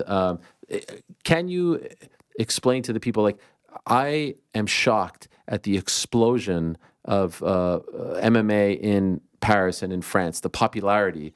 I know it took so long for the sport to become legal there, and maybe that has something to do with it, but it's just incredible. Like, you see that show, PFL is doing no shows like that anywhere in the world, and you watch that show, and it's a gigantic deal, and you see Cedric Doumbé, and I see how big of a star, and I see Mbappe at the event, and Tony Parker at the event. What is your explanation as to why the sport has become so popular in France, and in particular Paris? Pourquoi ça? Oui, par rapport au PFL, il y avait beaucoup de stars et beaucoup de comme ça. Le même UFC and PFL, great success. Ouais, je pense qu'on a de très bons athlètes en France. Cédric Doumbé, il sait faire le show aussi. Et on a Benoît Saint-Denis, on a de très grands combattants français qui arrivent. Donc c'est ça qui, je pense, qui fait exploser le sport chez nous. Yeah, I think Cédric Doumbé is an absolutely showman, and we have a lot of tough fighters in France like Benoît Saint-Denis. And for sure now, people want to watch MMA in France too. Do a lot of people recognize you now because the sport is so popular? Oui, de plus en plus, ouais, je vois. Il y a de plus en plus de monde qui me reconnaissent en France. Ouais. Yeah, more and more every day. I have to see some fans, and it makes me really happy. Okay, I'm happy to hear that, but how do you feel? Like, are you comfortable when people come up to you? Do you like that attention? Oui, ça fait plaisir, c'est motivant. Et ouais, moi, ça me donne de la motivation, ça me fait plaisir. Yeah, I'm very happy they give me motivation. Okay, and what about like the media attention? Like, do you feel like the media, the sport media and the general media, they're covering you a lot and giving you a lot of attention? Est-ce que y a aussi les médias qui commencent à te demander plus d'interventions? Oui, il y a de plus en plus de médias, de gros médias en France, avec qui je pense que là, en rentrant, j'ai beaucoup d'interviews du coup à faire avec pas mal de médias français. Yeah, absolutely. A lot of national TV media. Yeah, I think when I come back in France, I have a lot of interviews to do. L'équipe, you talk to l'équipe? Oui. They're the big one, right? Oui. Yes. And what is it like? Do you guys live in Paris or do you live outside of Paris? Non, au sud de la France, à Nice. At Nice, okay. I'm actually going to Nice this summer because I'm going. I don't know if I mentioned this to you last time we spoke. I don't think so. I'm going to be covering the Olympics in Paris for a Canadian network, and so I'm going to stay in Paris for the whole Olympics, and then I'm going to go to Côte d'Azur, Nice, Juan-les-Pins, Monaco, Monte Carlo, avec ma famille, with my family. Okay. So I'm very excited about that. So you live in Nice. Oui. Oh, so I have to ask you for some tips on things to do. Is it popular in Nice? Like, because Nice is like an hour flight from Paris, right? It's like 6 hours. Ouais. Is it very popular? Is the sport very popular in Nice as well? Oui, de plus en plus, ouais. Okay. Ouais, c'est vrai. Yeah, more and more, like all the France, I think. Okay, and is that where you're born? Were you born in Nice? Oui. Okay, what was it like growing up in the ocean and the lifestyle there? What was it like growing up in Nice? Ce qui est bien, c'est qu'à Nice, il y a la ville et on est à 1h30 de la montagne. Donc c'est pour ça que je peux faire je faisais du skateboard et du snowboard. Donc ça, c'est ce qui est vraiment bien chez nous à Nice, c'est qu'on a la montagne, on a la ville à 1h30 de voiture. Donc ouais, il y a plein de trucs à faire. Yeah, Nice is very nice because you have sea, you have mountain at more than, I think, 1 hour by car, 1 hour and a half. Perhaps you can do some skate, you can do some snowboard and stuff like that, not far. Why did you stop snowboarding? J'ai arrêté parce que j'ai eu beaucoup de blessures. Je me suis cassé 2 fois l'avant-bras, beaucoup de traumatismes crâniens en tombant. Ouais, beaucoup de blessures et c'est pour ça que j'ai arrêté. Et puis c'était compliqué parce que mes parents, en fait, ils habitaient pas à la montagne, donc je devais faire des allers-retours ou dormir chez des amis et c'était un peu compliqué. Because I have a lot of injury when I snow. I think I have 2 or 3 bones broken and a lot of head contusion and head trauma when I fall. So yeah, first of all is because of injury, and second, my parents don't live in the mountain, so I have to take a lot of car and stuff like that. So it was a little difficult. Were you hoping to become a pro snowboarder? Like, was that your dream to go to Olympics or something like that? And how close were you to that? Oui, c'est ce que je voulais. Au début, je voulais être professionnelle en snowboard. En fait, j'étais au collège et au lycée dans un sport-études. Donc, je faisais beaucoup de snowboard. Et après, du coup, vu que j'ai arrêté aussi les études, bah, c'était un peu compliqué. Yeah, it's a little the same in United States. In university, when I go to school, I was in in amateur team of snowboard for do some stuff like Olympic and other stuff like that. But after I go back in Nice in school, and it was harder. Well, which was tougher on your body, snowboarding or fighting? Qu'est-ce qui était plus dur pour ton corps? Snowboard. Really? Les chutes, en fait, dès qu'on se loupe dans une figure, il y a des sauts qui font plus de 10 mètres. Ça veut dire que si on se trompe dans la figure ou qu'on part mal, dès qu'on tombe, on va se casser quelque chose. Sur un combat, là, j'ai fait un combat, j'ai aucune blessure. Right. You have jump like 10-meter jump, and yeah, it was very dangerous when you fall. Yeah, for sure, snowboard. Wow. And do you ever snowboard now, or have you stopped completely?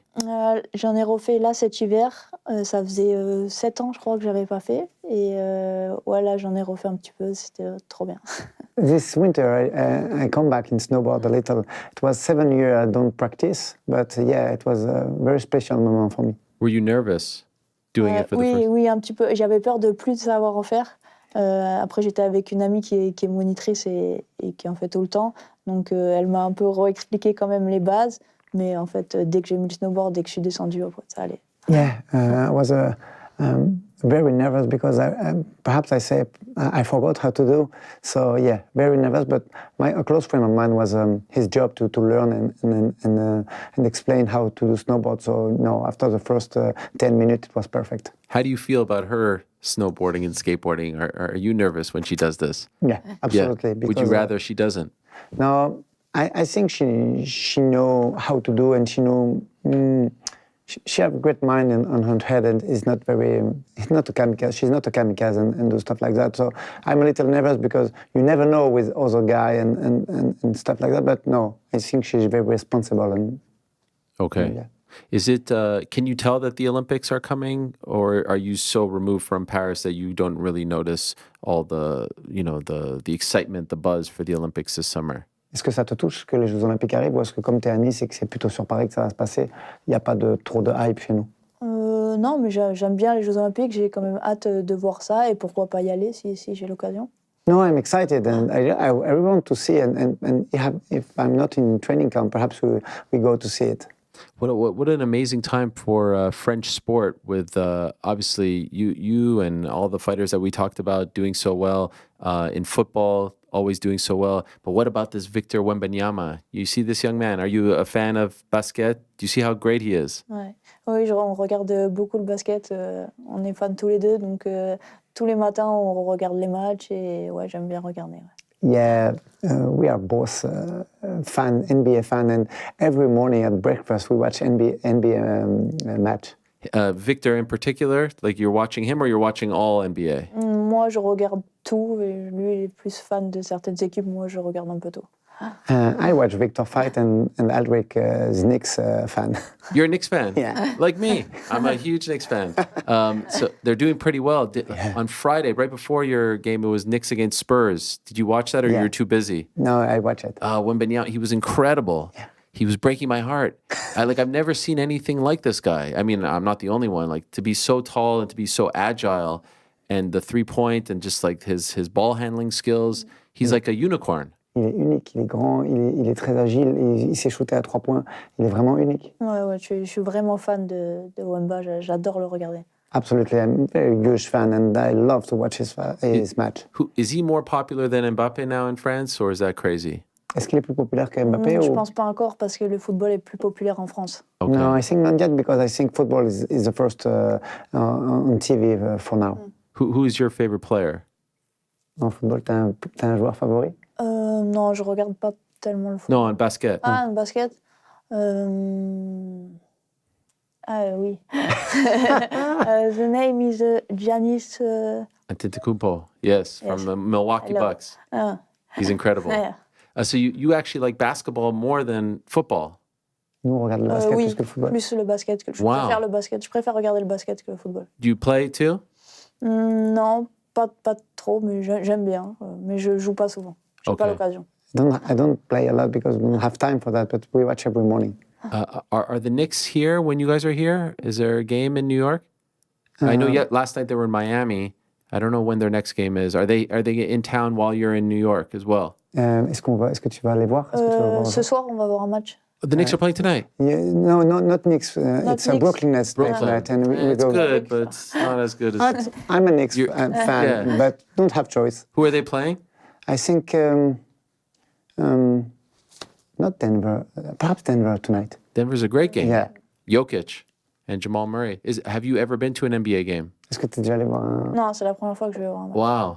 Okay, how about you? No, I go see in 2012. I think 2 times in Chicago for see the Bulls. Okay, nice. So this is a very exciting trip for you. Oui, j'ai trop hâte.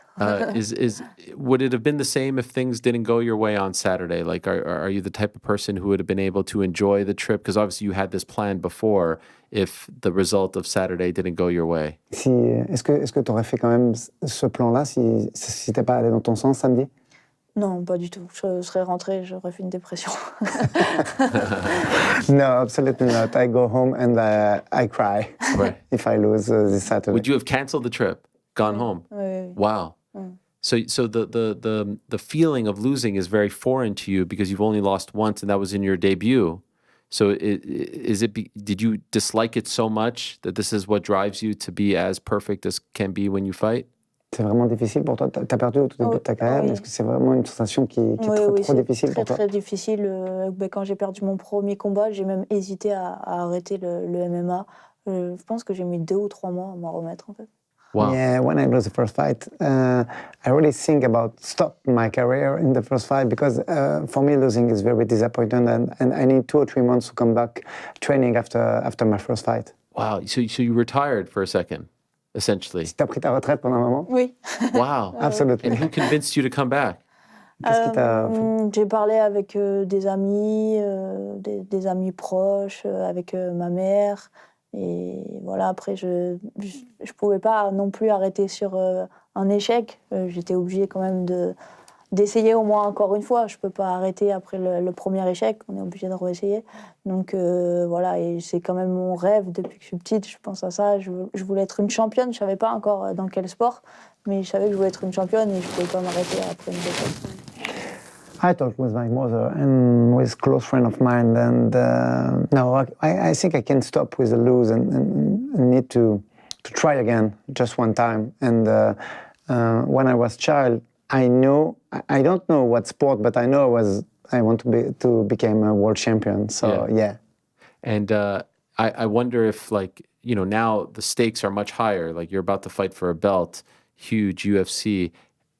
How do you think you will handle it? Everyone at some point, unless you're, I guess, Khabib loses, how do you think you will handle it if that time comes? Et comment tu vas gérer? Si un jour ça réarrive, là maintenant que tu es au top, ça peut arriver quand même, excepté Khabib, tout le monde a perdu. Comment tu crois que tu gérerais cette situation? Franchement, je peux pas dire. Je préfère pas y penser pour l'instant. Tout ce que j'ai envie, c'est de finir invaincu, justement. Je me demandais tout à l'heure si une fille avait déjà sorti de l'UFC avec aucune défaite. Et du coup, j'ai vu que personne ne l'avait encore fait. Et du coup, ça m'inspire encore plus. Et moi, ce que j'aimerais vraiment, c'est finir ma carrière sans peu de défaites. Yeah, I really don't want to think about losers. And to be honest, I talk early in the morning. I said, do a girl like Khabib quit UFC with all loss and the record, and they say, okay, I can do that. Let's do this now. To be undefeated in the UFC. Is part of the motivation to never feel what you felt. That was against Liam McCourt in your debut. To never feel that feeling again. Does that drive you to be as good as you can be? T'as plus envie de revivre cette situation, c'est vraiment la motivation de plus jamais ressentir ça. Ouais, c'est ça. J'ai vraiment détesté cette sensation et j'espère plus jamais revivre ça. Yeah, I really hate this sensation. I really will never know to live it again. There are some people who want to see you try to get more finishes. Do you listen to that criticism? Are you aware of it? And do you feel like that is a fair thing to say about your style? Il y a certaines personnes qui te reprochent de ne pas finir tes combats. Qu'est-ce que tu penses de ça? Est-ce que tu les prends en compte, ces critiques? Oui, après, ce que je me rends compte, c'est que la plupart des grands champions combattent comme ça, sans trop prendre de risques. Et comme je l'ai dit, ce que je veux, c'est je veux pas perdre. Pour moi, le plus important à chaque fois, c'est de gagner ce combat. Après, si je peux faire le show, j'essaye. Peut-être quand je serai championne, ça sera plus facile. Mais là, il faut que je continue. Je dois pas perdre, je dois prendre cette ceinture. Après, on verra. Peut-être que j'arriverai plus à me lâcher et tout. Mais pour l'instant, je suis focus là-dessus et j'ai pas envie de faire d'erreurs ou de perdre bêtement un combat. Voilà, je veux juste gagner en fait à chaque fois. When I think about my career, I really think about legacy, and I know a lot of great champs fight like that for don't take a lot of risk, and I really want to win and to get the title, and yeah, perhaps when I became champion, I take more risk, but for now I just have to win. Who do you consider the best 125-pounder in the world in the women's division? Who's the best flyweight? Qui est la meilleure flyweight pour toi dans le monde en général? Ah, c'est moi. Dis-le en anglais. It's me. You believe that already? Just even though you don't have the belt, you feel like you're better than the two women fighting for the belt. Même si t'as pas la ceinture, tu penses que t'es meilleur que les deux qui l'ont? Oui, je suis sûr. I'm sure.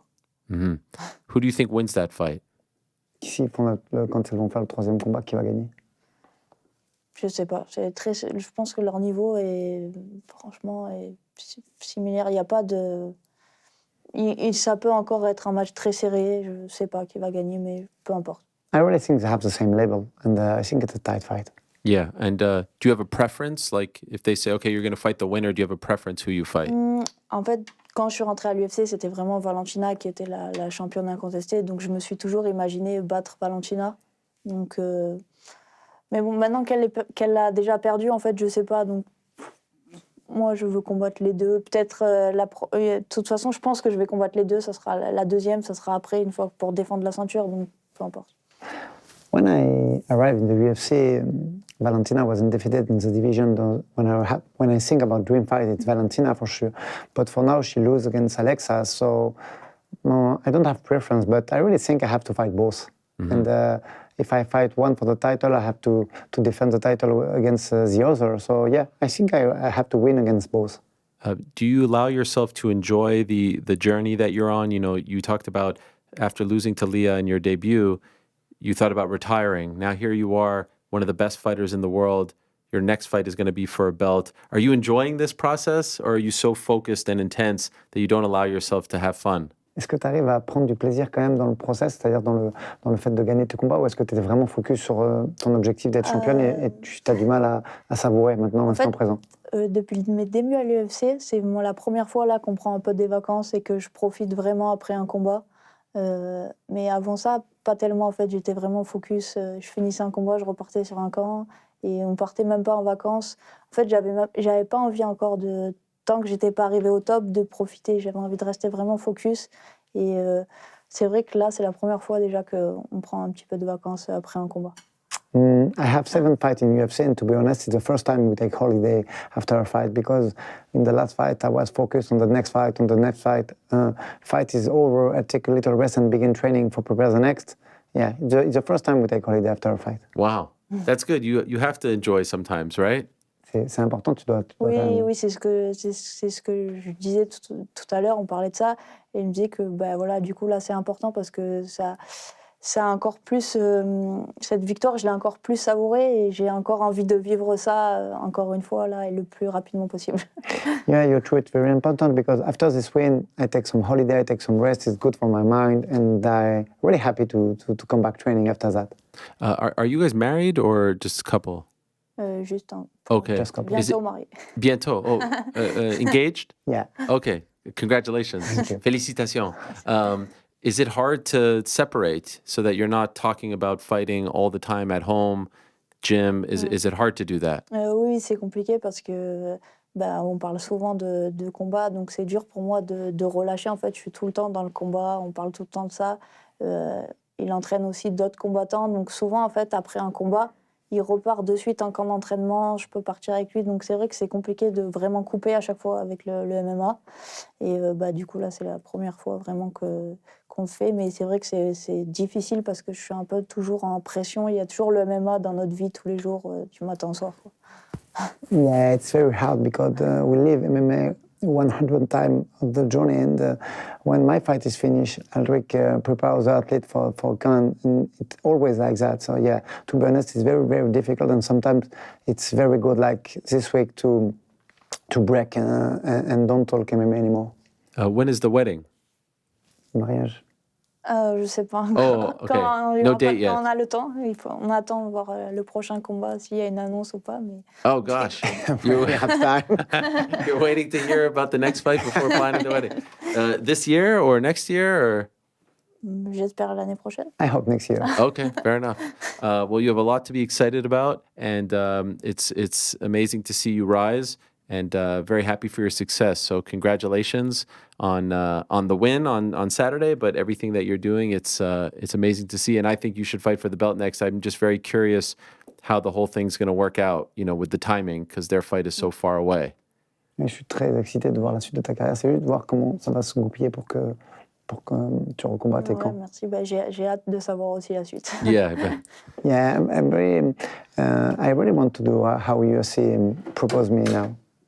And by the way, do you think Erin can get back to being a top fighter, or do you think her skill set is limited, meaning because of her striking, she'll never be able to reach that top level? Non, je pense qu'elle est jeune. Je pense qu'elle a un très bon mental parce qu'elle a rien lâché pendant 5 rounds. Donc, je pense même qu'elle sera championne un jour quand j'aurai arrêté ma carrière. No, absolutely. She's young. She's tough. She has very good mental and fight mind, and for sure she will be world champion one day. Okay. Well, you are definitely next. Félicitations. Thank you for coming. Enchanté. I enjoyed it very much, and enjoy your time in New York. It's a great place. Unfortunately, it's raining a lot. Ça pluie beaucoup. Yeah. But it's still a great place. So I hope that you enjoy it. Thank you very much for coming in, and great translation. Well done. I do my best. You do everything, coach. You do everything. You translate. That is Manon Fiorot. She is the top contender at 125 pounds. We're going to take a quick break. This is my conversation with Rose from last week, and we'll be back to hear the picks for this weekend. Don't go anywhere. March 23rd at 125 pounds against Amanda Hebus. I just saw her on the mat. Let's see where she's joining us from. Oh, she's all cleaned up. Hello, Rose. How are you? That was like 4 minutes ago. You look good. How's everything? Yeah, we even got showered up. We got lunch. We came back to hotel, got framed up, You did it all. Pros. I appreciate it. Like a superhero. Thank you very much. As always, great to talk to you and great to see that you are back. And so could we actually start the last time we saw you several months ago, because we haven't talked since. Just curious about your finger. That was some gnarly stuff in that fight in France. How is it doing? Okay. Oh, wow. It's still a little bit, yeah. Probably within the first minute of the fight, I would say. I think it's around the first minute. You can see, oh yeah, 1 minute and 5 seconds. Damn. I went to like a sprint step right hand, but my glove was a little wide. My hand probably was a little loose too, and my pinky just caught right on her forearm, and it just jammed my pinky, and I knew instantly something was wrong. Yeah, so I was like, oh man. So I think I probably spent the whole first and second round just kind of like dealing with that in my mind, and trying to, just work through that. But and it was crazy because I was still trying to like hit with this sometimes, and it would just like make it even worse. But yeah, so we got through it though. And then it was funny because like by the end of the fight, like in the third round, I was like, I switched lefty and I started finding my left hand and I was dropping her. I was like, man, I wish we had 2 more rounds. Afterwards, no, you didn't need surgery or anything on that, right? No, and it was crazy because like I just thought like they said it. So right after the fight, they set it back in place, and then they basically just said like, I think it was like 6 weeks in a splint or whatever. But then it wasn't until like a month later that I went to see JJ Aldrich fight, and then the doctor was like, "Oh, that looks terrible. You're gonna need surgery on that." So I was like, I got all stressed out about it, and then I ended up seeing a hand specialist, and then they said that I didn't need surgery. The only thing that surgery would really do is just make it a little more straight, but it would run the risk of not being able to make a fist. So it was like as long as I can make a fist and I can grab with it and it's strong and it's not gonna like, you know, like whatever the doc said, it's not even nothing that you can make stronger. So it's just like, you know, you just got a little crooked finger, but it's all good. Which is what I thought in the first place. And then, yeah. Does it bother you now? I mean, it's a little stiff, I guess, sometimes, but like as far as just like and when I first started back to like sparring and whatnot, with the MMA gloves, it was definitely something that I was like thinking about, like making sure I'm placing my hand in the right spot, not like hitting elbows or anything. And but at this point now, it's like I don't even think about it. I do have a little splint that sometimes I put it in, or I'll like wrap it just to like kind of reduce some swelling sometimes. But yeah, it's fully fine. It's just sometimes a little stiff, but other than that, it's cool. There was some talk after that fight. People were wondering out loud if that was going to be it for you. Did that ever cross your mind? No, it was funny because as much as like, I've had those thoughts like all the time, but this was the first time after a fight where I actually wanted to get in there right away. And I was actually kind of. All right. So that was my conversation with Rose Namajunas before her last fight, which obviously was just a little bit of a bridge here as we said goodbye to the crew. We did talk to her after the Hibas win, so if you want to check that out, you can check it out on the YouTube channel. How lovely were Aldric and Manon? I was saying to them when we were saying goodbye, when I interview the, let's say, I don't know, Brazilian fighter, Chinese fighter, any other fighter who doesn't speak English or French, I don't know what they are saying, and so I'm sort of waiting on the translator to translate and tell me what's what's the response. Here I could obviously understand everything that she was saying, and so there were times where I wanted to just jump back in and ask her a follow-up, but remembered that I had to wait, and he did a great job doing the interpretation. I'm still not quite sure if it's interpretation or translation, but nevertheless, great to have the winner of the last UFC main event on. And it's getting, well, why do I do it? Why? It's like, oh, the show. Mo, I don't know if GC is there. Is GC there? You're right there, man. You're a big podcast guy. I mean, most podcasts, what do you think? One guest, two guests, maybe three, but usually it's 1 to 2, would you say? Usually maybe just one? Yeah, typically just one. What do we average? Like 4, 5, 6? So even if, let's just say, just for the sake of this conversation, it's like one pro wrestling guest, you're still getting 3 to 4. Our conversation with Manon Fiorot, our conversation with Josh Barnett, he did straddle the line. Weidman, like it's just all trolls, right? Like it's just people. It doesn't matter. I mean, whatever you're saying is a valid point, but also the most valid point of all is you just don't have to watch. You're paying no money for this. You can just X out the tab. You can go to a different YouTube video, a different YouTube channel.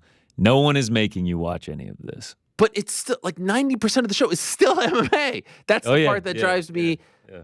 And so I guess it's just people like just complaining for the sake of complaining. But it is a great point. No one is charging you for any of this. We have never charged you for this. And I would say quite proudly, year in and year out, dating back to 2009, there's not a single person in MMA media, and I've never considered myself an MMA journalist. I'm a journalist who covers MMA. Dating back to 2001 Syracuse, there's not a single person that produces more MMA content as far as visual and audio on this planet. So, chill. Just chill. Okay? Chill. All right? Chill and go somewhere else. If you don't like it, go somewhere else. If you want your 1 hour, even if you go to the pod and you say, oh, I'm going to go watch this pod. You know their pod is only an hour. You know they have no guests. You know that, right? Anyway, we don't have time to waste. DraftKings Sportsbook. GC has a plane to catch. GC, is your plane on time? It is. It sure is, yeah. Fucking hell. What do we ride on the way right now. It's on the way right now? Yeah, but it's a while. Ways away. We're good. The thrill of excitement, the thrill and excitement of March Mania. Frank, can I start that again? Because sometimes I screw up and then you have this at the top of the pod and I'm like, what? Why did you have this screw up? Oh, you want to rehearse? No, but you know, I don't know if you know this, but I've been talking now for 4 hours and 10 minutes, all right? Well, actually, I haven't because I've been asking a lot of questions. Those are the best. Right. And I do want to let people know, by the way, no OTN this week. Did I mention that? Yeah, I'll mention it. I'll explain later because the clock is ticking. I feel like we're racing against the clock here, but I'll explain why no OTN, which is short for on the nose, in a moment. Anyway, the thrill and excitement of March Mania is here, and DraftKings Sportsbook, one of America's top-rated sportsbook apps, is giving new customers a shot to turn down $5 into $150 instantly in bonus bets with any college basketball bet. How about that, Caitlin Clark, huh? You all said, oh, LSU, Angel Reese. I said, no, I've been on Clark since day one. North Carolina listeners, don't forget DraftKings Sportsbook is now live in your state as well.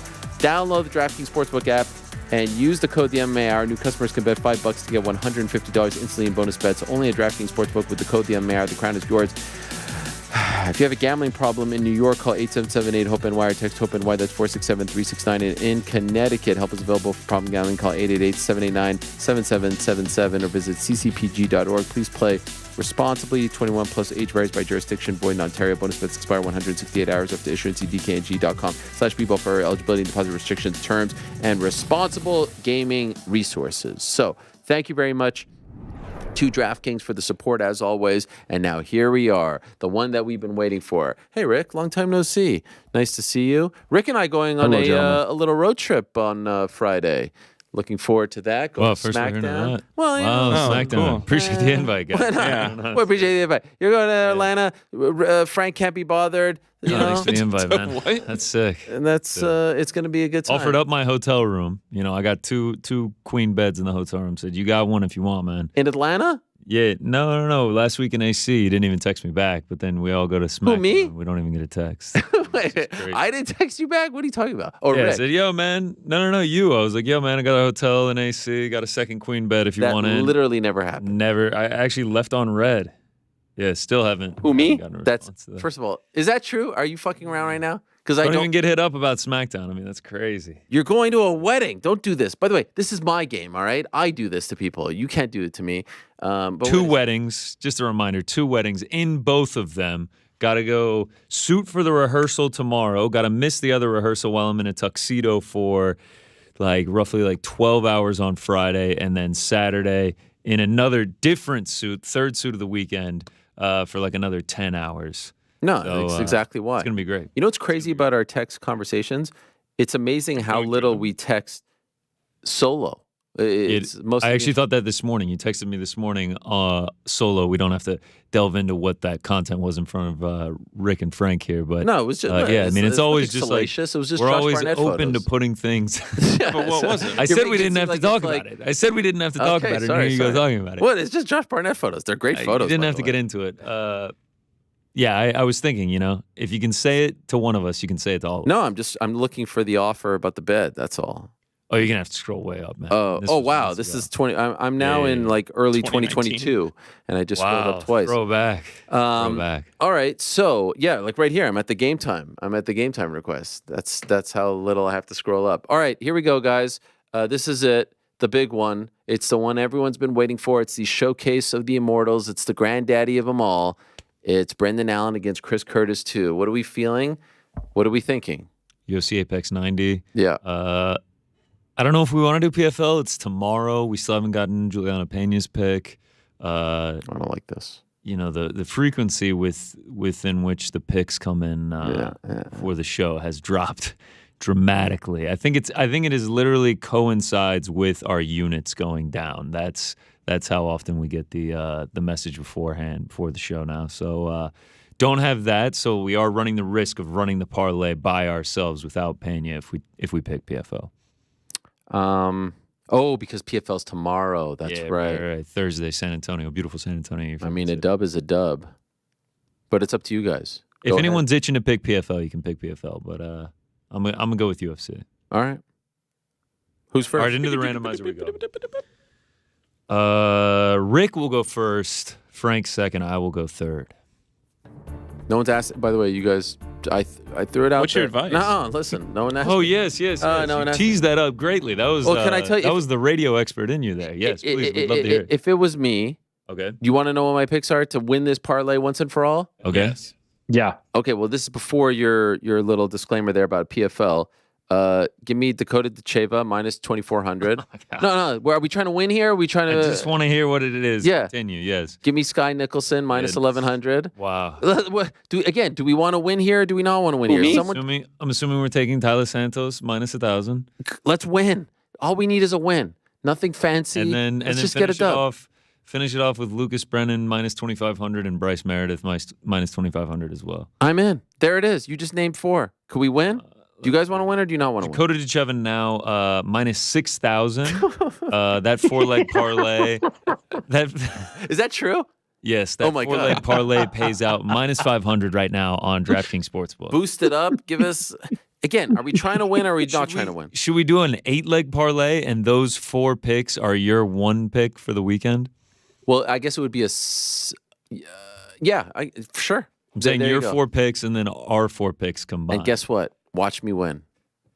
I mean, I would hope you win. A 4-leg minus 500 is that's smart money all day right there. All right. There you go. Leads? That was all the advice? That was it, yeah. Oh, just there was like a couple pieces. Just win. Just win, baby. That's it. Tried. We've certainly tried. Who's up? I think it's Rick. Rick leads. I'm up first. I'm going to take the Ignacio Bahamondes money line. Okay. And what's the line for that? Minus 340. Okay.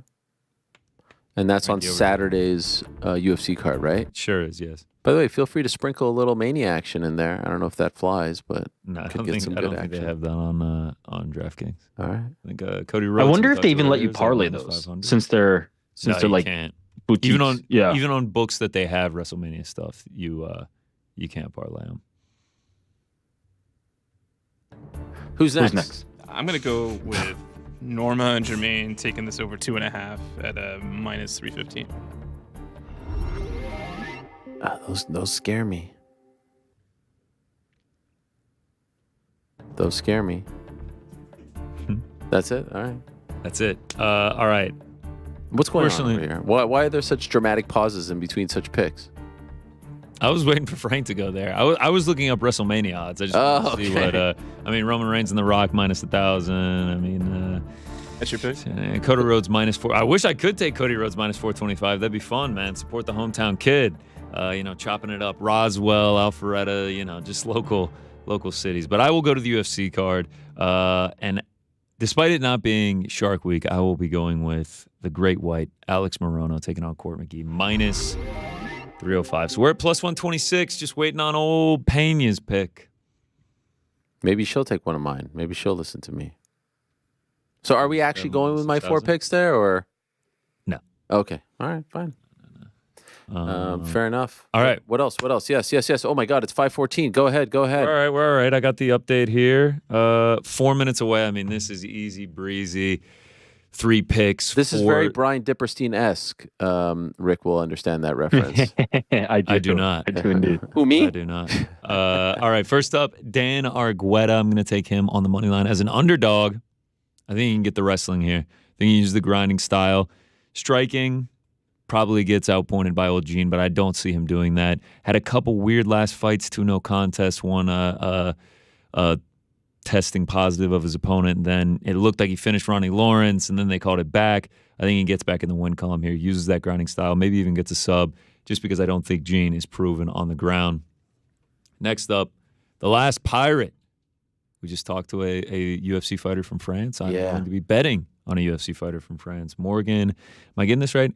Charrier? Oh, you had it. You had it there for a minute. Almost. One more R? Charrier. Charrier. Yes. That's what it is. Either way, the last Pirate, I just like his all-around game. Chepe tough. Fought a lot of good competition. But I just think in every facet of the game, the last Pirate just going to be a touch ahead of him. I think he's more patient, more technical, and I really like the toughness of him as well. Only been finished once, like 9 years ago, so I will be going with the last Pirate. And then a parlay, got to get a little KSW action down, especially big day in French MMA. KSW doing a French show, and they're headlined by very own double champ Saladin Parnasse, so I'll be using him as a parlay, please, and then finishing it off on the UFC card with Melissa Mullins. I think the ground game advantage of her is just too much. and she gets her hand raised as well. And those are the picks. 3 bets. We're Easy. keeping it nice and tight. We're keeping it nice and tight. We got a big week next week. We don't want to give up more units than we have to give more money back to the book. So, any Mania picks? No, I mean, all the lines are just crazy. It's all like minus 500s. I guess if you wanted to take an underdog. Who's the favorite in the main Roman Reigns thing? Cody Rhodes minus 425, Roman Reigns plus. Oh, so they think the story is going to get finished, huh? Yeah, Okay. but last year, don't forget, it was Cody Rhodes like minus 2,000 or something. Wow, And that's he ended up- crazy. Yeah. What was Roman? Like plus 800 or something. Wow. All right. Gunther minus 160 Intercontinental. That's a tough one. Yeah, I think he wins. Against your boy. Sami Zayn. Yep. Yeah. All right. So, yeah, that's the picks. Well, enjoy. Did you and Cody talk about Georgia stomping grounds? That's what I was saying earlier. We were chopping it up. Alpharetta, Roswell, bit of a rivalry. My high school, Yeah. rival to Roswell. We're state champs. They're, state chumps. It was great though. It was great. All right. Well, God bless. We'll be supporting him. Got to support the hometown kid from Atlanta. Hell yeah. Supporting Georgia's own. And we will be doing so for those asking. We will be doing on the nose on Monday. So let me explain as I bid adieu to GC. Let me explain to everyone why there's no on the nose today. Usually we do on the nose on Wednesday. I wrote about this on the Substack. No on the nose today because next week we'll have a regular Monday show, and certainly we'll have a lot to talk about following the showcase of the Immortals and everything else going on in the world of combat sports. The great Tommy Aspinall joining us in studio. Is that good enough for you? I can't wait for that. Big Tom. I'm going to put my hand on his shoulder and see what happens then. Let's see if his reflexes are as quick as John Jones's. So we'll do that show. We'll say goodbye. I will ask you for questions on Sunday because we'll tape a special edition of the program following the live show on Wednesday. I'm not gonna sugarcoat this. I'm not gonna try to, change shirts for you guys and be like, oh, look at us. We're doing this. No, I'm telling you exactly what's happening and I'll explain why. So we'll say goodbye. We'll answer a boatload of questions. It'll be an extended version of On the Nose. And we'll make our picks for 300. And they'll make their picks and hopefully they'll be on a bit of a streak at that point. And so that will air on Wednesday in the usual 1 p.m. slot. It will air on Wednesday. And then you might be saying, because I know how the fans are, you're slacking. You're not as good as you once were. You're slipping. The fall off. Wah, wah, wah. No, not only that, we're giving you a Thursday show at 1 p.m. Eastern, live from Las Vegas. Live from Las Vegas, the site of what? PFL Las Vegas, right? No, UFC 300 on Saturday. We're giving you a Thursday show at 10 a.m. Pacific, 1 p.m. Eastern. And we're giving you a Friday show, both live and in living color from Las Vegas. The Friday show will be at 1 p.m. Vegas time, 4 p.m. Eastern time. So in between the morning weights and the ceremonials, both live, both will with multiple in-studio guests. We'll be doing them from a special location. And both are going to be great. A lot of people working behind the scenes to make this into a success. Also, as far as the channel is concerned, there's going to be a supersized watch party. I'm being told. I haven't been invited. I never get invited to the watch parties, but I'm told there's going to be a watch party. 7 hours, right? Yeah, that's right. So the entire card, right, Frank? The entire card. And that will include, obviously, GC, Frank, everyone. Mike Heck as well. In Las Vegas, right? In Las Vegas. And New York Rick, too? I'll be at the event. Oh, he's still here. Okay, nice. Oh, you'll be at the event. Okay, got it. What about you, Ariel? You going to stop by? Nope, wasn't invited and have other plans. And so, to recap, live show Monday, taped special, OTN, bets, etc. Let our hair down a little bit en route to Vegas Wednesday. We'll solicit the questions Sunday. We'll answer on Monday to be aired on Wednesday in the usual 1 p.m. slot. And that's part of the reason why I didn't want to do OTN today, because that would be quite a short window between Wednesday and Sunday/Monday to answer the questions. So let's build them up a little bit. And then live show Thursday from Vegas, live show Friday from Las Vegas. That, if you're counting at home, that is 4 shows, 3 live, 1 taped. And how dare we do a tape show when, what is it? What do you think it is, Frank? 99.9% of podcasts out there, do you think they're live or do you think they're taped? What do you think? They're all taped. Not all of them. There's some shows that are live. Pat McAfee is live. Le Batard is live. Rich Eisen is live. Dan Patrick is live. What do all those shows have in common? What would you guys say? What's the common theme between the Pat McAfee show, the Dan Le Batard show, the Rich Eisen show, and what is the other one that I said? McAfee, Eisen, Patrick. I just mentioned, Le Batard. Those 4 shows. What is the common theme with those 4 shows? Anyone have a guess? I mean, if we're, the obvious, right? That they're named after their host, their namesake. This is a great idea. I like this idea. I like this idea. This is a great idea. I like that. That feels. They also good. produce eclectic, good content, that they distribute to the masses, and they're not pigeonholed. People enjoy them. They're not being labeled and saddled with the restrictions that who is it that said it recently that like Jazz the busiest. Yeah, that's right. Oh, it was Max Holloway. Can we get the Max Holloway clip? Yep. You love that Max Holloway quote. You love that. It spoke to me. It spoke to my soul. Don't put limits on me. Yeah. Don't put your own limits on myself. We're reaching for new universes, baby. Yeah. We're reaching up. Don't limit us. I've had a great week. I mean, I'm sitting back. I told you this. I'm sitting back. I'm listening. I didn't mean to open that can of worms with Barnett, but like I got Eric Bischoff talking about me. I got Conan. I'm waiting for Cornette. That's the one I'm waiting for. Shout out to Jim Cornette. I'm a big fan. I'm like, if you would have told 1997 Helwani that these legends would just be talking about me like ain't no thing, I mean, I don't know if I would have believed you. Popping. Big time pop. Yeah, not just talking about you, saying, one of one. One of one. Just showering you with praise and it's adoration. Very kind. It's very kind. And then you have, I get home on Monday, and I'm like, hey kids, gather around, and they're just talking about the MMA Hour with Ariel Helwani multiple times on Raw. Damian Priest in the back. Hey Rhea, we saw you on the MMA Hour. Is everything okay? I'm like, what is this universe that we're living in here? That was wild. It was pretty cool. It was to see the TCCU and the set on the Titantron. I mean, do they call it that anymore? By the way, I don't even know if they call it that. Yeah, even though it's not called, the parent company isn't that anymore, but it's still everyone knows what you're talking about. You have the Rock segment with Seth Rollins and Roman and stuff, and then it's like the next thing. It's the next thing. Earlier today, I'm like, if you can't see how awesome this is, how much fun. That's what I would say in conclusion. I'm someone who listens to a lot of podcasts, as do you, Rick, right? I mainly listen to sports podcasts. You dabble in the movie stuff, right? Culture more these days, but yes, as sports as well. This would be my advice as someone who consumes a lot of media and also obviously produces and partakes.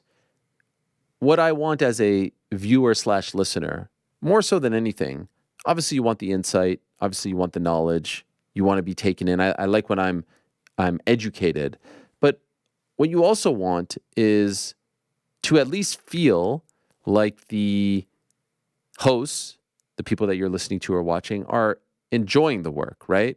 I think a lot of the media, and in particular sports media, it's like, do these guys actually like their job? Do they actually like what they're talking about? And I'll be the first to say, like, at times you may feel jaded, down, it feels stale, whatever.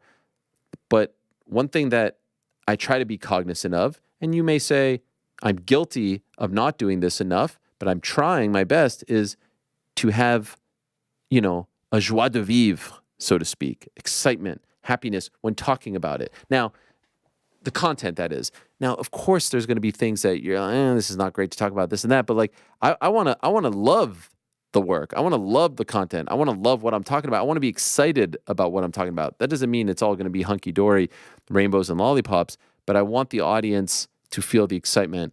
I want them to feel that this is an escape.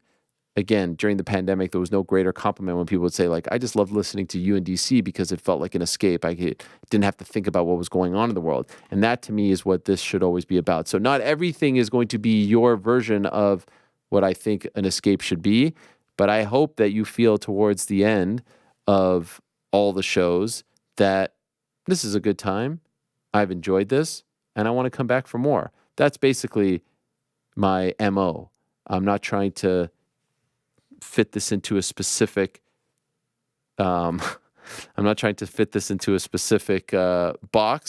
or shoehorn us into anything. I just want to have a good time coming to work, grateful, appreciative, and I hope that you will appreciate that journey as well. The reason I am laughing is because I just got a text from Cody Rhodes and it was a bullseye. And so I feel like that's him kicking me while I'm down. But again, I hope he appreciates that I did the job, that I put him over. I think he needed that going into WrestleMania. And so we are off to WrestleMania. Can't wait. I'll be there with my kids Saturday, Sunday. And then Rick and I on Friday at SmackDown in the Hall of Fame. So that should be a lot of fun. Hell yeah. And have you ever been to SmackDown, Rick? No, only those NXT, the 2 NXT shows for WWE. And then I went to, I went to like one of the like holiday Christmas, oh my God, what's it called when they do shows that are not on TV? What's it called? Like a WWE show that's not on TV. Oh, a super show. Oh, yes. A house show. Yeah. I went to like a Christmas house show at MSG, and then I've been to like 2 AEW events, and man, just like live pro wrestling is incredible. I just really have enjoyed it. Yeah. No, it's a good time. The last one before Mania is fun because, it's the go home, as they say. There's not a ton of wrestling, but it's just like when they put the stamp on the entire card. So that should be fun. And then it's the Hall of Fame. And I couldn't miss Paul Heyman, the legend, the man, being inducted into the Hall of Fame. I am happy to see that the UFC is now giving tickets out to fighters. And I will say this, fighters who are fighting on the Apex, it sounds like people are, I was giving them props. Yes, they listen. Families should be able to attend fights at the Apex. And I see people being like, they can't stick around for the whole card. You know what? If I'm being honest, if my loved one, if my wife was fighting in the UFC, I just want to go to her fight. So, of course, would it be better if they could stick for the whole card? This is a nice step. Sounds like it's not going away. That's a bummer. But stop being so negative. You know what I mean? Like, if your wife was fighting in the UFC, Rick, are you just going to say, all right, I'll see you after the card? No, you're going to go to the back. You're going to go to the hotel. You're going to celebrate or you're going to commiserate. You're not sticking around for the whole card anyway, right? Unless you're the main event. I mean, maybe there's a thought to like the fighter then comes out and everybody can stay for the show, right? Like, so now you're getting crazy. What are we going to have? A whole boatload of fighters there? Let's not get crazy. What is this? Crazier things have been proposed. This is not charity. But I do understand your point. Yeah. Be happy. If you're fighting on the first fight of the night and you lose, you're not sticking around. And if you win, no, you want to go out. You want to go paint the town red. I don't want to stick around. It's like we do this show. We're not sticking around and sitting in people's cubicles and cutting up video and doing God knows what they do here. We're not writing New York Magazine or something. We're going home. We're not sticking around. Same thing. Tomato, that would tomato. be the best if we just got some. All right, so what are we working on, guys? Editorial on New York Mag. All right. We shall talk very soon. God bless. It's been a fun week. It's been a fantastic week. It's been a tremendous week. And I can't wait to see what we do next week. Next week's going to be great. We kick things off with Tom Aspinall, and then we're on the road to UFC 300. So buckle up, my friends. Ain't no stopping us now. Ain't no stopping us now. Anyway, Frank, you can hear my music. Did GC leave? Oh, yeah. Oh, where's the His dedication? Office chair is still spinning from the amount of wind that he picked up. Wow. Where's the dedication? I can show you. See? Look at that. Wow. Damn. You should have done that music like whoop, whoop, whoop, whoop, whoop. Like when like someone just like flies by. Whoop, whoop, whoop, whoop. Oh, yeah. Like Speedy Gonzalez or Roadrunner. Shoop, shoop, shoop, shoop, shoop, shoop. What about Sonic the Hedgehog? I love Sonic. Are you going to go to Bloodsport tomorrow? I'm going. I have an extra ticket. Yep. And SmackDown on Friday. Oh, wow. And WrestleMania on Saturday and Sunday. Then I have to pick up GC from the airport on Monday. Wait, is he flying back on Monday? No. Oh, this makes me wait, but didn't he say 2 weddings? He has 2 weddings, yeah. When are they? Didn't he say this on the air? Yeah, I forget which days. One is a Friday at like 10 a.m., which I think is insane. Friday 10 a.m. wedding? Yeah, like a rager wedding? I don't understand. 10 a.m. He even tried to ask, like, why do I need to be there at 10? He's in the wedding. This is like, I've never heard of that in my life. Yeah, he's been talking about it. They must have gotten a great deal on the venue. Is that so? Like the so the idea we need you there at 10 because vows are at 10:30. Right. All right. Well, congratulations to the bride and groom. Thank you very much, all our guests. Thanks to Cody Rhodes for coming in studio. Thanks to Josh Barnett for coming in studio. Thanks to Manon Fiorot and Al Dig for coming in studio. Thanks to Chris Weidman. Thanks to Maycee Barber. Thanks to you. Thanks to them. Back on Monday, same time, place. Tell us your peace. I'm out of here.